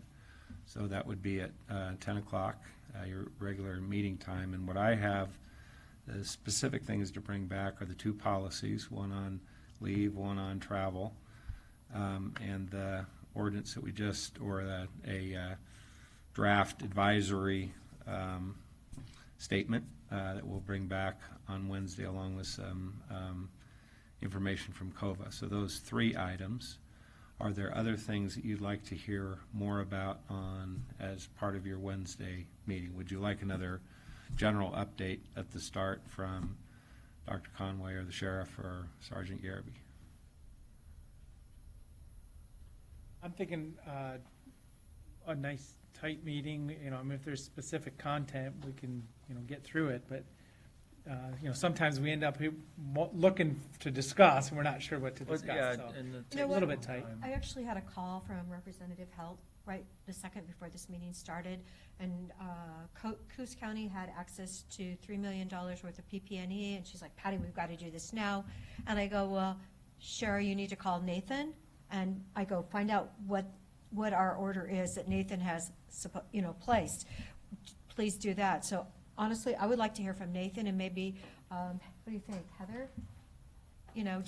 Just so we could stay on top of it, and they may have some information for our county. That where do people actually, when you hear it from Nathan and Heather, it hasn't gone through anybody. We don't have any. It's going to be fact, and we I'd like to have some facts. So an update on supplies. Right, supplies, PP&E, because it's just like a week ago when we went into Courtney for that meeting, the woman that took my temperature and gave me a mask, I don't think she really had much PP, and she didn't have anything on, and she probably really should have. So I want to know that our people that are here putting your lives on the line, that have families and everything, I want to know that you guys are protected. And so I want to know where that order is, because it should be coming. Yeah. Well, I don't even know who's doing it. I mean, is Nathan? Nathan is in charge of it because I offered to call. I said, Nathan, could I call the company? You know, I called the one company in Massachusetts, and he goes, oh, no, it's all fine. Well, you know what? That makes me really nervous. I just want to know that it really is coming. We have an ETA, and, you know, if Italy is sending us supplies, and Italy is still dealing with deaths, something has got to be showing up in Deschutes County. Well, yeah. I mean, any knowledge we could get on supplies, know if it's still an ongoing thing, that'd be good to hear. Okay. I think it'd be Well, we interesting to haven't know had more about the testing thing. I feel like everything we're getting is secondhand. We haven't really had anybody come in that is doing testing. Well, do we want to hear from like Dr. Fawcett then? Does he work he's an independent? Yeah, he's an independent doctor that is like our public health doctor. He, you know, it might be good to hear from him. He is I part don't of. know if, have you talked to him about this?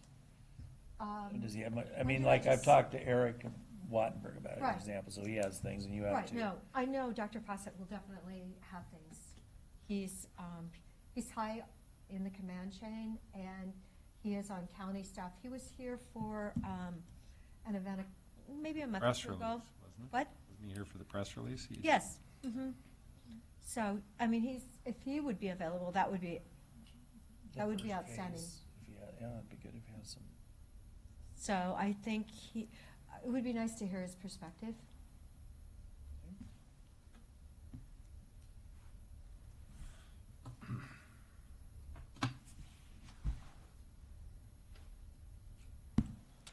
So you'll check and see if those two can come in? Okay, great. So Commissioner DeBonne, did you have anything you wanted to add? Nothing else. Okay, so I won't add anything at this moment, but we really need to go to then item number 9.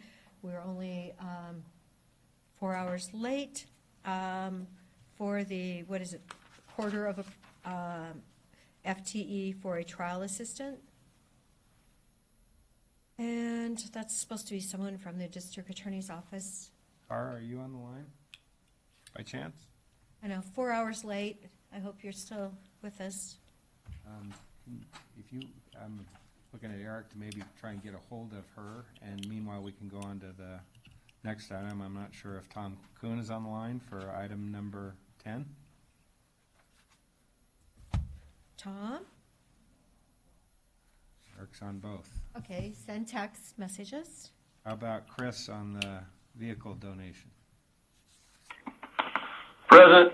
Oh, there you go. Okay, number 12.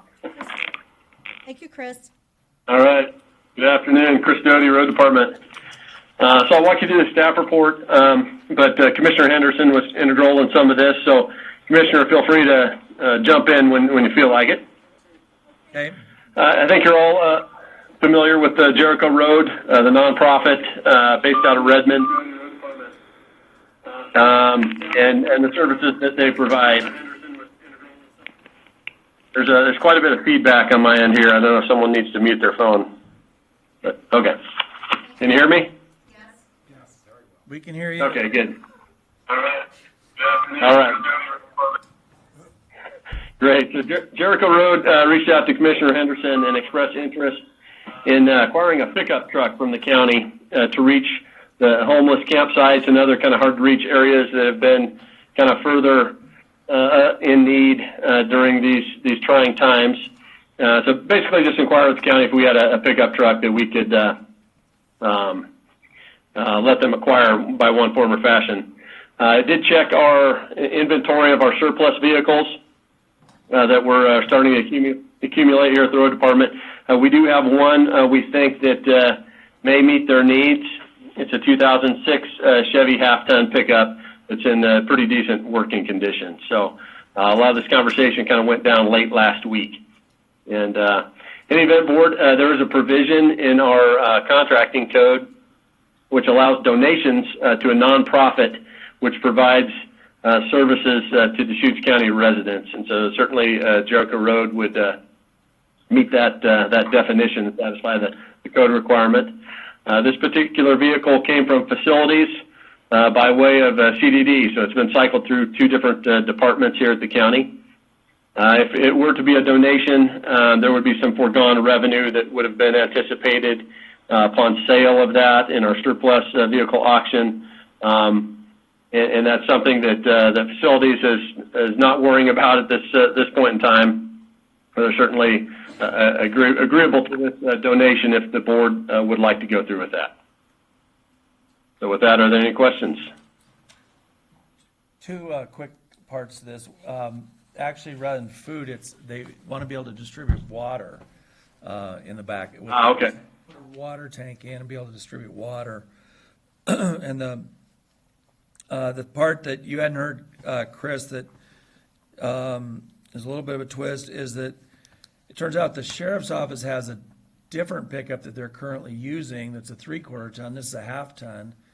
And so we might actually be ending up giving the truck that we have to the sheriff's office, and the sheriff ends up giving their truck to Jericho, because that's more a ton, or like 250 gallons of water would be 2 tons, I think, or something, or I mean 8 ton. So you probably want more than a 1/2 ton truck. So, but anyway, yeah, this would be a great request, and I'm glad that the road department had a vehicle that didn't have a huge market value. Yeah. And that's about it. So, I think they would use it fairly soon. Yeah, I mean, if they're using if we need to, I guess, replace a vehicle from the sheriff's fleet, this vehicle, like you said, could possibly do that as well. So most of these things can be handled administratively, so we can kind of take care of that offline, however it needs to happen. But I think we felt it best to kind of put this together as soon as we could last week and get it to the board for this type of discussion. I thought also the board would want to hear about it, because Jericho Road's been in front of us twice, I think, in the last year or so. So the value of this truck is about $4,000 or just below? $3,538. Is the sheriff's vehicle about that same vintage or anything, or? I think so, yeah. Scale? Yeah. If it isn't, I think they'd be willing to split the cost or whatever it is that way. Or but, take yeah. a truck that's less. So yeah, I mean, so if it's a $3,500 vehicle, but we give a different one, it could be more value too.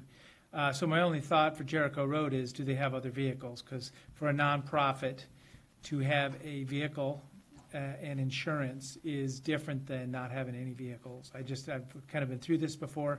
Here's a free vehicle, and then hopefully they have insurance figured out as an organization, because who drives it, who's the authorized person to drive it in that organization.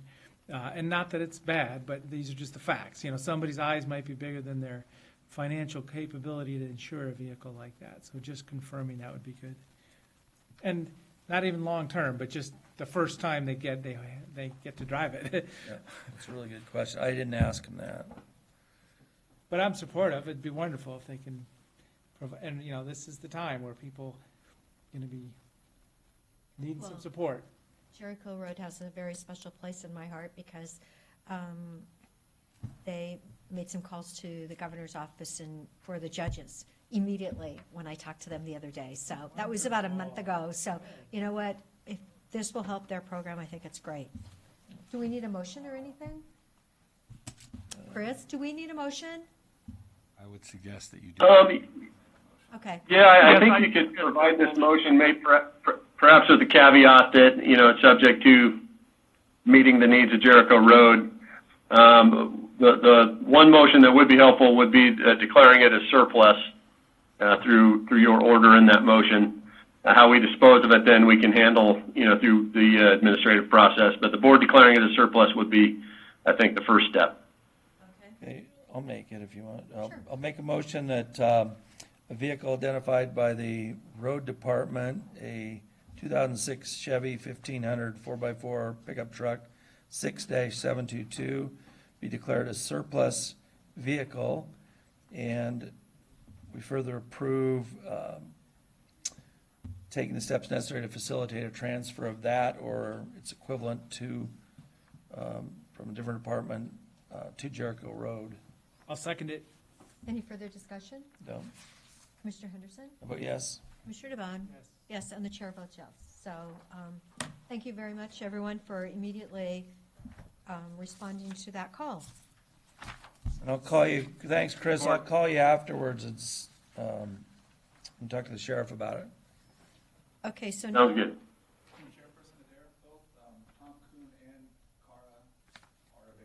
okay, okay, so Cara, do you want to step up? It's your turn.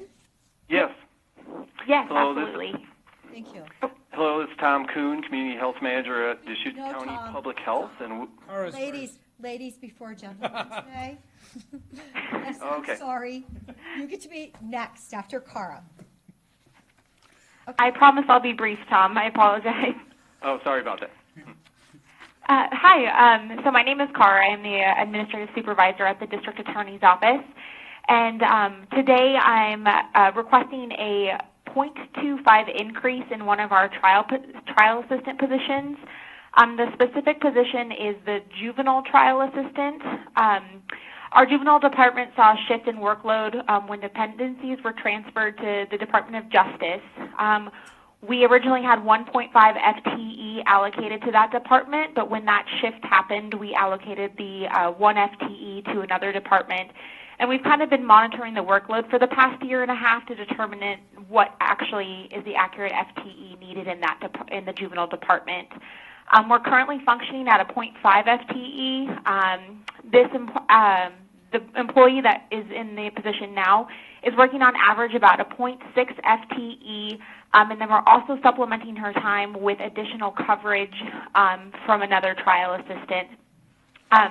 So essentially what we're asking for in that 0.25 FTE is so that our office can cover juvenile with just one person and not interfere with other people's workload, and then also to make sure that the trial assistant in that current position is getting adequate compensation in terms of PML and pay, because we've been using straight time or comp time to supplement the extra 0.1 FTE that she incurs on a normal basis. Okay, are there any questions? I missed something, Cara, about, did you say you used to have a full-time and then you moved them or something, or what? I couldn't quite understand what you said there. Yeah, absolutely. So we, the juvenile department originally functioned at a 1.5 FTE for trial assistants. We found that was overstaffed once the Department of Justice took the dependency caseload. So to help offset the deficit in our criminal cases, instead of asking for an additional FTE, we transferred the FTE over to our criminal caseload. And so that just left a half a person then. So now we're just adding a quarter to that. Yes. Okay. Any other questions, Commissioner DeBonne? So is this a mid-year budget adjustment? Is this general fund? Yep. Yeah, it would be, it would come out of the general fund, that's their primary funding source. John did mention this to me when we had the preliminary budget meeting last week, that this was asked. What he represented to me, though, was that he would not be coming to the board with a large FTE ask for FY21, that he would wait for the results of the best practices staffing survey that has finally been issued. It's out there, so hopefully we'll have a contractor on board soon, and they'll begin that study, and that he'll wait for the results of that study before any FTE ask. So that this is a mid-year request based on the circumstances that Cara described, but this isn't a lead up to something more. At least that's what my understanding was based on what he said. And then, Cara, in today's environment with the courts being shut down or generally shut down and the buildings being down, what's the caseload look like? Is things changing right now for the foreseeable future? That's an excellent question. Right now, the court is setting out all of our dates. So our caseload isn't shrinking in any capacity. It's just continually getting postponed. All of our trial assistants are still working full capacity, full caseload. We still have files to process, trials to prep. We are actually getting a little bit caught up, which is nice, but we certainly are not having a lull of work by any means. And then what does it mean to go add this quarter? I mean, is this one person's job is going to be a full-time job, but they're going to be a three-quarter person for this position? Or is this a three-quarter No, so this would, sorry, I didn't mean to interrupt you. So this would be a three-quarter time person. She's currently functioning as a half-time person. However, the capacity of work that we have for her often extends past that, her normal 20 hours per week that have been allocated. She usually works an additional 5 to 10 hours per week, and then we also have to pull coverage from some of the other trial assistants for additional duties for days that she's not in the office due to the 0.5 FTE. And is that the case? I mean, so I'm getting back to, is that the case right now, or is that going to be when the courts open up back again? I mean, so now I'm hesitant to think that right now is the time to add these hours. Yeah, and I understand. So right now, due to her just the way things work out right now, we don't have her in the office on Fridays. So on Fridays, we have to pull coverage, whether there be an in custody, a probation violation, or something for the juvenile department. We pull coverage from another trial assistant. So right now, just as an example of how we would use the 0.25 FTE, it would be removing additional coverage from other trial assistants and allowing her to be in the office on Fridays. Do you need somebody doing this every business day? Yes. So our juvenile coverage is similar to our criminal coverage in that if there is an overnight arrest, or if we have an in-custody child, or if there's a trial on the docket, there needs to be a trial assistant there to provide service to the attorney that's handling the cases. Tom, do you have any information? I can't recall whether we've added any other people in the DA's office over this budget year. Seems like we did somebody, but. There were some limited duration FTEs that were part of a grant award that happened earlier in the year. I don't recall any other permanent adds to their staffing level outside of what was done as part of the budget approval. I guess I'm kind of with Commissioner DeBonne a little bit, that I've got to believe there'll be a slowing over there like there is everywhere else, that people aren't, I mean, everything's just, it's like the world slowed down, and it seems like the juvenile system will slow down because they can't do anything in the courts. So I would be more inclined to do this in the next budget But actually, cycle. domestic violence is going up with what's happening. Yeah, but they can't do anything with it, so they're not preparing trials. Well, but they're prepping. Well, Isn't we that what gave you quite a just few, we gave quite a few. I mean- we gave quite a few personnel. I mean, it's not at the last budget session, so I guess I'm just saying, if occupancy of resort, tourism is gonna go down 90%, that's gonna slow everything down, and we're all gonna be staying at home. I guess I just am wondering why we'd add somebody right now. Or give somebody additional work. Seems like there'll be some other trial people who could help out for a couple, 3 months. I mean, our budget season's coming up, our budget meetings. Well, when you look at the fact that 500 of the 1,200 people on parole and probation are to do with sexual abuse and domestic violence, and because people are home now, I don't know. Okay, well, if you guys don't want to do it, you don't want to do it. Trial assistant. One of the thoughts may be to have it, trigger, either have this discussion at the budget committee meeting, which is a couple months from now, or trigger at the end of an emergency declaration period too. Right now it just doesn't seem to be the time to be doing this. And I'm hearing also in the community that the teenagers are getting very antsy with what's going on. They're not doing their school. They're congregating. Teenagers? Teenagers, yes, and juveniles. So anyway. I know a little bit about this. Yes, well, I was just reading someone's comments about it, and so Okay, you guys are, I guess you are the optimists of the crowd. And I'm like, okay, I know, I have 3 boys. I know what boys do, so. All right, okay, well, Cara, I don't believe we have a motion on the floor, so we'll have to bring it back. Okay, thank you guys for your time. I appreciate it. No, thank you. Thank you. Okay, so Tom, it's your turn. Okay, thank you. Hello, this is Tom Kuhn, Community Health Manager at Deschutes County Public Health, and with me on the phone, I have Jessica Jacks. Hi there. Yes, this is Jessica Jack, Supervisor of the Prevention Team, Deschutes County Health Services. Good afternoon, Jessica. And before we begin, I just want to mention I had heard. Welcome to Deschutes County Government. Thank you for calling, and we'll be right with you. Somebody put it on hold, which I did that to AOC one time. You did? Play this music.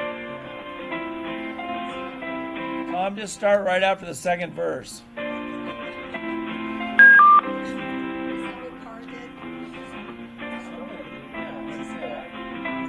Somebody's calling. I was on the AOC. Somebody else was calling, so instead of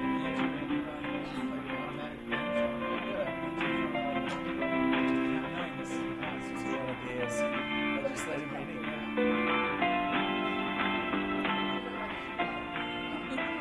Whoever has placed this call on hold, please take it off hold immediately. Thank you. It's a county person.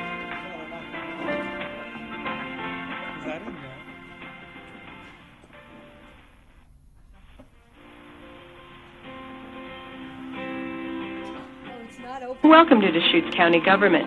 Thank you for calling, and we'll be right with you.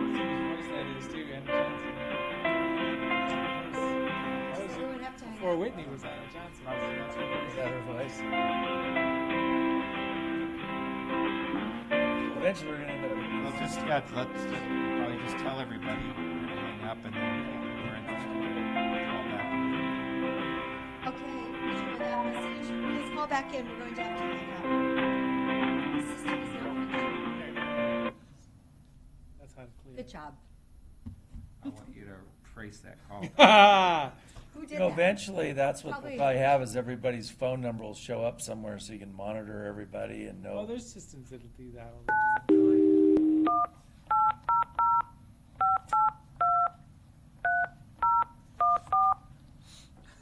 Welcome to the conference group. Please enter your passcode followed by the pound key.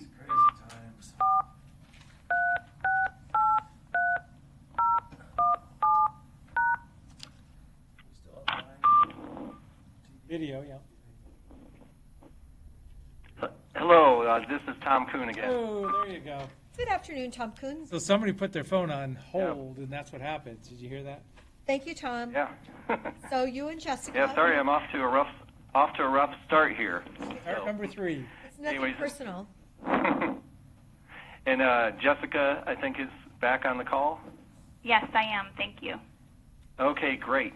One thing I wanted to mention very quickly, I had heard the comments earlier about signage at the Courtney building, and I wanted to let Commissioner Henderson know that after his visit to the building, a few of us went out front and we removed a lot of the signs and organized it, so it looks much better now. So. Wonderful. I hadn't told anybody. They must have. When did you do Yeah, I that? had a report you were out there, so. Oh, good.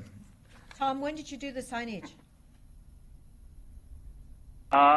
We did some of it Friday afternoon, and then some this morning. We even reduced it further. After your comments this morning, yeah. Because I was there Friday at 12:45, and I thought. Yeah, that was after. Yeah, we went out there after that. Okay. Some of it on Friday was after that. It was late afternoon.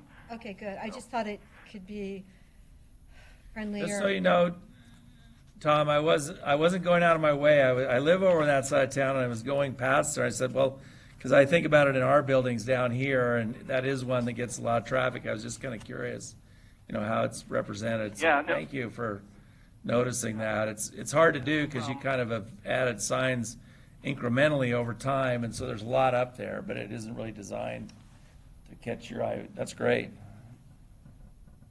Yes. So anyways, I'll move on to our grant request. We're here to request permission to apply for the Drug-Free Communities and Garrett Lee Smith grants. These are both multi-year grants that we currently are receiving funding for.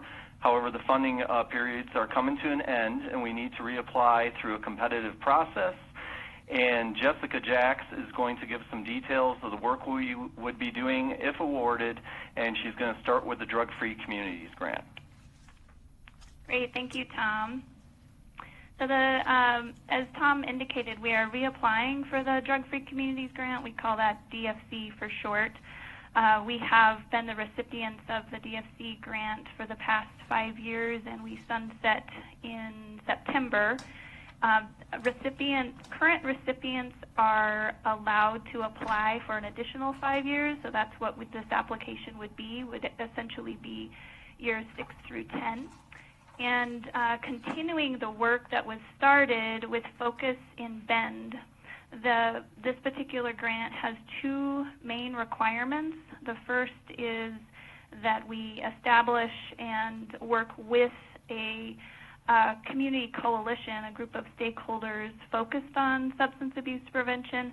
And so in this case, the Shared Future Coalition serves as that entity for the Drug-Free Communities grant.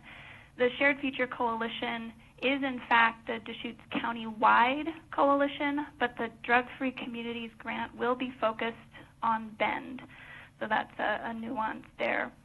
The second goal of this grant is to in fact reduce substance use with focus on youth, and we will be focusing on tobacco, marijuana, and alcohol in this application, continuing the work that has been started in the Bend Lapine School District to enhance their policies and practices focused on substances amongst young people in that environment with the alternatives to out-of-school suspension policy that was piloted in 3 area school districts.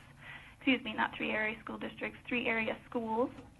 Also focus on tobacco with, of course, an emphasis on vaping, and an additional focus on parents and communication building and skill building with their young ones. I did want to point out that this grant requires a match, and it has required a match since we've had it. It's at 100% match in the first year, and then it increases to 125% in years 7 and 8, and 150% in years 9 and 10. We have, throughout years 1 through 5, been easily able to achieve that 100% match through a combination of in-kind and cash, whether it was a grant through the Central Oregon Health Council or volunteer time through our numerous community partners.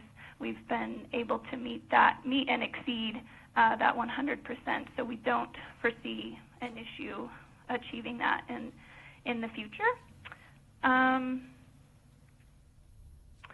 I also wanted to point out that in the documentation, the application due date is listed as April 3rd, and we have recently, very recently, and we're still adjusting, been notified by the federal entity who's issued this notice, which is the Centers for Disease Control. They have extended the deadline until June 8th. What that means is instead of a 12-month first year application, we have to modify that to a 9-month application. So we're adjusting to that change right now. But ultimately, this grant focuses on the unfortunate elevated use of whether it's tobacco, marijuana, or alcohol. Those substances have been historically high in Deschutes County for our young people, higher than the state average, and so that is something that we seek to continue to work at preventing. Thank you very much. Yeah. Yes, thank you. Thank you, Jessica. What was the match the first 5 years? I was just curious. What percentage? 100%. Okay, so now they're bumping it up. Well, Correct. 7 and 8, it's 125 and then 150. Okay. And it's only in Bend, Lapine School District, or is it just the Bend schools? It is the Bend Lapine School District, but geographically, footprint-wise, is the Bend, city of Bend. Okay. Was this the program has been a little bit of outreach to Lapine recently, or is that different dollars? Those are those dollars that you all approved in the last budget cycle That was for the expanding additional the position that spanned Lapine and Sisters. So those are separate, different dollars than what we're speaking to here, but certainly woven together. Yeah, kind of the same program. Yes. I left Lindy a message 2 weeks ago or something. Is she still working on that program? I know she'd been in Sisters some, but now the school's closed. Correct. She is still working. If you left a message on her cell phone, we did have to give that up to the COVID cause. So I can check in with her to make sure she follows up. But yes, she is still working actively in Lapine and Sisters, obviously under the circumstances that has had to been modified. But she is working to the best of her ability remotely on the things such as the marijuana assessment. So there is a lot of data to collect as well as mine and analyze and think through. Okay, yes, I noticed she had an event, I think it was March 16th, and I have a feeling that probably nobody went to it because it was kind of right in the middle. Yeah, I saw the advertisement for some of the Yes. stuff going on, Yes. and then it just got stopped. Mr. Henderson, did you have any questions for her? No questions. I'm supportive of this. I think I'm familiar a little bit about what they've been doing, and I think it'd be good to continue doing it. They target 3 things that are common in the Bend schools, I know, so, and a challenge for parents with kids as well. So I'm in favor of this. And the matching, I just soon, it didn't go up, but I think we would be doing some of this even if we didn't have the grant, so I'm in favor. I'm supportive also. Somebody want to make a motion? Sure, yeah, I'll move approval to apply for the Drug-Free Communities Support Program grant. I'll second it. Any further discussion? Commissioner DeBonne? Yes. Mr. Henderson? Yes. Okay, and the chair votes yes. Thank you. Thank you, Tom, and thank you, Jessica. And we have one more. Garrett Lee Smith Youth Suicide Prevention. Oh, Tom, Okay. did you want to prelude this one or? No, why don't you just go ahead into it? Okay. So the Garrett Lee Smith Youth Suicide Prevention Grant, GLS for short, is issued through the Oregon Health Authority. It is also a grant that we have had in the past. However, we've never had to apply for it competitively. This is the first year that they've shifted the way they're allocating resources.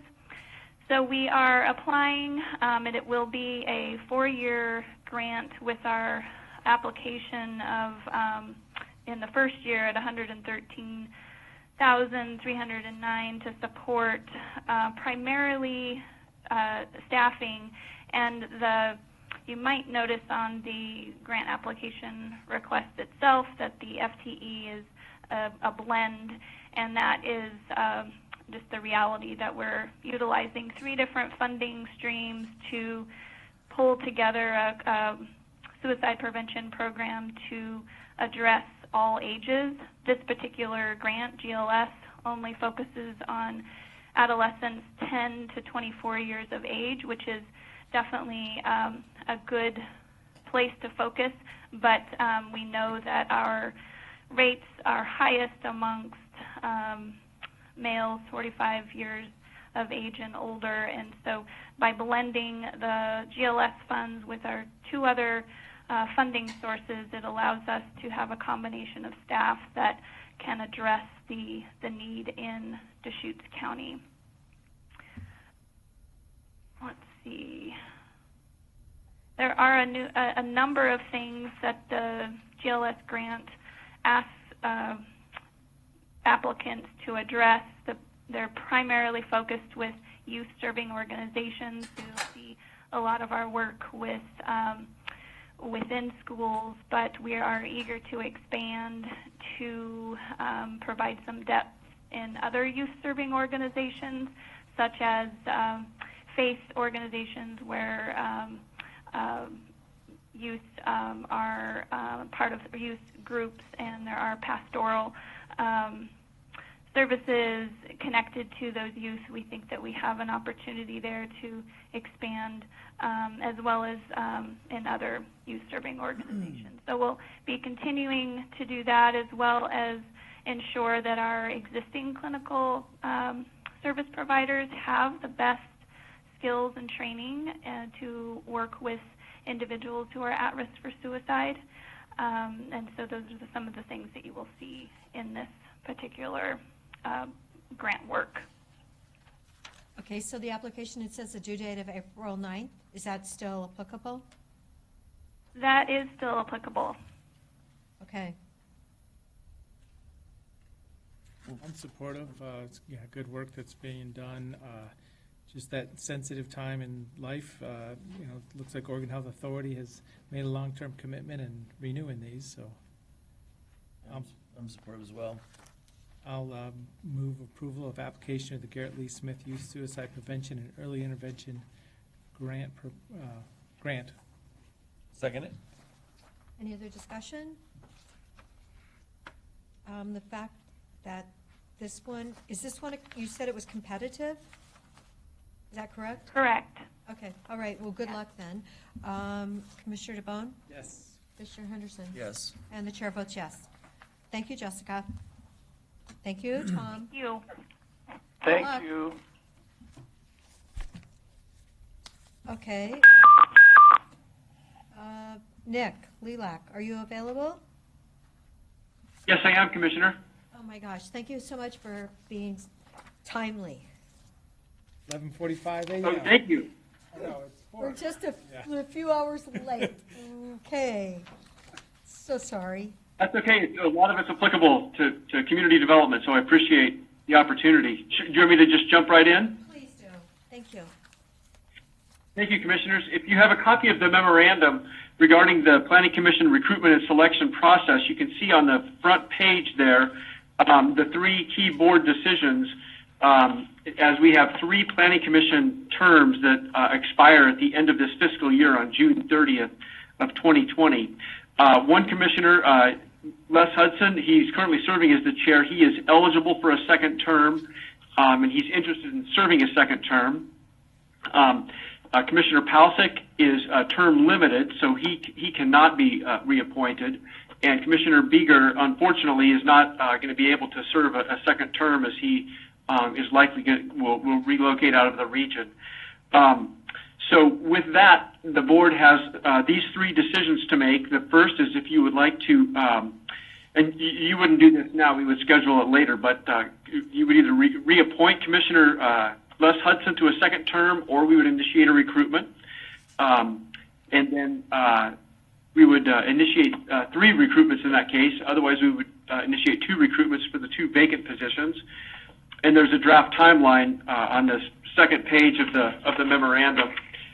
And then the third point is, and the board doesn't have to decide this now, but at some point in the near term, how would the board like to conduct the recruitment process? In the past, the board has appointed one county commissioner, the planning commission chair or the chair's designee, and then the community development director, which has been me for quite some time now, to serve on that selection committee, and the board could either do that for 1, 2, or 3 appointments, or create separate committees for each appointment, or the board could serve as the selection body, and then making a recommendation, of course, to itself. So, with that, a couple-minute overview, and I'll turn it back to you to answer questions. Okay.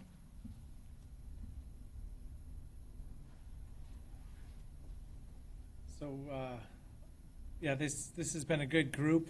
Honored to have these folks, this planning commission kind of team that's in place right now.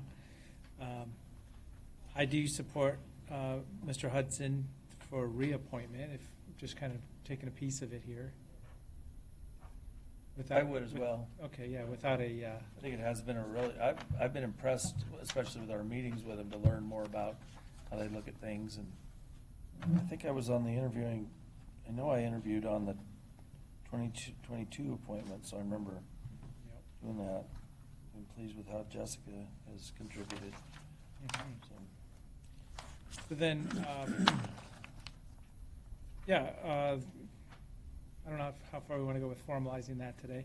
Okay. But getting a... So that would, okay, why don't we just be efficient then? If you guys are both saying that you would be happy to have Les be reappointed, we can get that taken care of today, and then go on. Is that possible or not? Well, I think what Nick was just looking for was your indication of approval, and then he'd put that on a regular consent agenda. Oh, sure. Yeah. There you go. Great. I'm And then just he'll trying start to the- make government move a little bit faster when we can. Good job. Consent agenda will be the vote, but we Okay. do support that. Okay. And then I support starting the recruitment process as Nick has outlined, and we can talk another time about whether, I like the appointments scenario of one of each type thing. That sounds good to me, so. One of each, what are you referring to? Oh, you got one planning commissioner, one county commissioner, and CDD Okay. as being the recruitment interview committee. That's what we've done in the past. Yeah, and I support that too. One of us as a commissioner to be part of a team to do that, and then it'd be bringing a couple names back for appointment, so we can do that. One of my thoughts, Nick, any kind of trajectory of the near future for the work they're doing? Just some reminders of what the kind of the content is at the Planning Commission right now.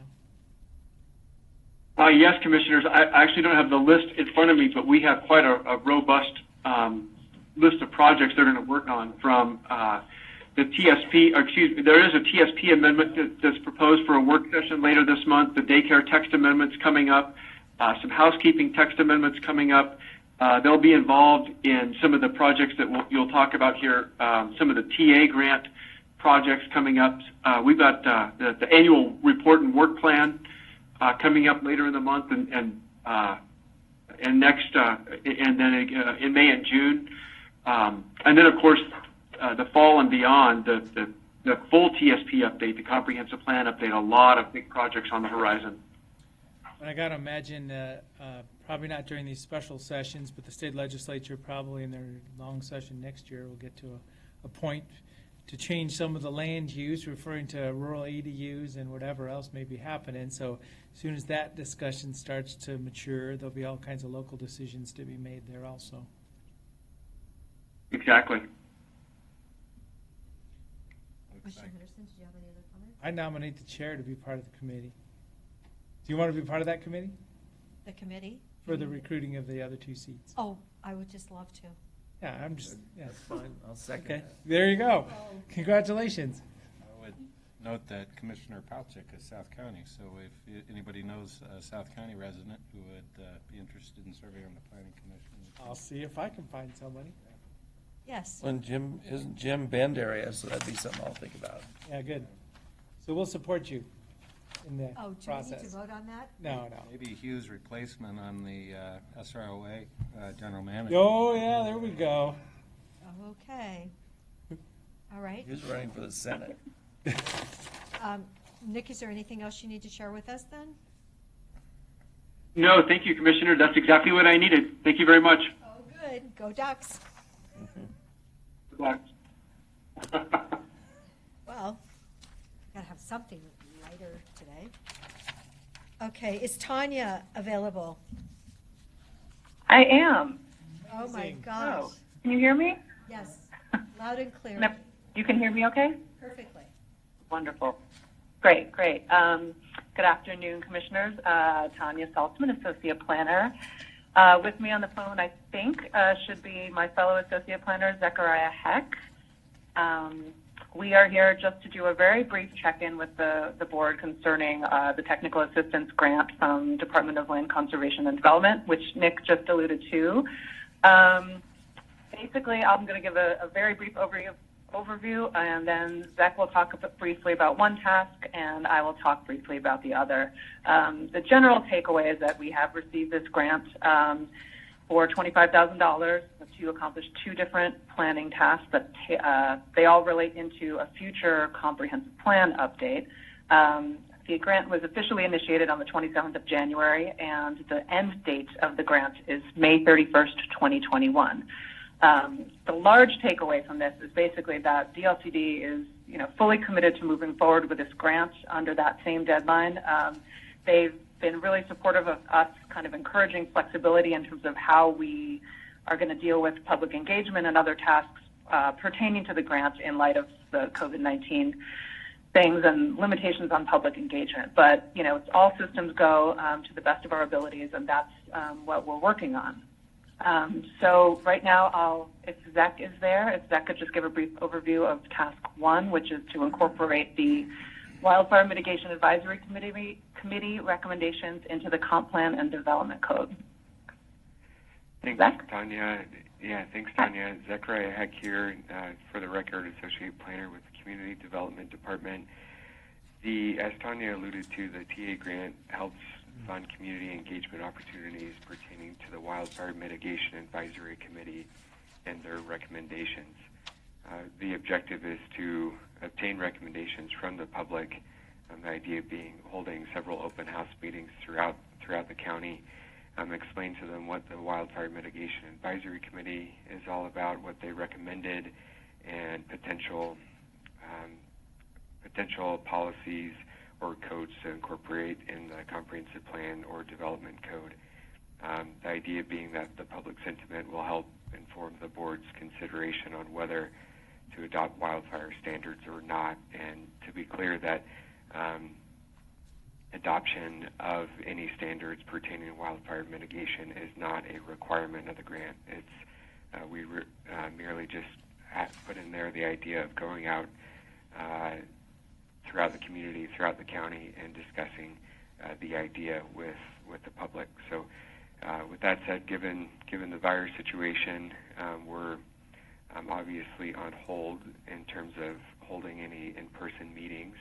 We're researching ways to be creative on that, whether it's web pages and surveys or mailings, but whether it's being creative or just simply postponing the public meetings for a couple of months to hopefully a better and safer time to conduct such meetings. That is where staff is at in regards to task one. So I'll pause for any questions before turning it over to Tanya. This is Commissioner DeBone. I know that the state legislature is talking about this big picture. Was there anything on the short session which was going to change the lay of the land for this that almost happened? That is a good question. Not to my knowledge, but I'll pause to see if Nick Lelak is available. Yeah. Now you would already know about it because my thought is if it was going to be changed so drastically that this wouldn't even be, a discussion anymore. So you already answered the question by not having anything. But yeah, it'll be good to reach out to folks. Those community meetings in the areas around the county are always valuable when we can do them. So standing by and trying to see if that can be rescheduled in a timely manner for later this year is going to be the best course of action now. I agree with that. I think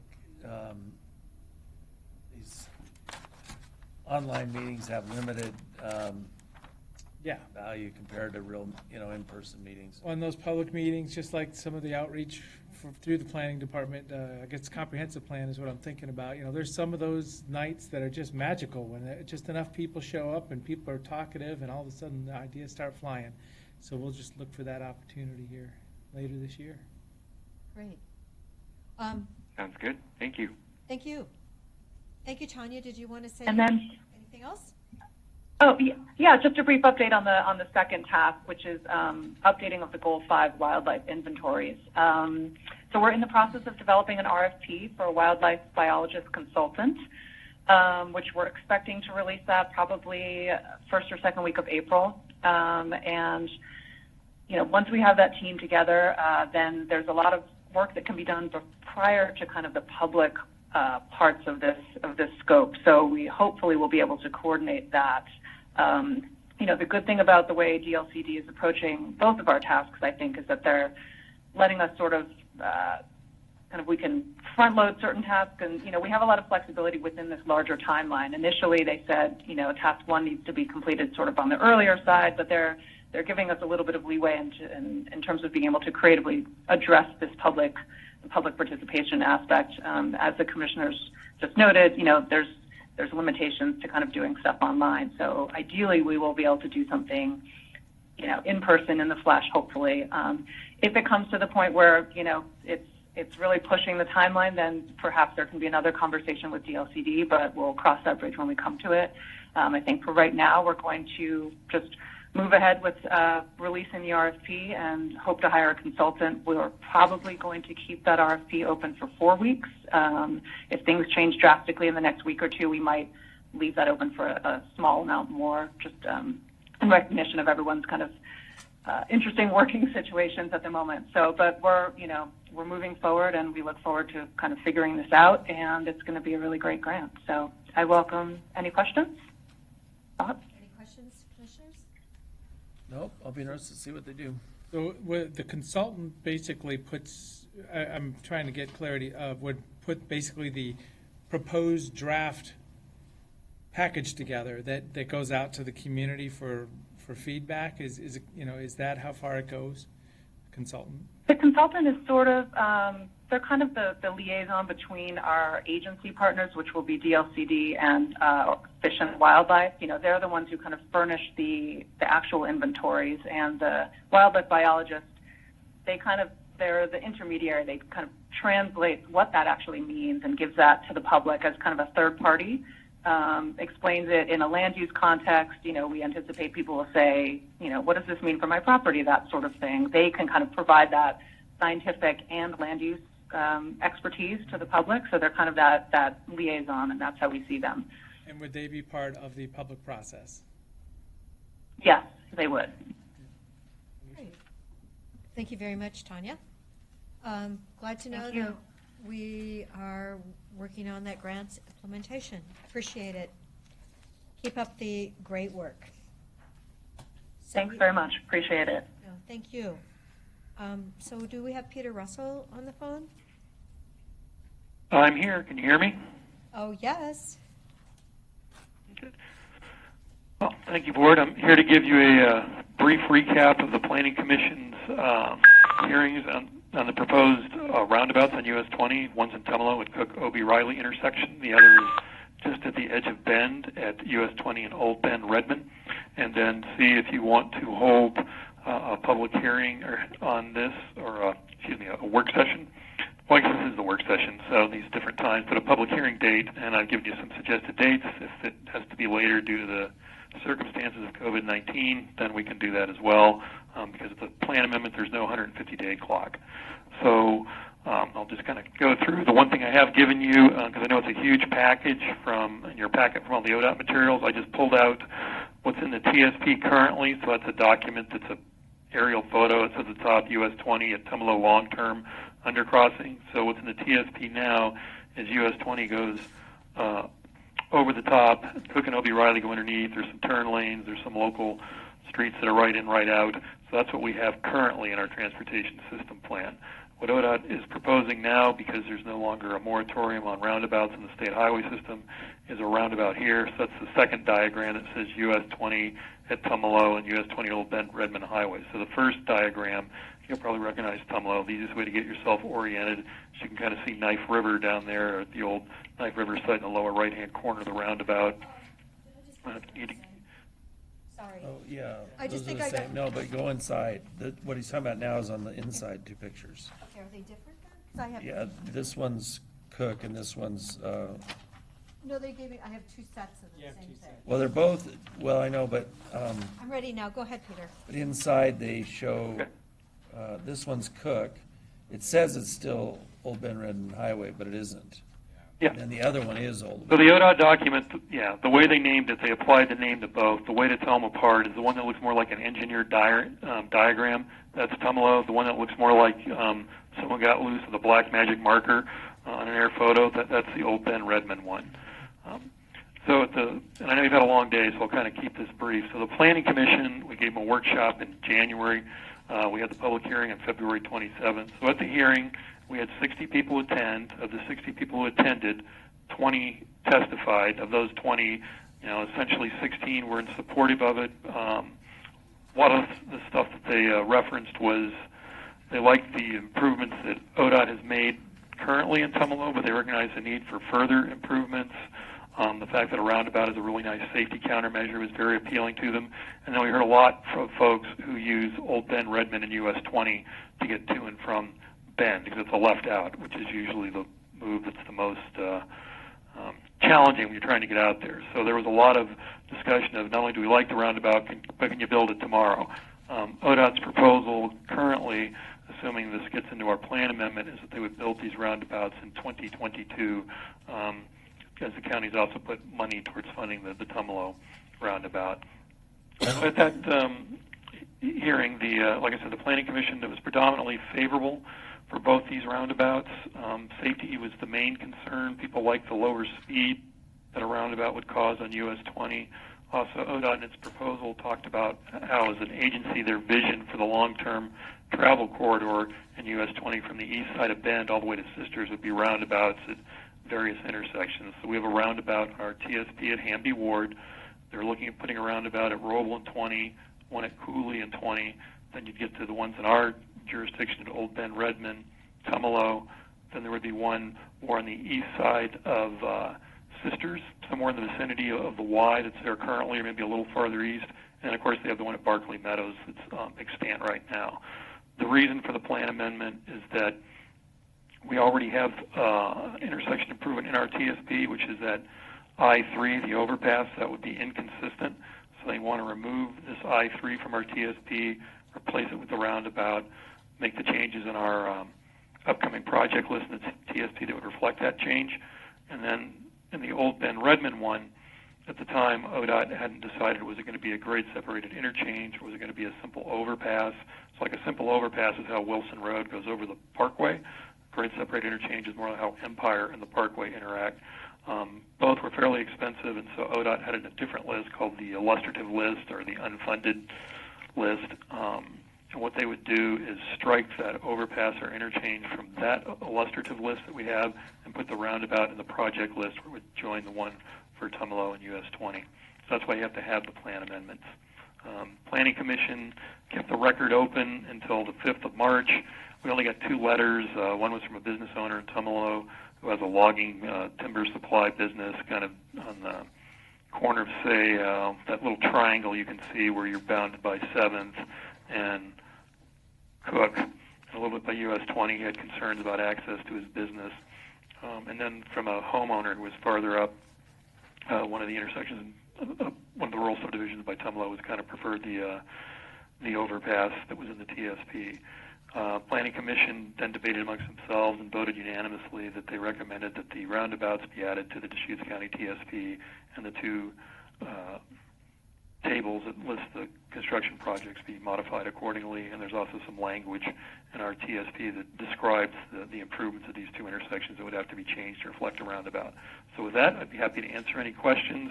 And then, like I said, the other thing I wanted to see if you had a druthers for when you might hold your public hearing. And so you have a couple prospective dates that are on page 103 of your packet and 3 of 4 of the memo. And again, those are just dates that staff came up with. If you want a later date, that's fine. If you want to stick with one of those 4, that's fine as well. So with that, I'll await any questions you might have.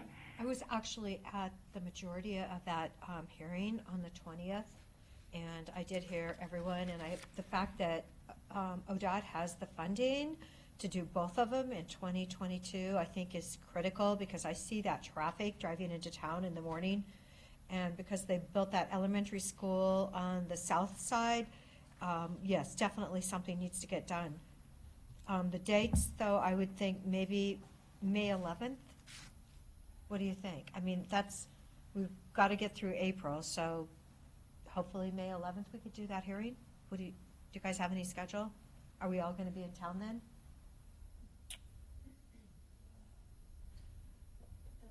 AOC Day. Are we going to go to AOC? I mean, really?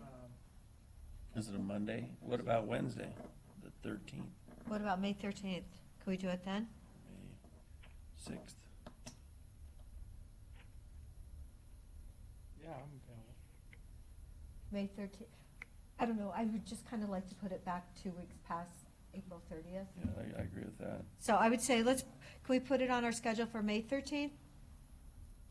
Because some of the commissioners will be in Salem on the 11th. Or at least on the phone to Salem. Yes, well, we hope we can be there. Yeah. Yeah, that would be nice to be there, right? Be at a hotel, be there. Okay. Dinner with people in public, maybe. Yes. Won't that be a change? Are there any other questions or comments? No? Is there a time frame that ODOT needs at all, or do you know anything about that? I mean, I'm just thinking middle of May is going to give another week if we leave a record open or something. It'll be the middle of this year before we get it done. Oh. That's Well, a they've been question for you, Peter, it sounds like. Yeah. Peter?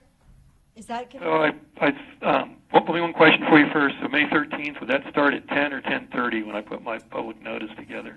10. The meeting will start at 10. 10, okay. Okay. Regarding ODOT, so I sent them a copy of this memo earlier, and they didn't get back to me on any, well, we can't meet that timeline. I'm sure whenever you want to have that, they would be happy to be there and prepare and answer your questions. Okay. No need to go any farther on that. Okay. Do you have enough direction, Peter? I certainly do, and I appreciate your time. No, thank you very much. Thank you for your very timely presentation for a critical change to my drive in the morning. A critical commute route. Yes, yes. Definitely we need a lot of help out there. Thank you. Okay, thanks. Bye. So, are we now going to executive session? Actually, you have one item you could take up before that. That's the amended operating agreement with the Deschutes Children's Foundation that simply extends the agreement 90 days so that we can get terms put together going forward for the longer new agreement. I have some things I'm wondering, could we do an executive session on this? We could certainly talk about it. You have to, if you're going to execute the document, that has to be an open session. Okay. So there's an extension document, but also the agreement itself. So you might want to talk about the agreement, but.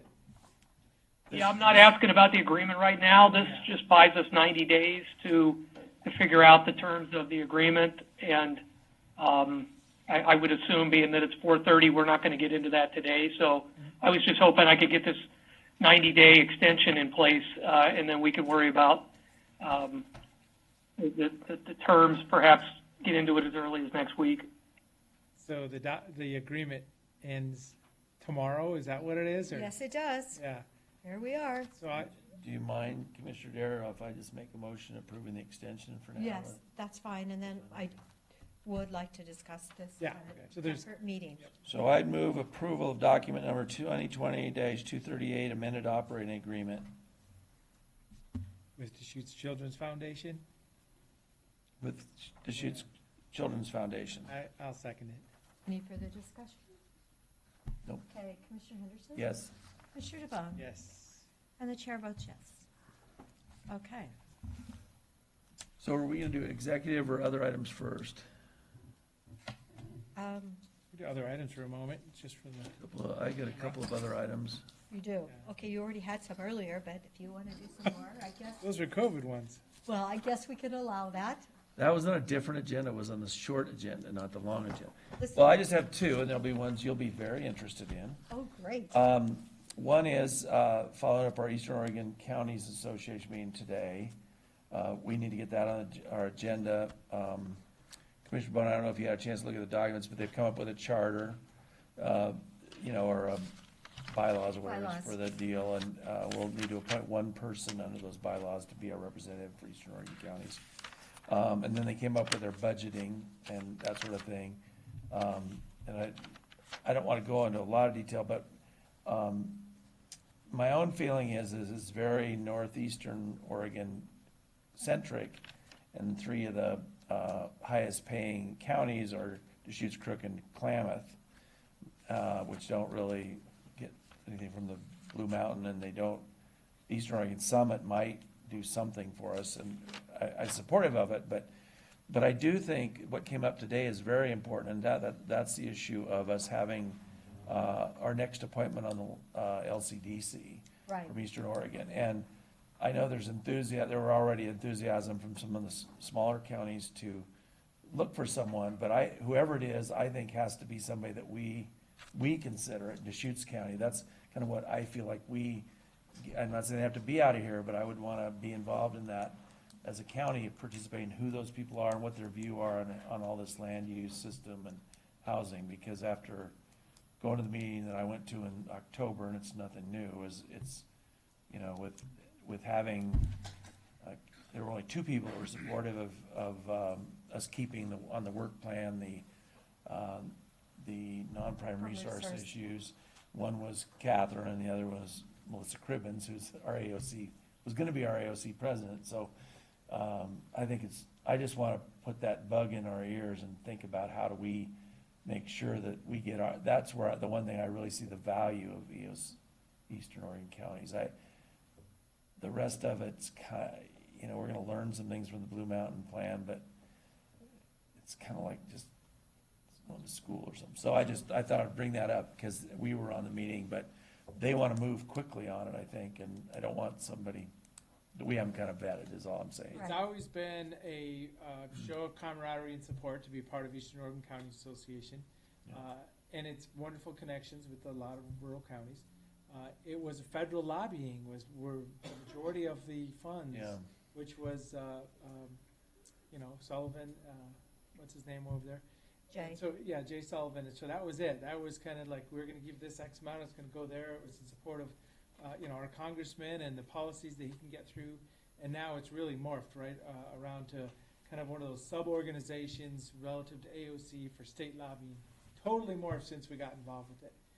It's still the same reason to be involved, though. I mean, the relationships are amazing, camaraderie, and, once we can start to put we support letter together with however many commissioners are associated with it, it's pretty valuable, so. Yeah, no, I agree with that. And I just think this one issue, that'd be one that we could get some value out of, and Make sure I we're find the involved. debate, that a lot of the discussion is led by people from really a lot smaller counties with different goals or different needs than we have, and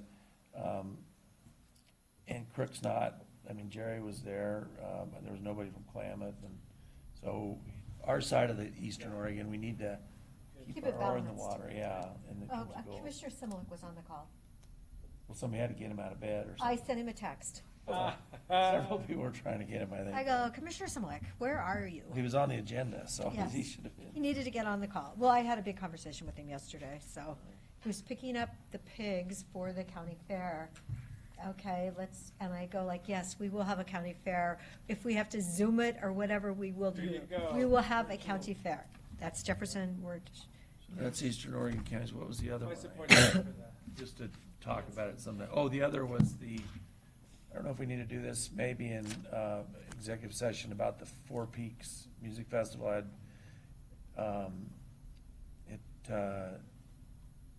Dave, do you think we could do that as under litigation? Because the topic really is kind of litigation in a way.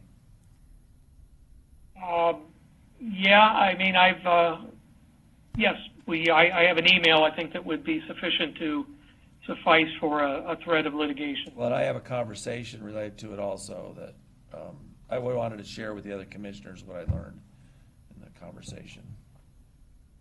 Okay, that's all. Those were my only two items, Commissioner Dare. I hope I didn't take too much of your time. I could be here all night, remember? I love my job. And Don't I? Yes. Of course I do.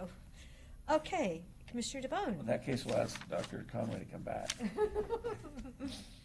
So weekly, I guess this is COVID related, but Executive Leadership Council Friday at 1 or something. So I was trying to dial in and I just didn't have the contact info, or Zoom was changed, or I don't know what. Oh, that's right. You know what it is? It's because Tom and I were trying to figure it out. They used to use one system, which was called Next. It had X. So I'm just acknowledging. There's that. another. They're using Zoom now. I would love to hear what was going on, and Yeah. I wasn't in a spot to. I have 10. One worked, one didn't. Yeah, that's what it was. I might have replaced one with the other. I don't know what happened. Well, I had the same problem here, and I wasn't on for the first part, and then we figured it out finally. Tom found the right number. And I was the timekeeper. Good and job. I have about 10 pages of minutes from that meeting, just so I was paying attention. So that was the only note I left myself about other items. Other than that, we've been kind of. You know, the meetings are interesting to be on. A lot of Oh, yeah, no, I was on the week people. before. Yeah, I know you were, and the one thing I was kind of disappointed with was as we were today, asking for more demographics and more information on who's being found to be testing positive, and there was kind of a response, well, we got to protect, there's people that want to know who these people are, and that really isn't my goal. I don't really want to know anything, the people. I want to know a little bit about their lives. Are they people that are retired? Are they people that are working somewhere? Are they people that, if they went on a trip and they got it, has anybody come from those? There's things I want to know about how the disease, kind of like if we were fighting a war, we'd know, well, they're moving up the Yucatan Peninsula, or we're going across, it's just something to know about how it's really developing. Coming down the Columbia. Yeah, Well, they're then you coming have down the to Columbia, or they're Too, do sitting they- outside off the Oregon coast. Do they have underlying issues, underlying Yeah. health There's all kinds of- issues? Yeah, and if they are, what are they? and Yeah, things like I that. do believe that probably will come out, and then, of course, you have to look at South Korea, 51 million people, they've only had 154 deaths.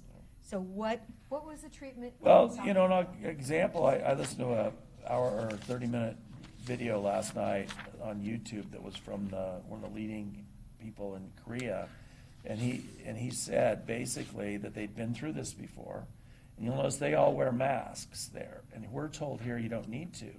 Well, none of us know if we already have it, so we don't know if we're, what do they call it, shedding it, and we're not, and yet he was just like, it was just point blank, and if you see pictures, so that's just an example of things they're doing differently, and plus they had their testing, they'd been through one of the previous one, I don't remember it was SARS or. They went through 285,000 tests. Before. Really quickly. Well, we've actually tested more in America now, apparently, than But they we're a have. bigger country, too. Yeah, 6 times bigger. but my point is that they knew what they were getting into when this hit, and they were much faster. They knew what they'd have to have for testing. This guy said that they'd worked on it, but I just find I was surprised at the meeting that a simple request like that isn't met by, well, let me see what we can do, or let's think about that. Do we need to get more information out? And that was one of the takeaways I had from the meeting. I was kind of disappointed because I'm sure school districts want to know what's going, everybody wants to know a little more about it. And then I did hear a comment from someone today that a lot of stores in La Pine are open. They were kind of shocked down there. Stores? Yeah, that's what I was told. Just grocery stores. Well, like other things too. They didn't want to really say specifically. Didn't look like downtown Bend or But it downtown was- Sisters is. It was pretty open. Yeah, Sisters is pretty empty. I'm not spending a lot of time out these days. But no, the restaurants are closed and everything, so. See, There's not that many businesses. we have to go everywhere I know. I mean, you can now, actually, the bakery and Sisters will deliver if it's a $30 order. I mean, it's, do what you can to Yeah, no, some keep of the the community so that they'll be there when this is over. I actually have 13 pages of minutes from that meeting. I have the people that attended. If you are so bored that you. Did you take the meeting minutes? Is No, that I what you just did? do this for myself, just Oh. so that I have documentation. It's better for your brain. Mhm. So, anyway, okay. So do we need to go into executive session now? I had one quick other item. Yes, Tom? So you and I, Commissioner Dare and I, have a meeting tomorrow with the City of Bend, with Mayor Russell and Eric King, and several staff members on either side were invited to discuss the agenda for our joint meeting with the City of Bend Council, which is scheduled for April 30th, month away, month from today.